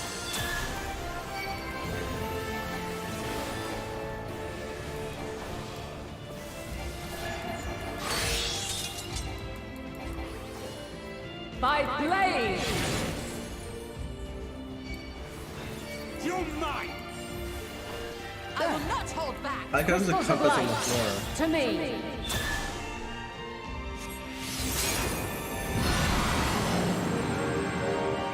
High concentration ether. Elements are in perfect line.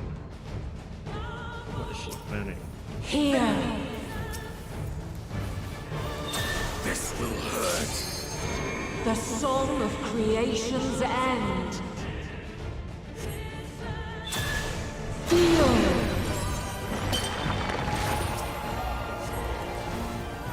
The sorrow at hope's demise. Think!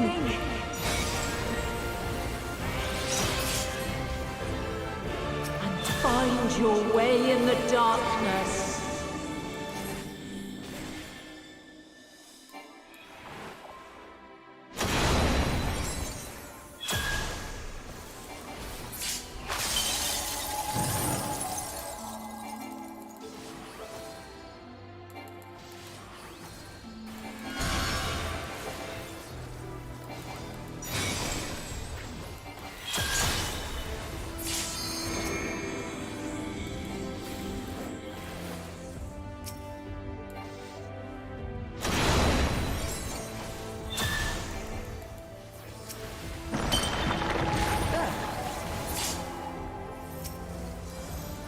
My turn! You underestimate me. Follow your light! Or fly, my children, and never look back.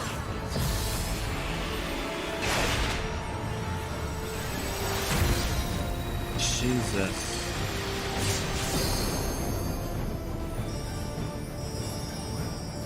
Then you are resolved. With heart and speed. Hold That still. is, This test is far from over. By crystal's light. All or nothing! I will not hold back!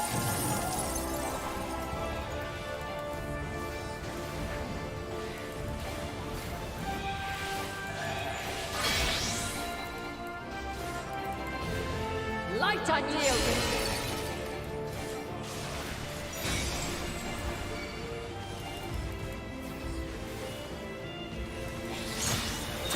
Refulgence eternal. You're mine!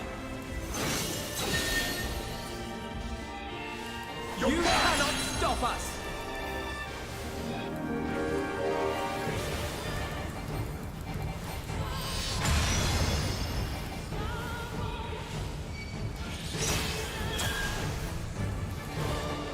Ever since I fought her in Elpis, I always thought we would have to fight her. I'm glad to see that we're doing it now.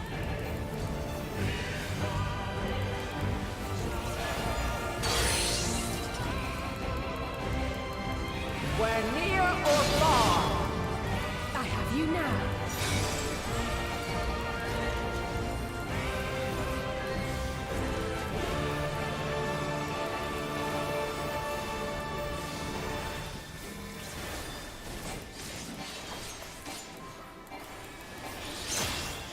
We're high or low.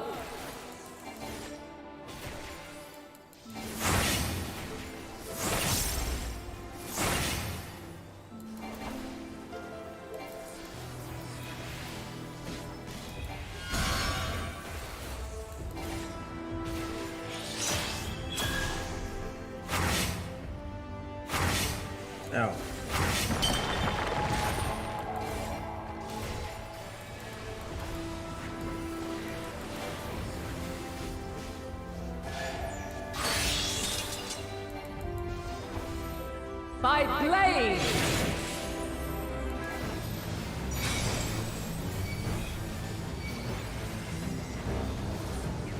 You underestimate me!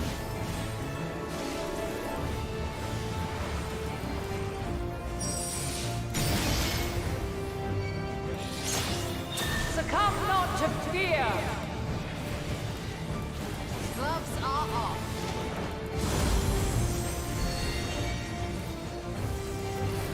This will hurt.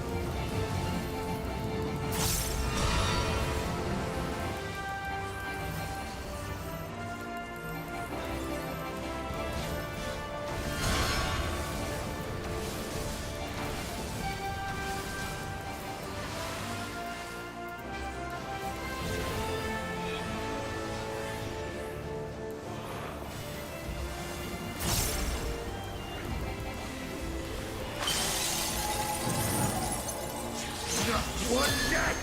Sorry. Hold fast, friend. My thanks. They'll pay for that. Where near or far! Is that all you've got? You underestimate damn me! it. Those galleys that got you guys. Alright. I'm in your debt. They'll pay for that.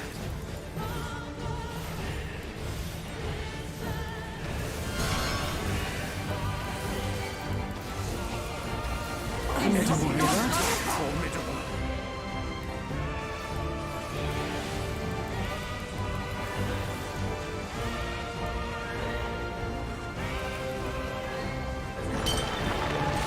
Enemy is formidable. Uh-oh.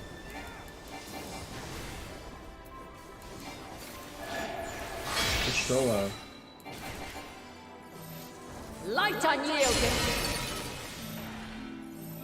This is not over.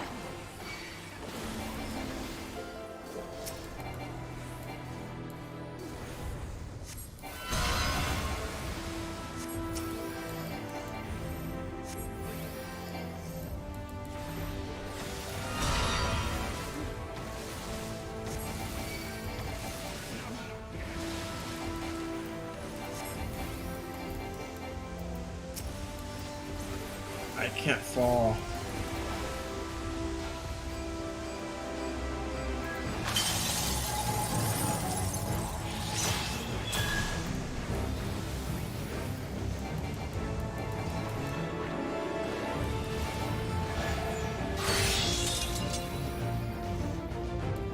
By blade!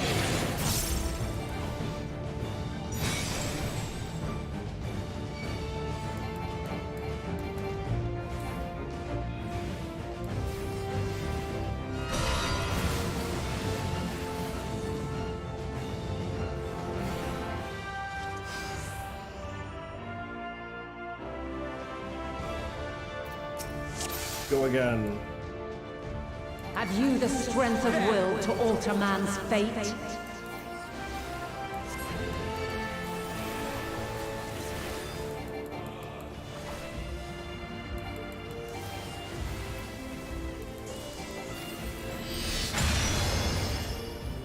A change At of 80% arms. strength. May the test continue.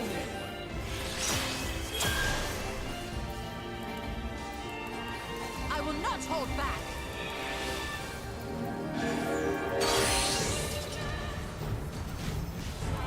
Where near or far. You're mine!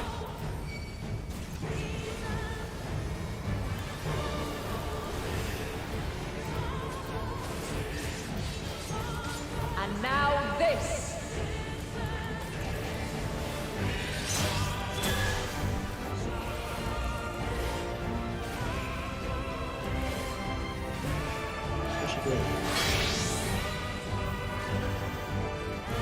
Light unyielding.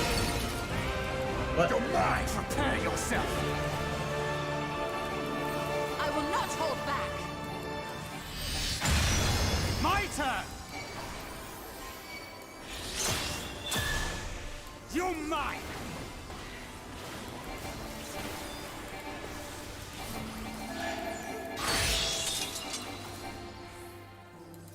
By blade! There.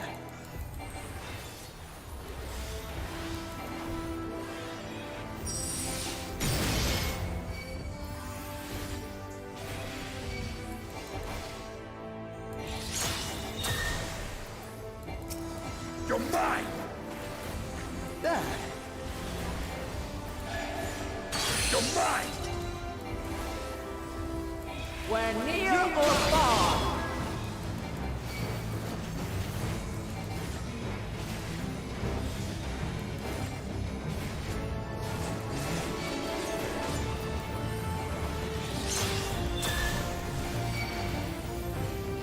Together we shall overcome this. My turn!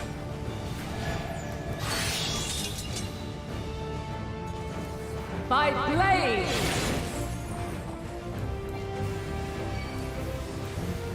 You underestimate me! Crystals of light, to me! There.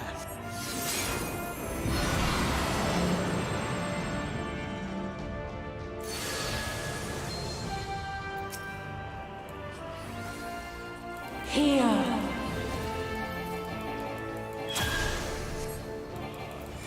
The song of creation's end. Feel! Make ready! The sorrow at hope's demise. Think!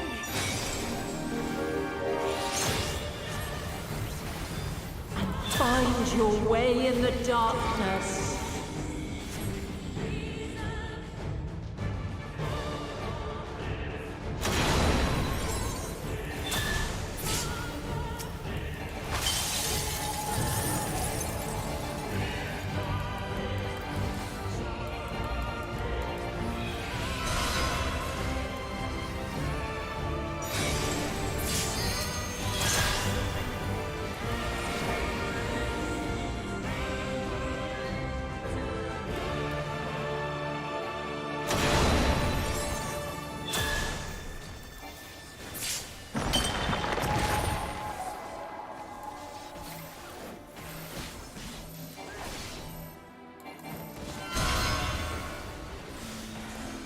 Follow your light! Or fly, my children, and never look back!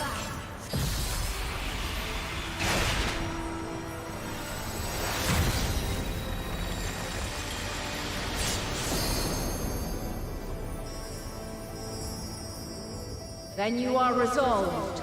With heart and steel! But this test is far from over.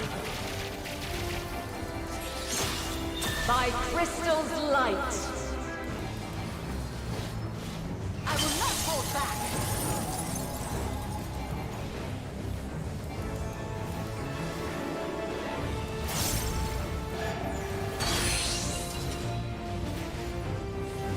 We're near or far. Prepare yourself! You're mine!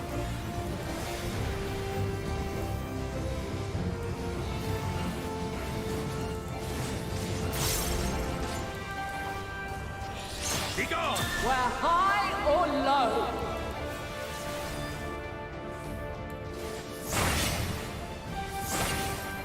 There.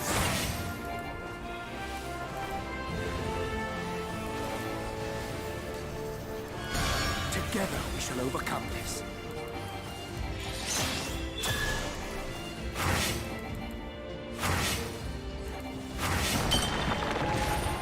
What? I got hit by that?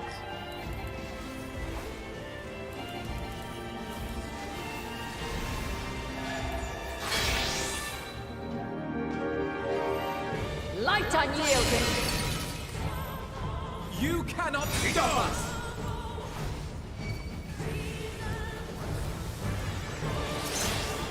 Refulgence eternal. There!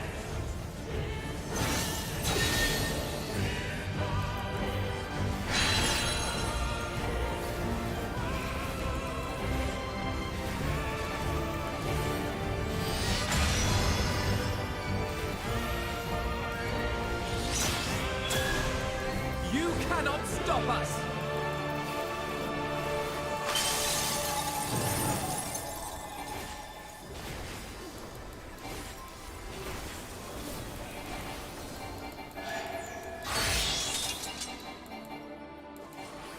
By blade!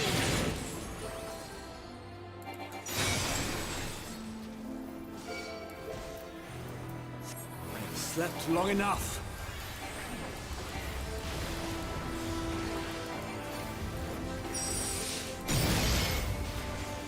Uh-oh. Succumb not to fear! On your feet. Our fates are not yet seen.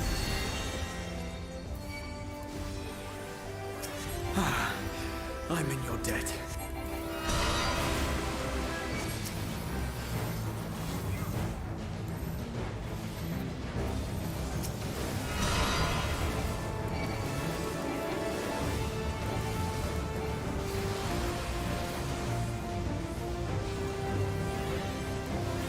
Be gone!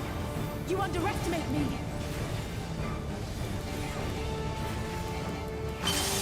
So it is my fault that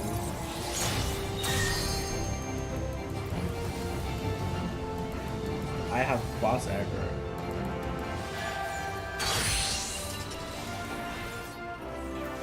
Where near or far, I have you now.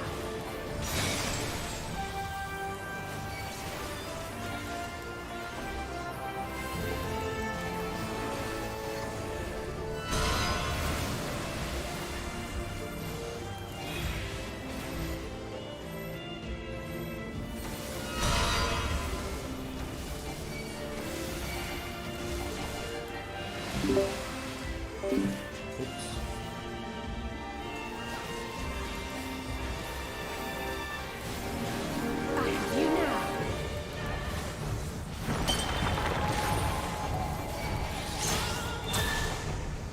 You're mine! Prepare yourself!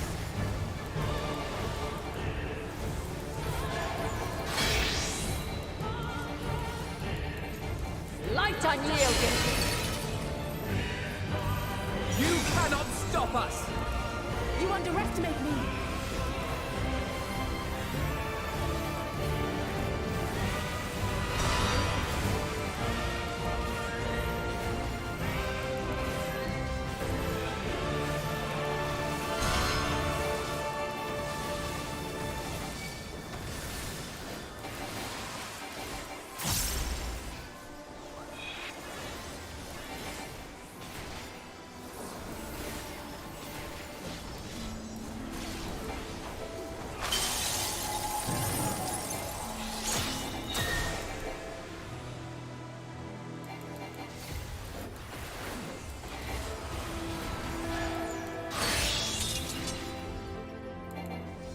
By blade!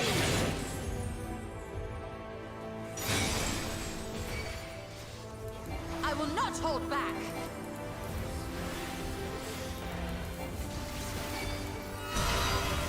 Together we shall overcome this.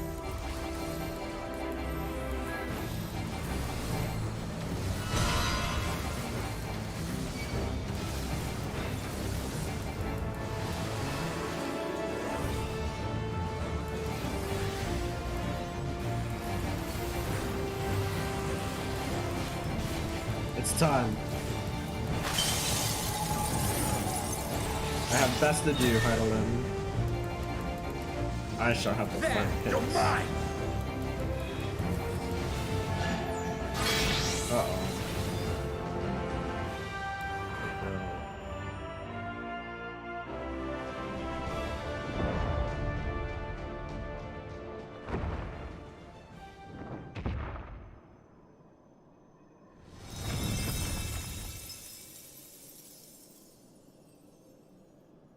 At last, man has the strength to.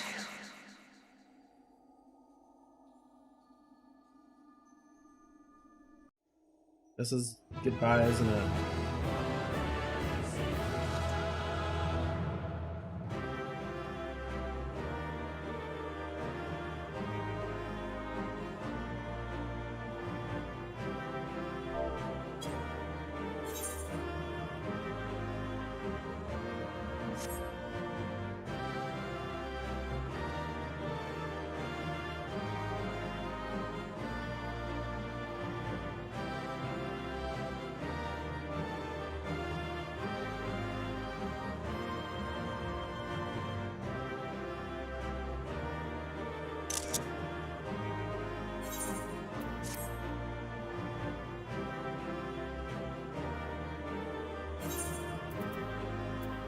I'm not sure this is going to end well.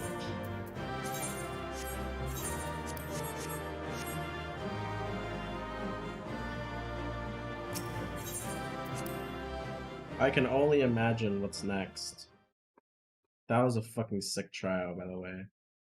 I was just so engrossed in it. I'm sorry for not saying anything.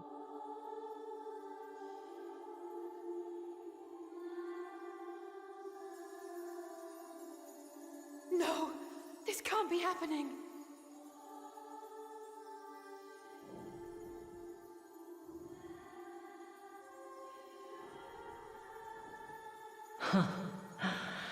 Though my power is in constant flux, I have always kept a reserve for this very moment.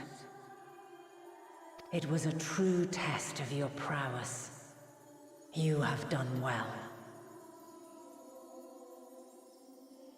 You did not, Venat. There is one thing I must ask. Before we... By sundering the world into 14 shards, the ether of all living beings too was divided. This reduction would in theory allow us to more easily interact with Dynamis. Having seen mankind brought to the very precipice of extinction, you wished for us to develop a means to overcome despair. You believed we had the potential, and sundered all creation to see it fulfilled, to deliver us to that swirling maelstrom of Dynamis in which our foe hides, and grant us the power to defeat her once and for all. Is this not true? It is as thou sayest. 'Twas the trial to which I subjected mankind, and it hath led to untold bloodshed and suffering. There was no kindness, nor justice in the tragedy I wrought. When confronted with the almighty Zodiac, my only recourse was rend him and the world asunder, that his power be diminished for a time.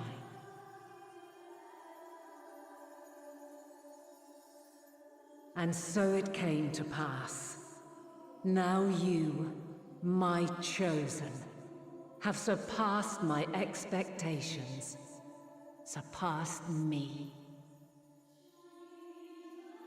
I entrust the fate of the universe unto you.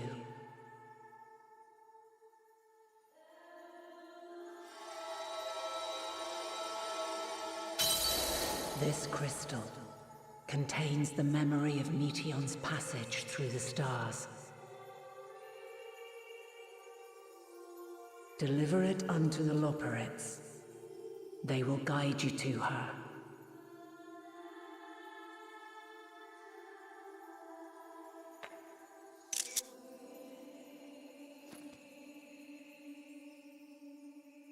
Though they may be capable of crossing great distances, there is a vast difference between traveling to the moon and the furthermost reaches of the great expanse.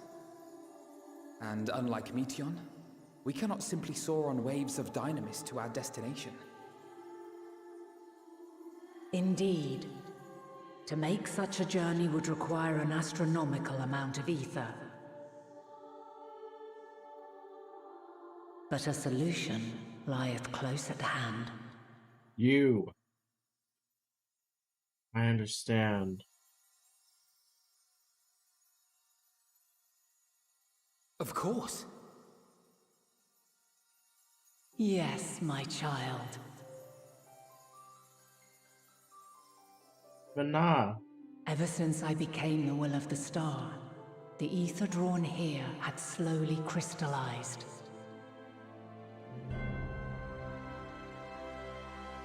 They who have answered my call know it well.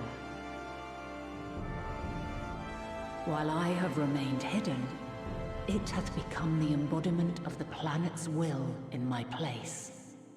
A faceless, omnipotent force of nature.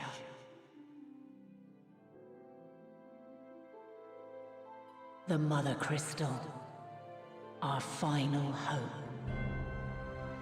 Holy shit.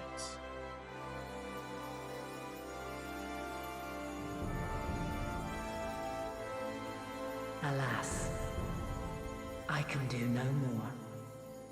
The fulfillment of this task doth fall to you, my chosen. Edwin. Now, heed these words. Darkness and light, despair and hope. As goeth one, so goeth the other. Become light, become hope.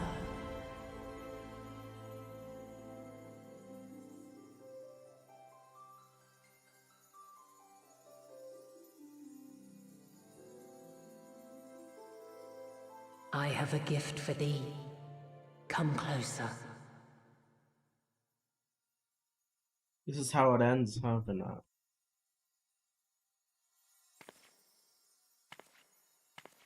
Oh. Long have I searched for a means to safeguard the future of this star. Though I knew failure after failure, by recalling thy tales and my promise to thee, I found the strength to carry on. Though the world is ever changing, thy thirst for adventure hath never waned. Thine unshakable resolve never ceases to amaze, to inspire. As a mark of my gratitude, I bestow this final gift. Thou dost possess the crystal of Azum, yes?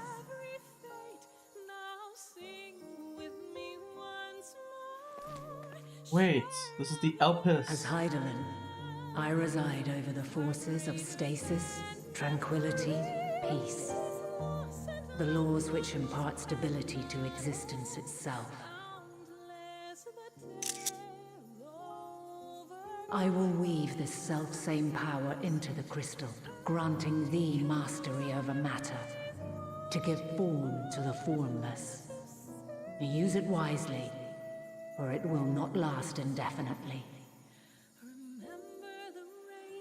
As thou hast seen on thy journey through the ethereal sea, souls are drawn to thee. Mayhap this trait will prove to be a boon rather than a hindrance. I better bring Emmett Soak back using this fucking power. That'd be the perfect way to end this shit. I first summoned him with the power of the crystal. I'll do it again. It is thy hopes and prayers that enable Azum's invocations and give them life. So keep them close. But pray, remember this.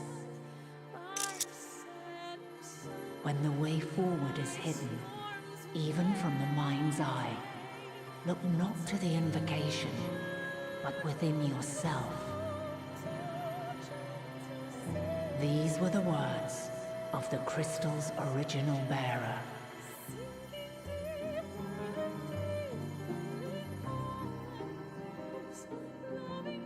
Holy shit. With that, my work is finished. I'm gonna miss you. Fulfill our promise. Right the wrongs committed when the world was yet whole. Silence the song of oblivion. Teach her a brighter melody.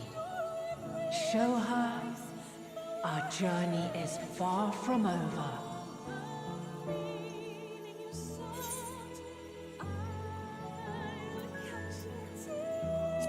We will find our way, Vinod. This I can promise.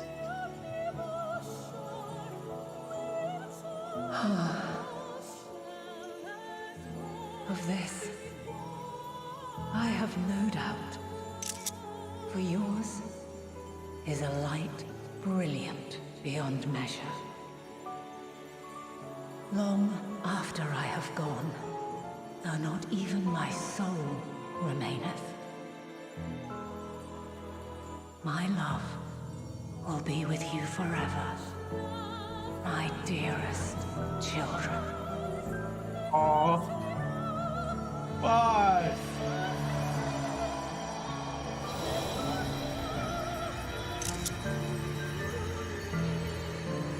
And there she goes.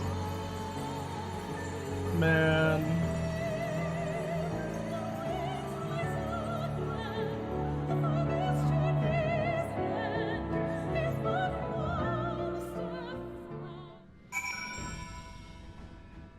Holy shit. Holy shit.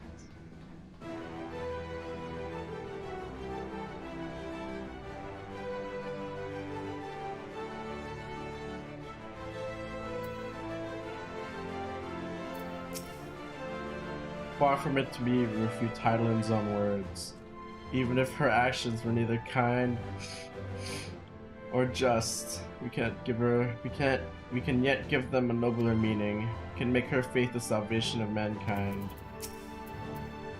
If Dynamis is ruled by emotion, perhaps prayer has more tangible results than I suspected, albeit ones that are not always obvious to us. In which case, we may hope that Heidelin's wishes continue to rule the hearts of men, as they set forth time and time again. It is fortunate that Fortunal has kept living away apprised of our progress. It required the Lord's aid more than ever. It's a bit small for a walking party, but moving one for crowds. She and Haydn were true of kind, weren't they? Full of love, the star and its people, always holding to hope for our future. I will keep Heidelin's words in my heart, as talisman and lodestone both. She has given us all she can. We must share what we know with Father and the Lockerets at once, that it not go to waste. Great goodness, I would have never forgiven myself had any of you come to harm. Did you meet Heidelin? Pray tell, how is she? She's dead. She's given all her power for this. I'm glad to see you well, but we could roughly place your souls. Deep as you went, we could neither see nor hear you. The fluctuations in your ether gave me quite a fright. What in the word happened?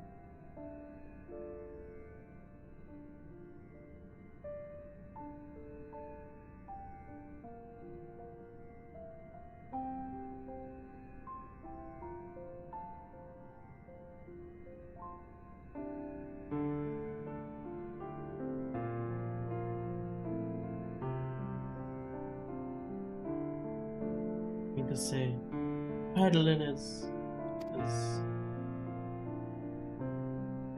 No, there's no time to feel our feelings. We must carry out Heidelin's will without delay. We will find Meteion if it's the last thing we do. If you wouldn't mind handing over the crystal, that is. The fancy navigatory one.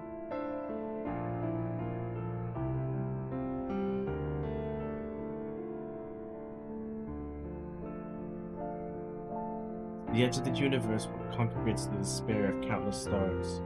We are determined to see this through. We should. We are. Should words fail us, we will fight to the bitter end. I know it pains you to accept this. Would that I ask nothing more of you. We only have two means to travel to the great expanse, the moon and Charlian's Ark. I am all too aware that without both of them there will be no exodus, but I nevertheless beg you to honor the agreement we made. The Forum's decision will be honored. You have earned the right to use the ship as you see fit, and I could not rescind it, even if I wanted to. If it happens, I do not, and would do all within my power to aid your cause. That's settled. Might I suggest you rest a while? Proving oneself the Heidelin is never easy, and despite our unparalleled genius, we'll need a day to make the necessary calculations. We may as well take advantage of it. You can chart a course of the sea of stars in a single day. Ye gods. Shall we head above ground for some fresh air then? Perhaps a nap. That was so much. I'm gonna miss Venat.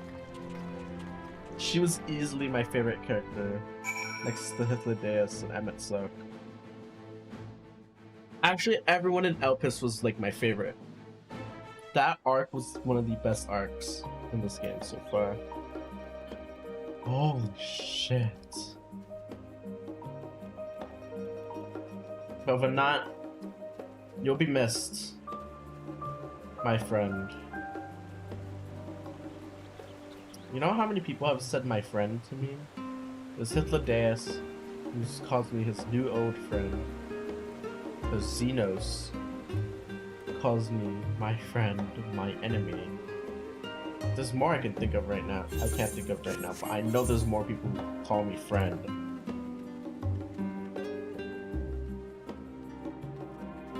I think Horsefeld called me friend at one point.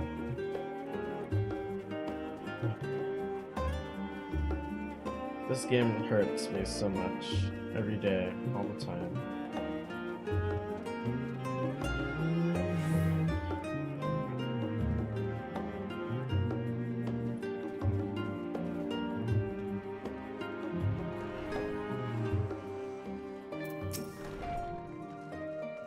I've been expecting you. I've heard all about your foray into the ethereal sea. The students have ventured far and wide, but never quite so deep as that. Are you experiencing any after effects from your prolonged exposure? Nausea? Dizziness? Hauntings? Well, have a pleasant sleep. If you do experience any unusual phenomena, please let me know. I shall add it to our records.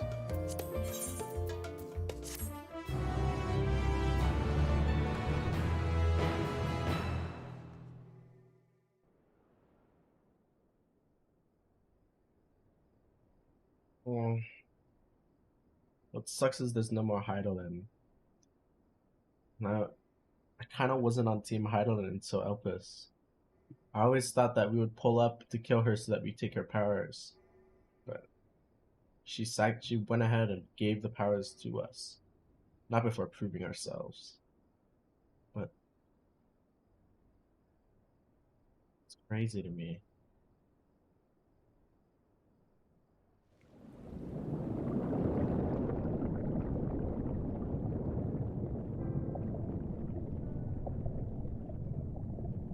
Am I having an Asm dream? There you are.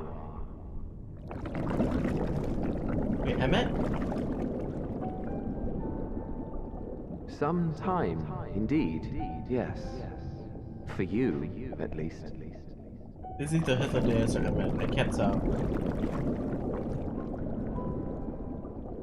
Believe me, I'd meant to get some proper sleep. But here we are, drifting along instead. Well, well, you too. And so we remain, to watch and wonder.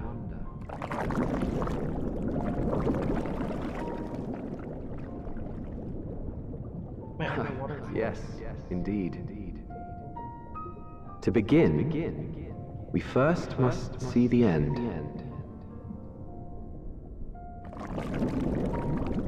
Oh, the bubbles are me talking.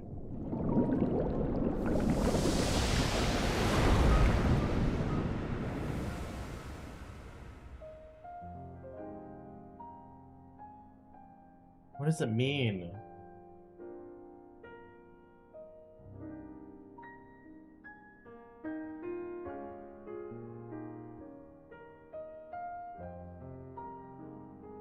What the fuck did that mean? Who was that?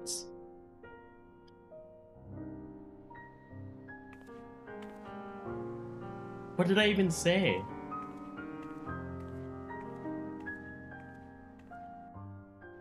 That was wild.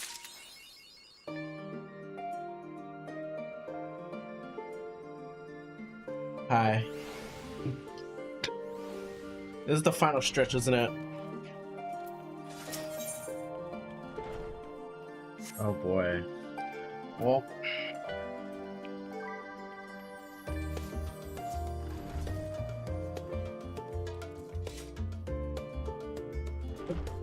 Oh, I'm so scared. What is next? Oh, I might want to clean up my inventory right now. Repair it.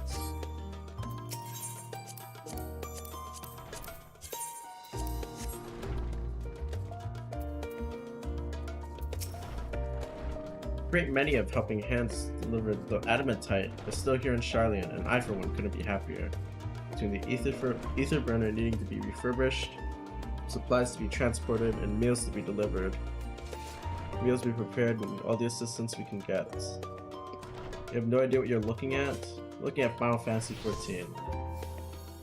There's a bunch of people sitting here because this is the main hub of the current expansion. Oh boy. Satsuka, I trust you had a good rest. An envoy of Master Fortunals arrived not long ago with a message. The Loporits have determined Metion's location. You've been asked to gather at the Rostra. I'll meet you there along with the others. Oh shit.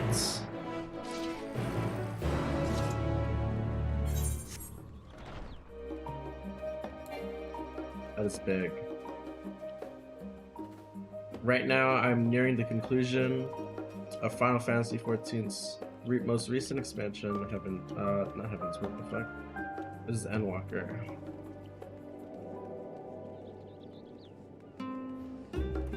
This is kind of big for me. I'm so worried.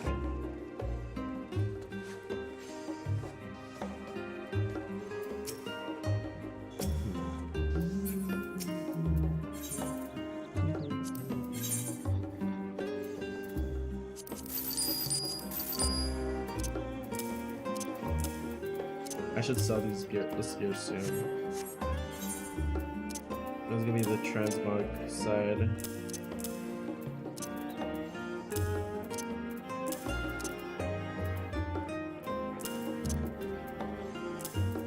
Okay, my inventory feels clean, but it is not.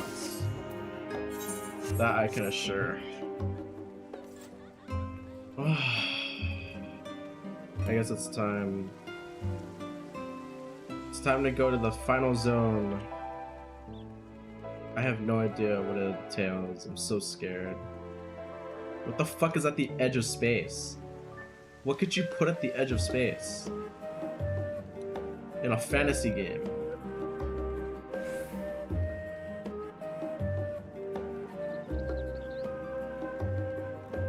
They put D's? You're right. You're right.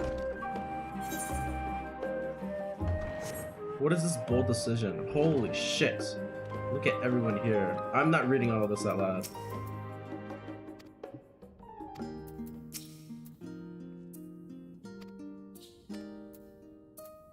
God damn it, Groundhog. Go. You should have slept a little more.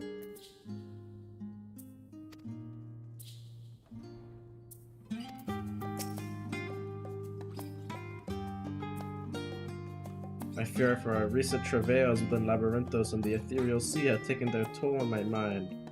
The last night I received a visitor in my dreams. Umbrita. A vision not of the woman she was, nay, but the woman she would have become. Aww.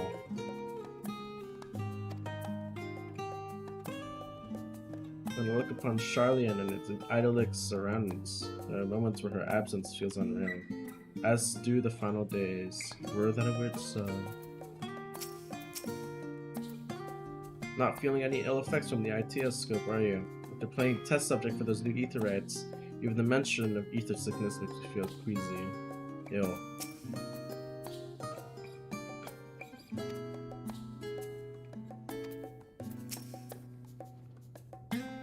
God, I can hardly believe the Loporits managed to find Metion out there, hidden amongst the stars.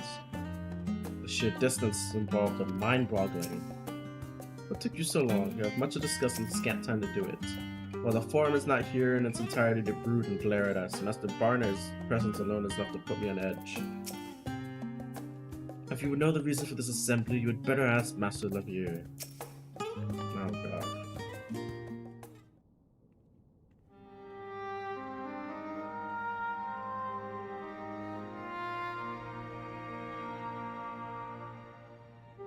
Everyone appears to be presented and accounted for.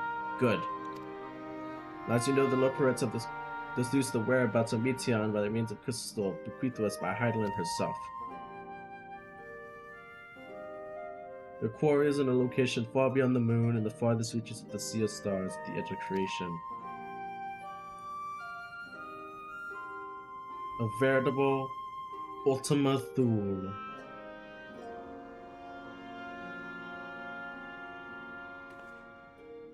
Indeed. How then are we to reach it? An excellent question. Lucky for you, I have an equally excellent answer. In theory, the advanced propulsion system of the moon is capable of delivering you to Ultima Thule, but the myriad other facilities housed within would greatly impede travel through the sea of stars. Even the mother crystal may not possess enough ether to bear so massive a vessel to our destination and back. However, if we integrate our hyper hopper into your ether burner, we should be able to fire things up and jump away to the end of the universe in no time. Father, does this mean?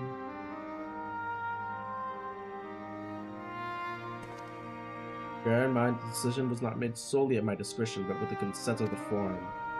Hearing the Laporte's proposal, the Forum was faced with a grave decision. To admit the Ark to this endeavor would mean abandoning both our plans to evacuate the moon and to settle on another star. Needless to say, proposition invited fierce debates. In the end, however, the Forum was swayed by the simple fact that Heidelin believed you possessed the strength needed to overcome this crisis. The Great Exodus was, after all, a plan of Heidelin's own making. Therefore, in the 11th hour, she would proffer another means by which we seek salvation would be fools to dismiss it out of hand. Indeed, she sacrificed everything, her very existence, to avert the destruction of the star. That is why we have chosen to place our faith in Heidelin, and you. The Ark will be made ready for your voyage to Ultima Thule. What if all the people that labored so tirelessly to prepare the evacuation? They must be furious. I would not be so sure. They have not forgotten your deeds with the magic glacies, nor did your instrumental role in orchestrating the delivery of adamantite go unnoticed. No, the people do not protest. Quite the contrary. They express unwavering support for you and your mission. Are the Loperites too willing to abandon the Exodus? Were you not listening when we were born of Heidelin's love for Aetheris and its people? If it means your survival, we'll do anything to help. And you most certainly need our expertise where you're going. There's no guarantee Ultima Thule is a place that supports life. Otherwise, a vexing problem our know-how can remedy. Besides, Heidelin chose us to lead the way to Meteon. Why else would she give you a crystal only we can decipher? More importantly, we're firmly convinced to evacuate Aetheris until you brought us here, UNJ. Now we're enamored with the place, so what choice do we have to save it?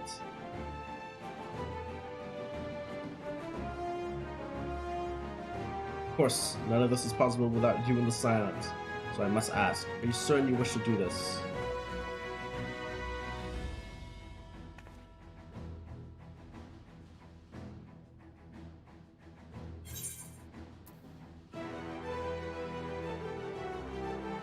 We'll avert the final days, whatever it takes.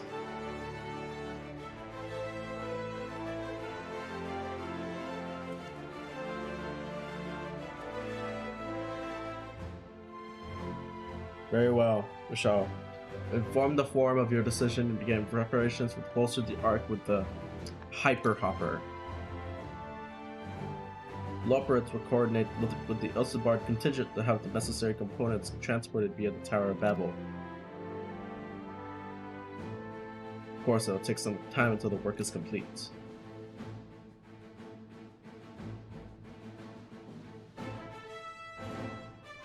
For now, pray take your ease. It would seem there's naught to do but rest and prepare, shall we?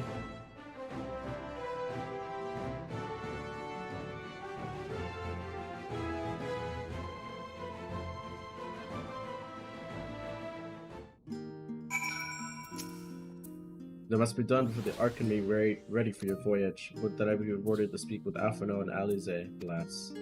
But pray they find a moment of quiet calm before the journey to come. As you can imagine, not all Forum members were willing to endorse this plan. Though no fault of yours, given what is at stake, it is only natural that opinions are divided. That said, the final decision was reached with an overwhelming majority, much to my surprise. No need to worry about lending a hand with a hyper hopper. You only have more than help, but relax while you can.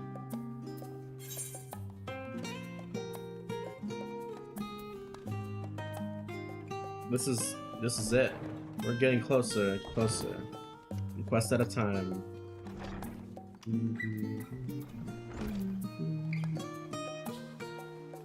Wait, this is fucking drip.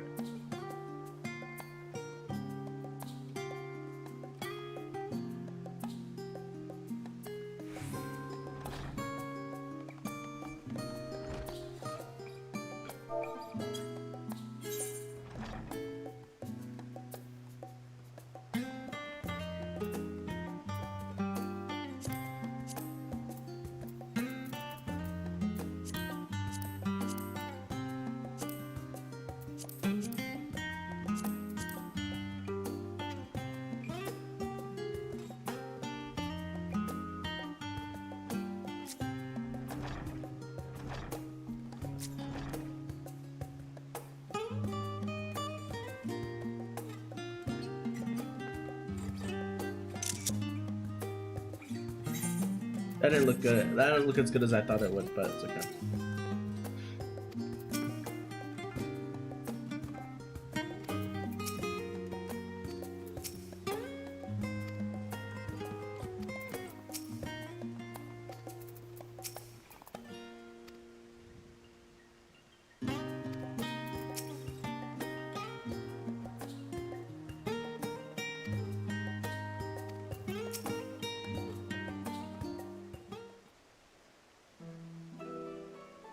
Every department must leave nothing undone. Quite difficult though it is to conceive of one how can best prepare to brave a domain where dynamis governs all. Nevertheless, Heidelin deemed us worthy of the trials that awaits. Lack of any other feasible options at this late stage, let us trust in her judgment and face Vition as we are. Which leaves us with a not so small task of coordinating our efforts here to you and Tataru. If all goes to plan, we'll be back before you know it. I certainly hope so. I'll be praying for your safe return.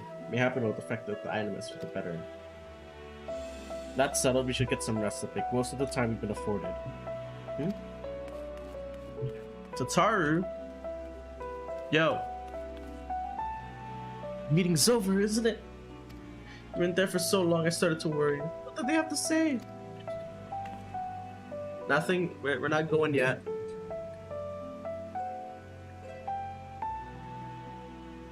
I got your creation. I see.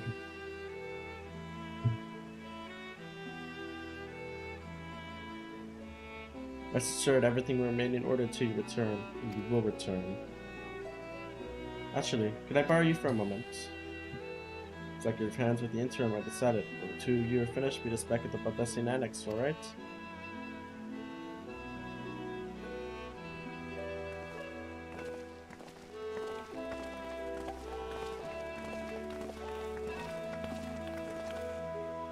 Want me to the Agora? I have something to show you.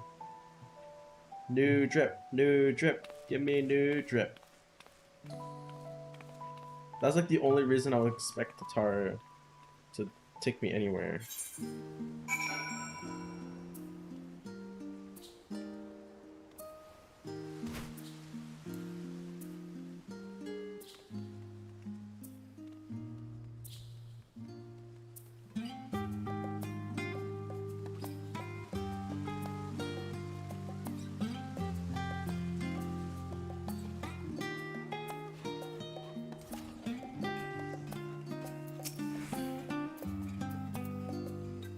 Welcome to Taru's Boutique. I've always done my best to provide the signs with fashionable attire, and in your case specifically, I make an extra effort to strive for the most functional yet stylish clothing one could ask for. Not that I'm playing favorites, but you are the warrior of light. Faced with this unprecedented crisis, I knew you would be an ensemble unlike anything I created before, and I wouldn't be able to do it alone. So after enlisting the aid of the world's finest artisans, I finally completed my career-defining masterpiece. With an inspiration struck, and I saw a golden opportunity begging to be seized. With the help of some Thavnarian refugees, I decided to set up shop here in Charlian. Of course, I would never charge you for any of our works. Fresh thoughts. Vard Sarduth. Var Sarud. How are things coming along? Everything is in order, Mrs. Tataru. We're ready to open shortly. Which is why I brought you here, to be our very first patron. Would you mind being here a moment longer?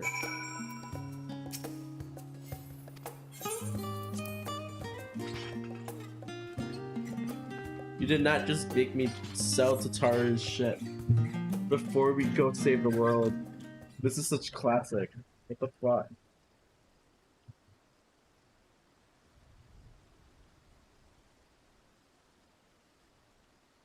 What am I waiting for? Mistress Tataru.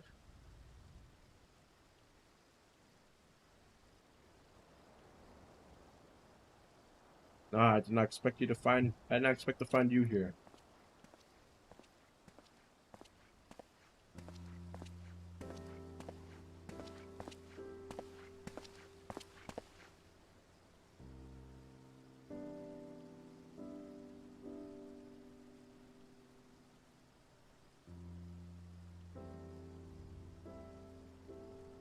I imagine that Hana would also wish to offer her regards.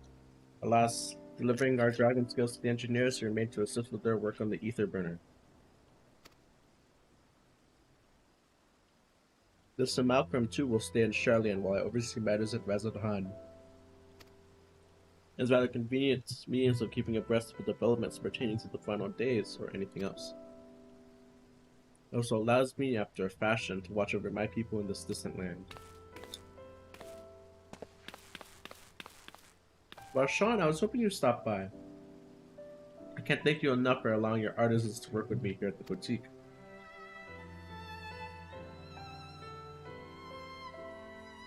Please, Zaya should be thanking you.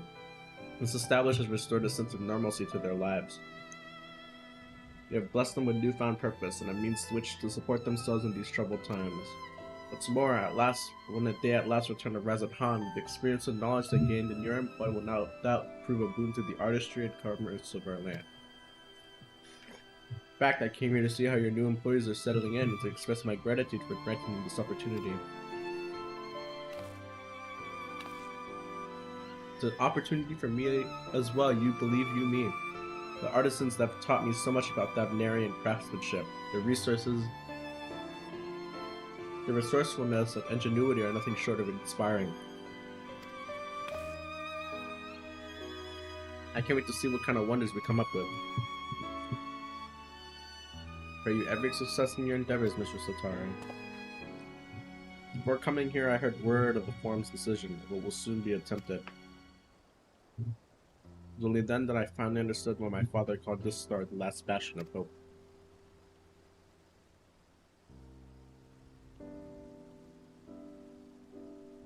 Indeed, it was the last bastion, for the flame of every other star he encountered had likely been extinguished. In the boundless dark, the light of brimming life must have been blinding to his splendor. You journey into the heavens to protect that light. May the scales of my kin serve you well. I have faith. You have faith. I have faith you will prepare and restore peace and tranquility to the star. Would that Ahawan were alive to see it. I will not see his sacrifice squandered, nor shall I rest until Razadhan is returned to its former glory.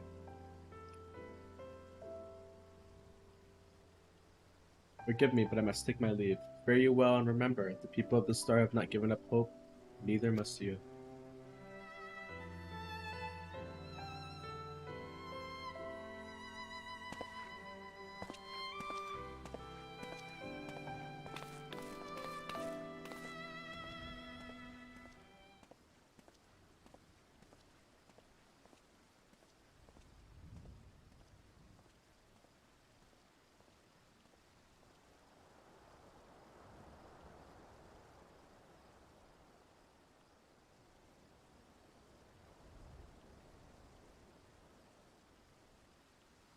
Ah, where must I go to get a meal with some flavor in this wasteland of taste?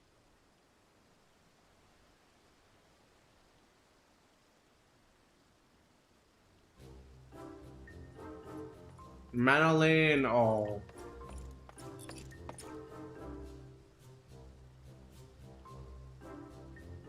Tactical girl, whatever are you doing here? A new boutique, you say? I'm beginning to expand my wardrobe. Yes, something with a little more flair, perhaps, befitting of a man of my station. Though I have nowhere to flaunt said raiments, so as long as my confinement continues indefinitely. I The young Lord Fortemps insists that so long as there's work to be done, I must abide here in Charlian.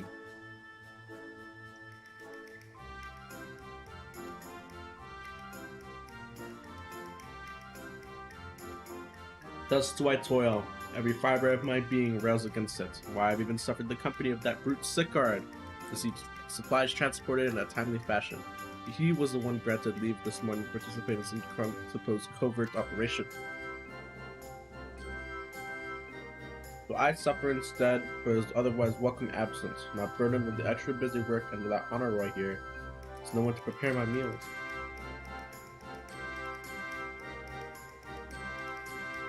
Came here in the hopes of finding a nice cafe, perhaps. Alas, the Charlian delicacies assembled here were lacking in every respect. Hearty meals what you're after, I suggest the last stand. Cafe over the pier. The cuisine didn't appear all that appetizing, but vouch for the cooking, then perhaps I'll give it a try. I give you a suggestion, if it's off for now, old girl. Bye!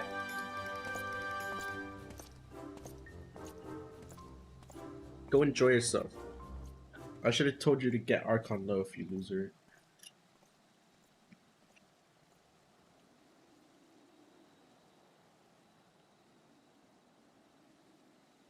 But I didn't because I was nice.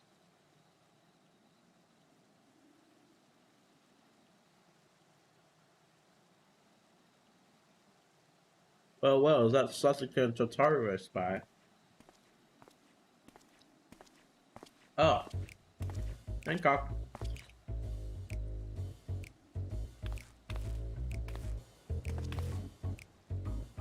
Hancock, what are you still doing here? Said you're returning immediately after dropping off your cargo. Yes, that was my original plan. After all, any expertise required, aside from the delivery of goods, is well beyond my purview. What man of entrepreneur would squander an opportunity to study the markets of the northern seas? We're not. I'll return straightways to Kugane once I've finished. Of course, you would find a way to turn this crisis to your advantage.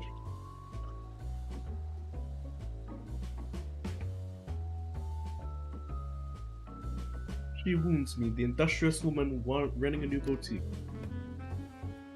I'm not blind to the travails of those who fight on the front lines to deliver us from ruin.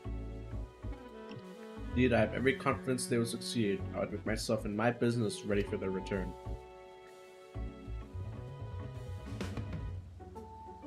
If you believe in them so devoutly, then why not put your money where your mouth is? Fair enough. Fair enough.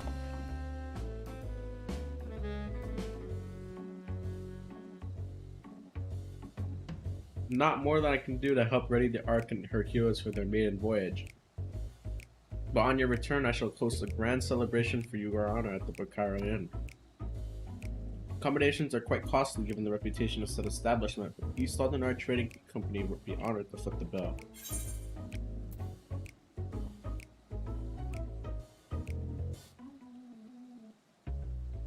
Will there be lemon cakes? Woman of tart tastes, I see. Yeah, so it'd be lemon cakes and much more. The finest delicacies of the world that Lord Ludorito have to offer.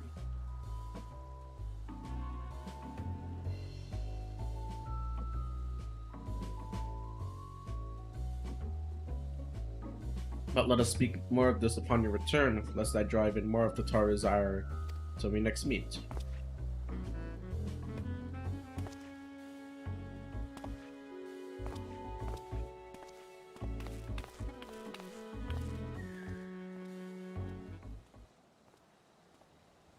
I do want a lemon cake.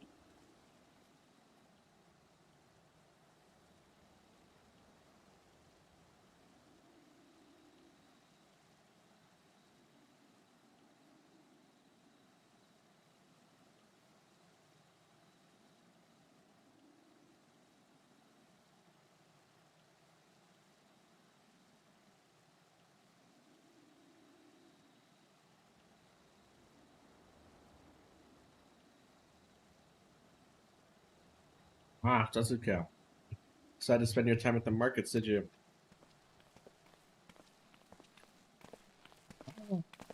Pigs and wedge.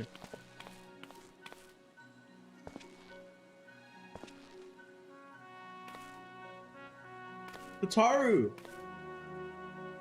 Biggs, wedge. I take it working the arc proceeds apace. Aye, it does. Collaborating with the greatest minds of Charlian and Rosette Han has been a rewarding experience, not to say nothing of what we learned from the Laportes. The arc is like anything we've ever had the pleasure of work on. Even Nero was rendered speechless on more than one occasion. I can't wait for you to see it. And you'll never guess who paid us a visit before we came to Charlian. Alpha! I think he sensed the coming danger and returned to check on us. He was always one to turn up in a time of need. I suppose that's why he decided to join us here in Charlian. Good thing too. I don't know how he does it, but he has a knack for brightening your day just by being there. It's still hard to believe you have the means to send you off into the great expanse, though. The farthest known to reaches of, well, anything. I never thought I'd live to see such marvels, yet here I am. More often than not, you and the science of the catalyst and sparks the need for those great innovations. To think of how much I miss not having the member of the science works.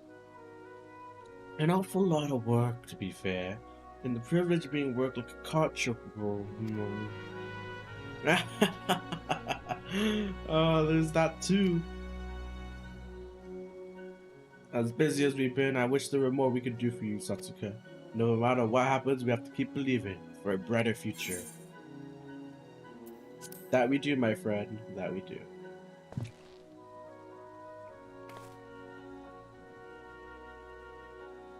When you head back, would you tell the engineers? I will be going shortly with refreshments. It's very kind of you, Tataru. I'd be glad to hear it. On that note, Wedge and I should get going. Still a few supplies to gather before we return.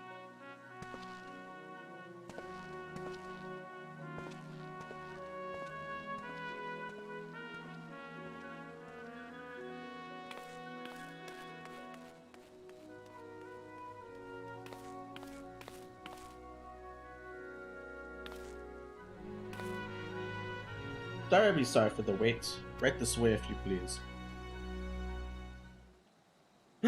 It's her!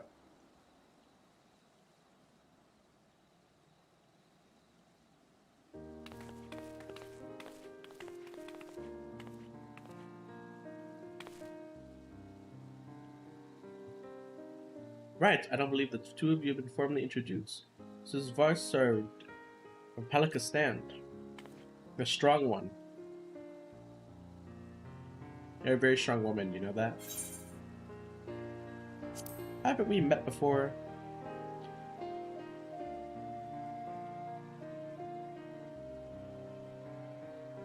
Ah yes, it was you who helped us at Purusa, and again when crossing the ice fields, was it not?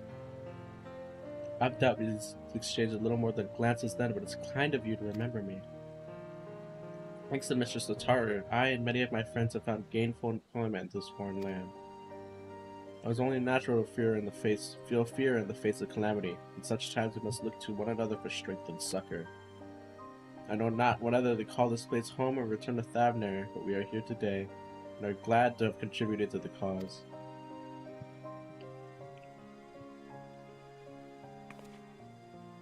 Contribute they did, by helping you make your new garments as durable as possible. We put our hearts and souls into them, and I have every confidence they'll keep you safe in the battle to come. Thank you, Tataru, and thank you guys. Gods, to think how far we've come since our humble beginnings at the Waking Sands, from the rising stones to the falling snows, and an even unsufferable someone's Ruby Bazaar. We're always fortunate to have friends along the way. Ever since we were swept away to the first, Grahatia was there to grant you sanctuary. I'll never forget the relief I felt when you all returned to us. I thought my heart would burst. Yours has been a long, long journey, and I've been privileged to watch, often with bated breath, as you persevered time and time again. For all the joy we shared, there's been much sorrow as well, but I've long learned since that you can't have one without the other. Which is why I promise to send you off to the Sea of Stars with a smile, and that you can be certain I'll be the first one to welcome you back on your return.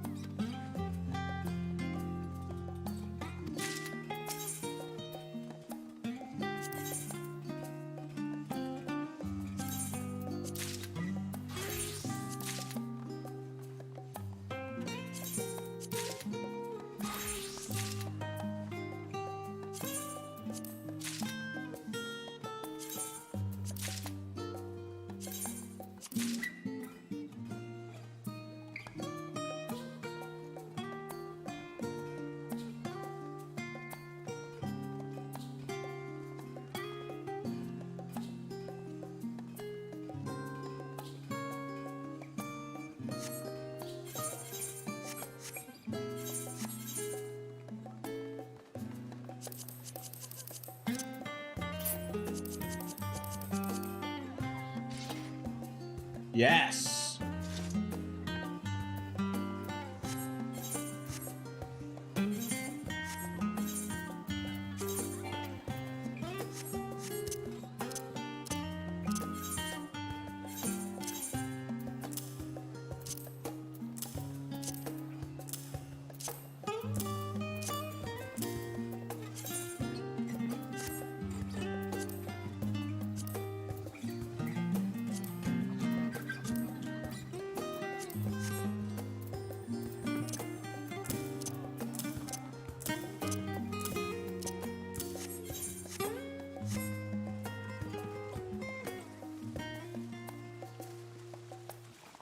There you go, this is the job gear. Don't it look pretty? God damn. I'm ready. I realized you've got lots to do before you depart, so I won't keep you any longer. I do hope you can find a moment for yourself, and that the others can as well. They said they were returning to the Baldessian Annex, and though I doubt they'll stay for long, if you decide to go looking for them, I suggest speaking with Prow first. I'm sure they would have told her their plans.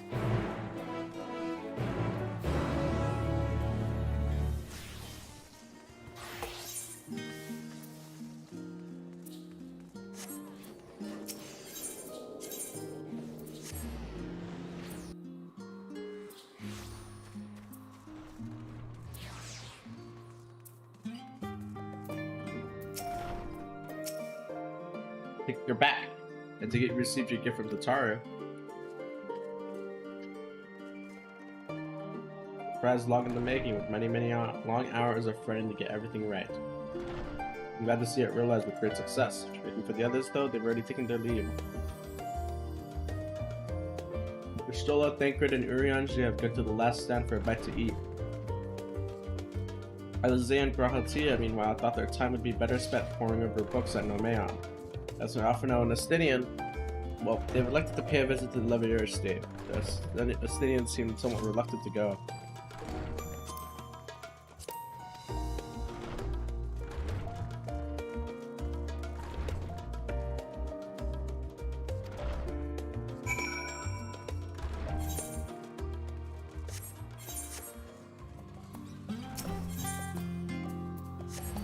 This is our brief respite before the end. I love it.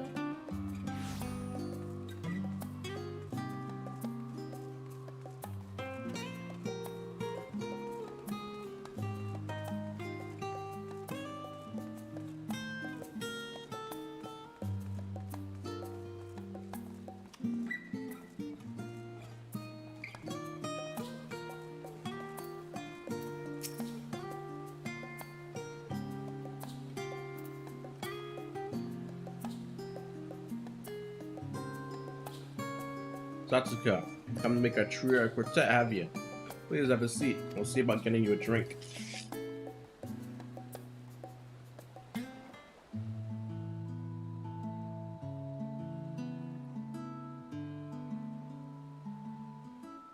Your business with Tataru is finished.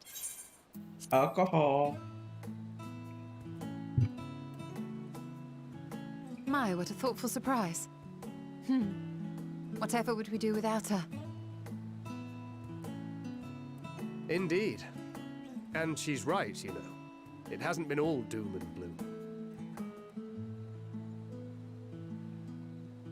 Feels like a lifetime ago that Master Louis Soir gathered us together to form the Circle of Knowing. Since then, we have experienced much. But rather than feeling wiser, the more I learn, the more I find my knowledge lacking. Forsooth. As a student, vainly did I believe that I held the secrets of creation in my grasp. Yet that which I had seized was but an insignificant sliver of what awaited in the wider world. Every encounter, every experience hath served to open mine eyes, enlightening and humbling me in equal measure. Even from those whom I called enemies have I learned many a valuable lesson.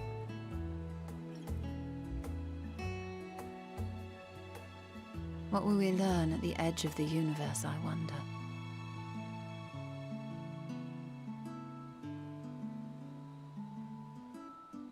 Ultima Thule, where the bringer of the end makes her nest.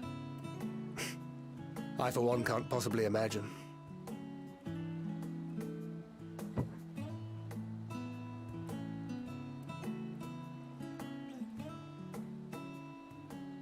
But whatever awaits us there, we will survive.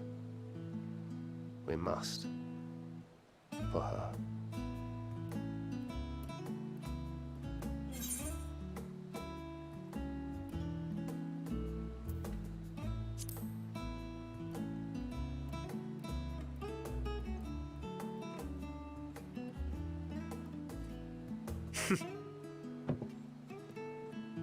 Gods, it feels like only yesterday that we went on that mission to Drybone.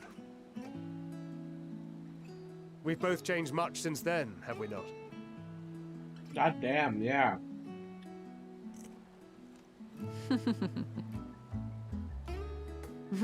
We've come far together, and if we have aught to say about it, we'll go further still. Aye, we will avert this calamity and return home. In preparation for which, we must give thought to what we hope to achieve after the proverbial dust has settled. What with the primals and Ascians all but dealt with, I suppose we'll need to look for new hobbies. Bro. In all seriousness, though, in uniting to overcome a common foe, the disparate peoples of the world have found a way forward together. It's a truly gratifying sight to see. Indeed. Though it was many years in the making, we have successfully set in motion the gears of fundamental change. With this, we have fulfilled our humble role as a symbol of hope. And I dare say it is time to bow out. After all, there is no shortage of hands to bear the torch in our stead.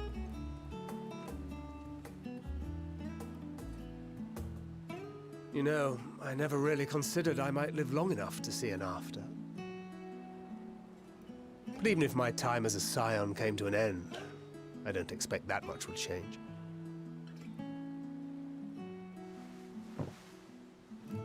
Traveling the world, going wherever the wind blows, lending a hand to those in need. A journey for journey's sake. It doth suit thee well. I must confess I too have yearned to see more of the world. If thou art amenable to the suggestion, I would accompany thee. Mine ability to effect an air of normalcy through artful disguise is much improved, thou must concede. Aye, well, improvement is relative. You still look suspicious no matter what you wear. Unlucky, dude. What of you, Ishtona? Any grand plans? Why, continue my quest for knowledge, naturally. To begin with, I wish to know the state of the reflections, to which end I must find a means to travel between worlds. 'Tis the least I must do if I am to keep my promise. Hey, go fuck Runar. Should my pursuits prove unduly arduous, I won't hesitate to call on you. And in return, I will take you to see Reen one day. I'm sure you cannot wait to see the fine young woman she has become. Spare me. Good one, Dad. And what of thee? What wouldst thou pursue at duty's end?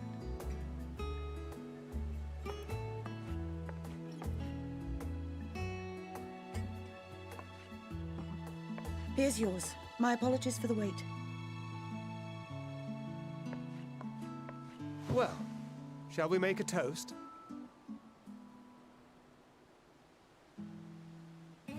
Aye. To victory. To our comrades. To the future of the star.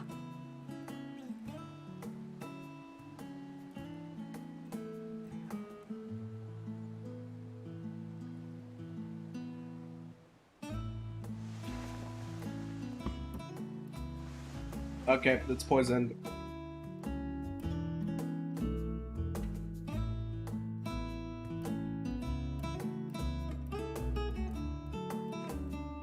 Uh-oh. The adults are getting drunk.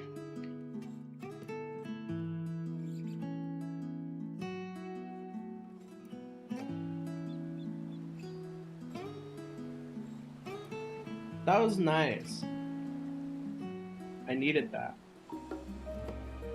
I know what I will do after. Continue adventuring. I say, Satsuka, when the sepulchrum that standeth beside thee, I see falsely, but your stroller and Dankford moments ago employed the safe self-doubling magic. Alright then, keep thy secrets. You can always count on your friends to help you maintain your perspective. A pretty mind always take perverse pleasure in it. I like to think I give as good as I get. I fare better with the occasional assist from a consummate nodder. It was all in good fun, and I wouldn't have it any other way. Leaving so soon? I suppose it's for the best if you'd rather not explore the bottom of a barrel with Urianger. I dare say the others would welcome a company as well, if you can find them, that is. In any case, as long as you make the most of your time, then that is all that matters.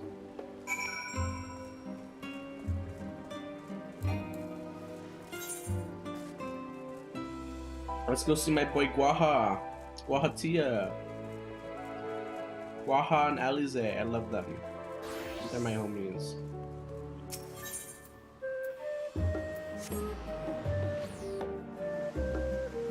I think after this quest, Endwalker,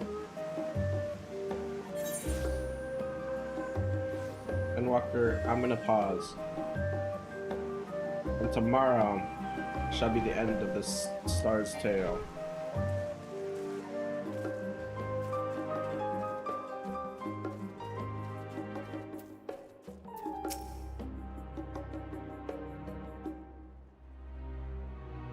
Ah, Satsuka, I've come to the studio in order to study the ways of the pudding. Alas, my creations don't jiggle as they should just yet, but I persevere.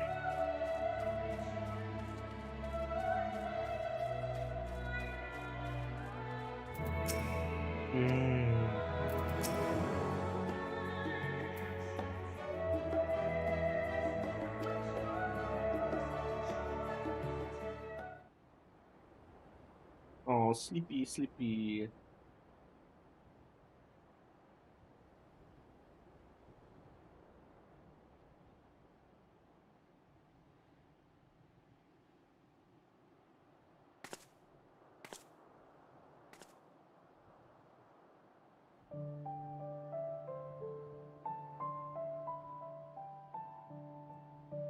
I shall sleep with them.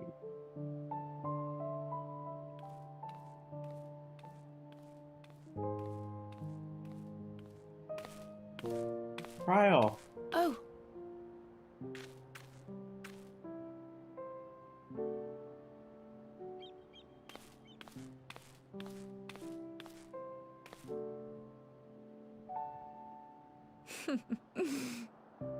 Knowing them, they're probably dreaming about the celestial adventures to come.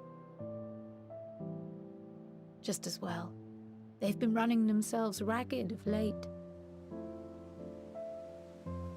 Unlike you and the others, I'm a few steps removed from the danger and excitement. The things you all get up to never fail to impress me. But by the same token, I can't help but worry. Yeah, I'm Not really only worried for your though. safety, but for your happiness. After everything you've sacrificed, you earned it 1,000 times over.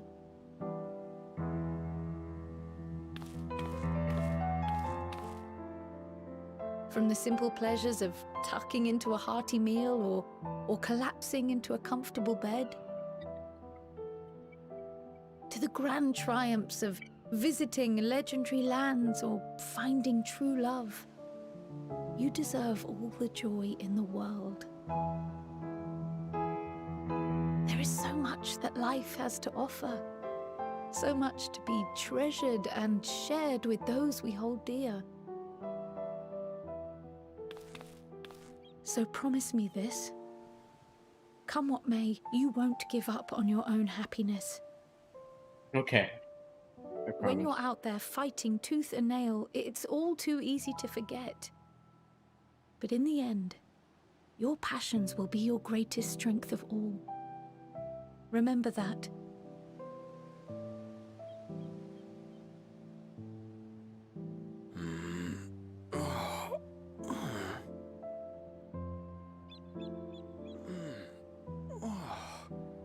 This feels familiar. Morning. Well, 'tis good to be awake. Wait. What am I? Gods, don't tell me I fell asleep. Not that there's any shame in it, but you were sleeping like babies. Oh, how embarrassing. Well, I don't see an issue with that.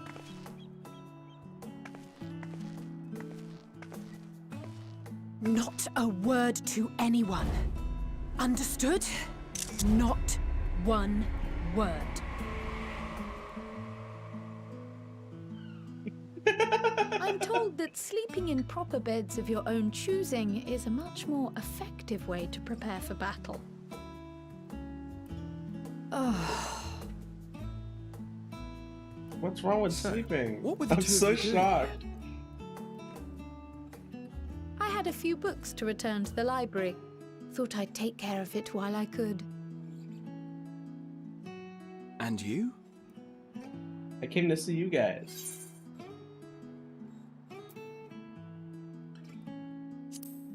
Just enjoying a little peace and quiet.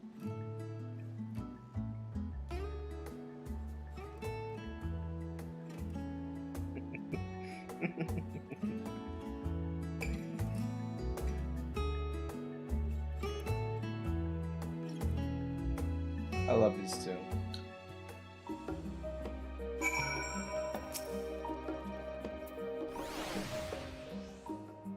That's enough reading for one day. As we don't know how long we'll be away, I'll best return these books before we depart.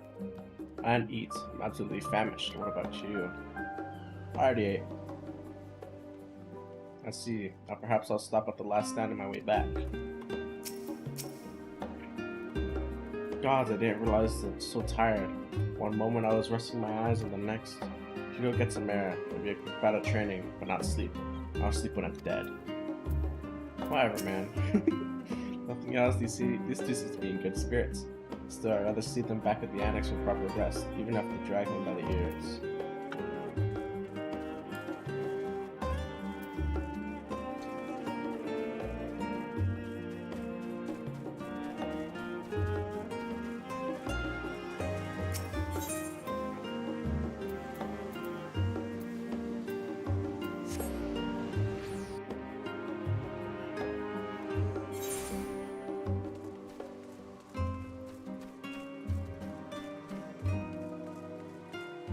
Oh my god. Wow. Surely this is the first time you've seen me without my armor. It isn't. I've seen you without, like, twice already.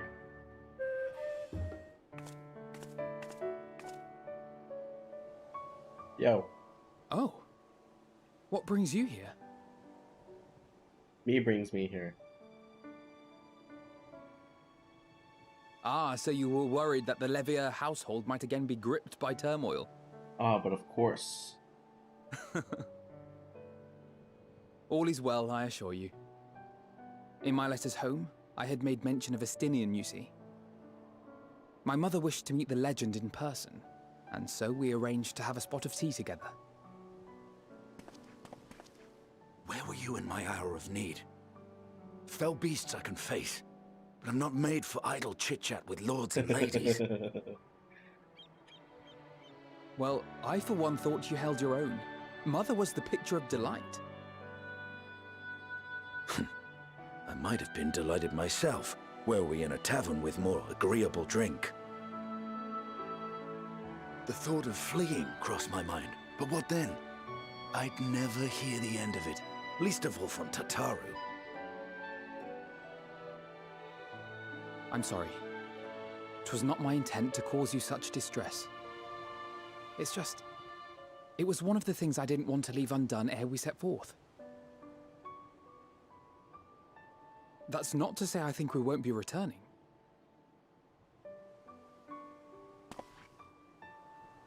Yet, given what lies ahead, I did not wish to leave for later that which I could do today.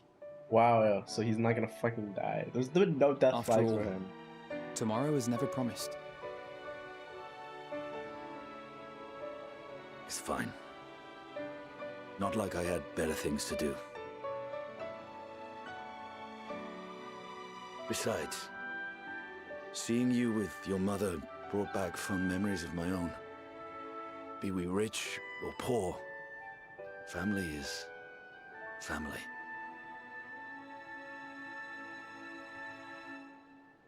Well, it's past time we were on our way.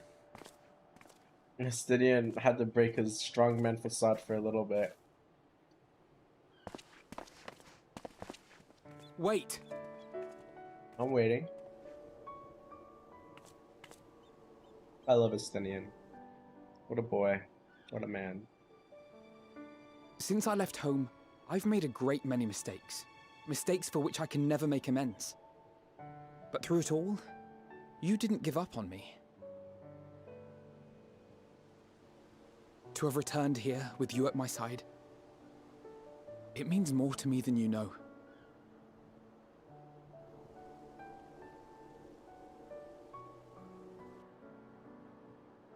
Thank you. From the bottom of my heart.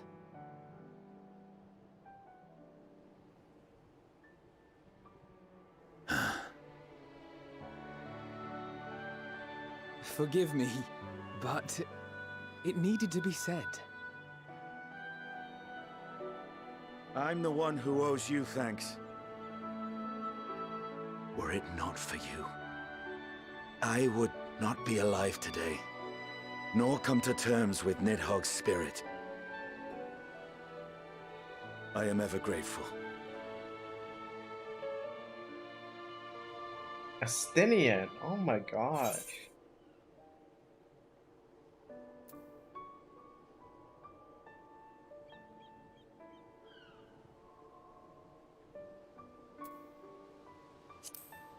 I suppose I ought to thank you both as well. You guys are great. You're the guys, you are two of the reason why I care so much. Well, we needn't make it a competition. You know, this must be what Hydaelyn meant when she spoke about depending on one another. However treacherous the road before us, together we will prevail.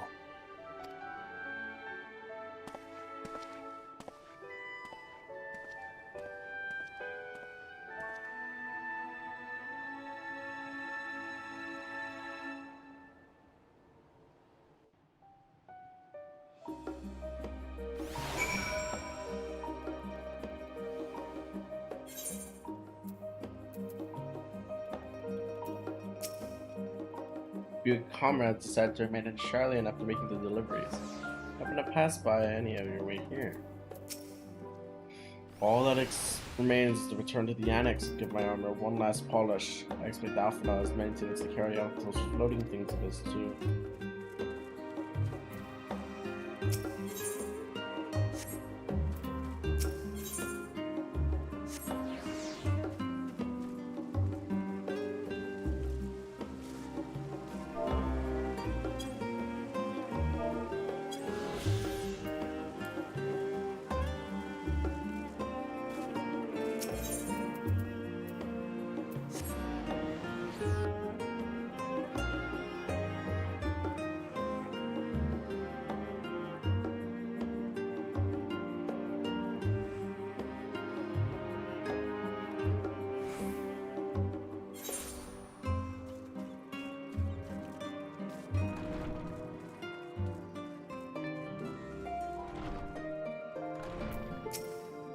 Welcome back. Return to catch it few final winks before embarking on your mission, I presume. You happy to know that your chambers have been cleaned and fresh items laid out. And you enjoy the sweetest dreams on this final night before the big day.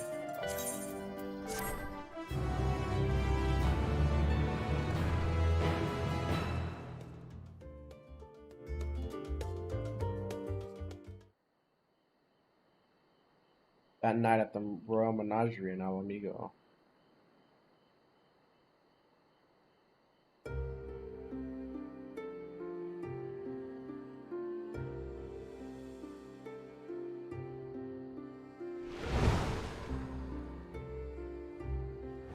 Xenos. What do you want?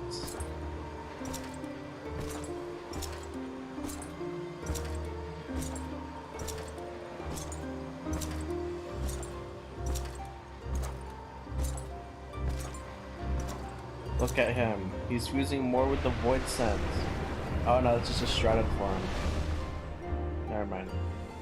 That's just shrouded. You will never get what you want. Not even the battle you pine for so dearly.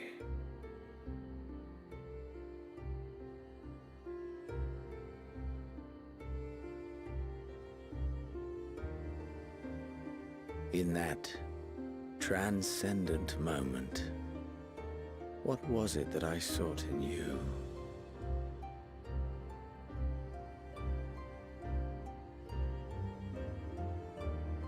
And what was it that you sought in me?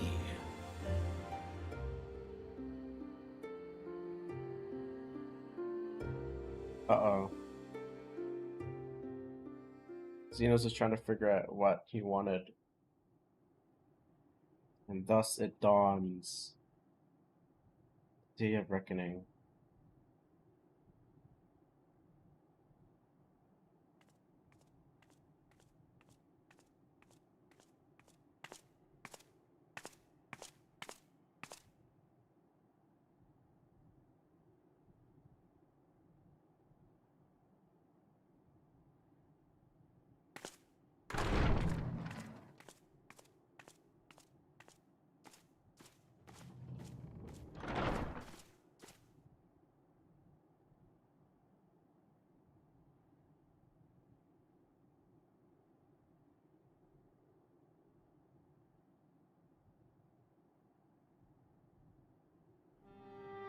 How often have we thus assembled?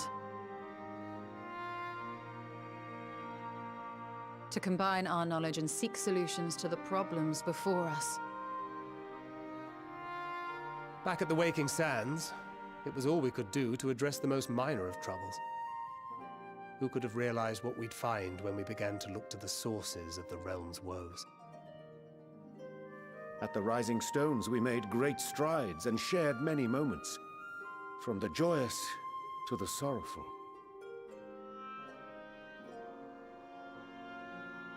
We've had occasion to call other places home too. Be it Ishgard or Kugane, we were fortunate to find sanctuary wherein we might take stock and continue our fight.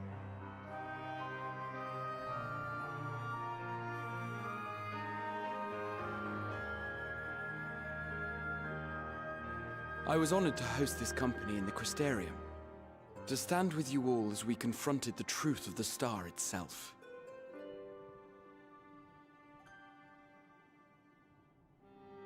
And now from this place, we go to fight the most important battle of all.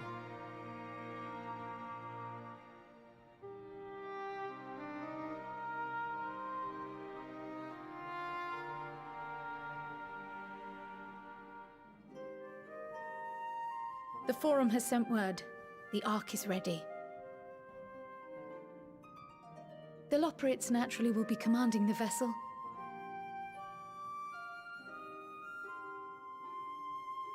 They will see the 8 of you to Ultima Thule.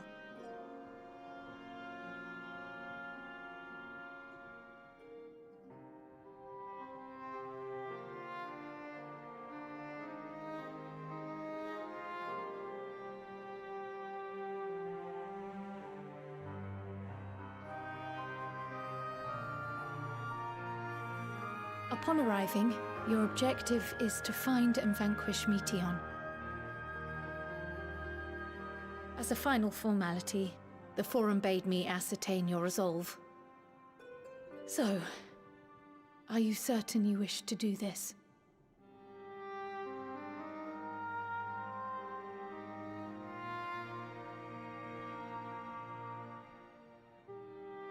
We are.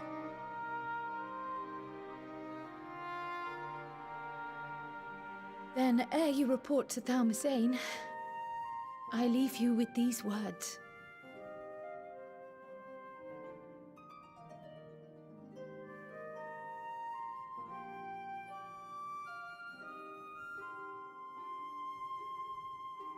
You must triumph.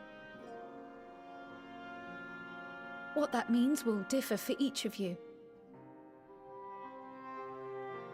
To make it back home, or to simply avert doom, or perhaps something else altogether. Yet whatever it is that drives you, I have faith in its power to see you through. So please, triumph.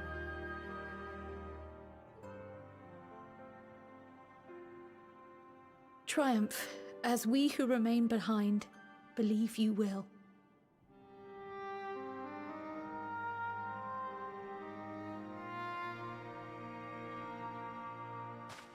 Let us be off then.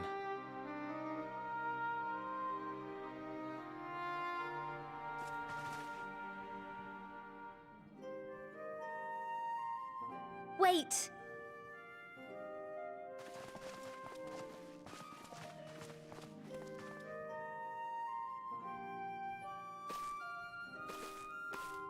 Both Kryle and I will be there to see you off, but as your receptionist, I feel I need to say this here.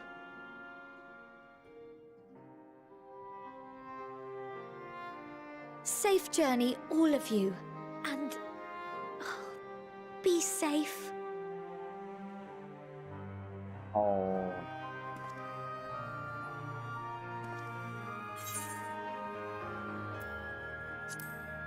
Count on it.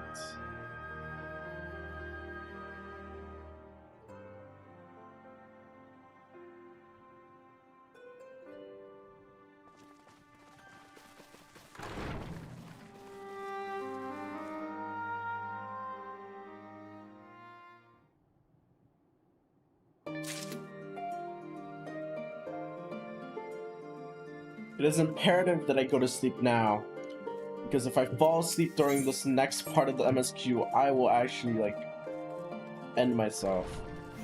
So, in order for me to actually not fall asleep, I will go to sleep right now. Tomorrow, the finale of Endwalker. It shall be thus. I will see you all soon.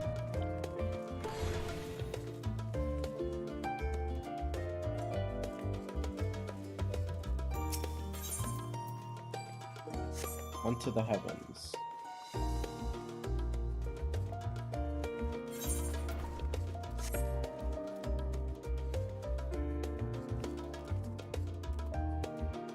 I will be back.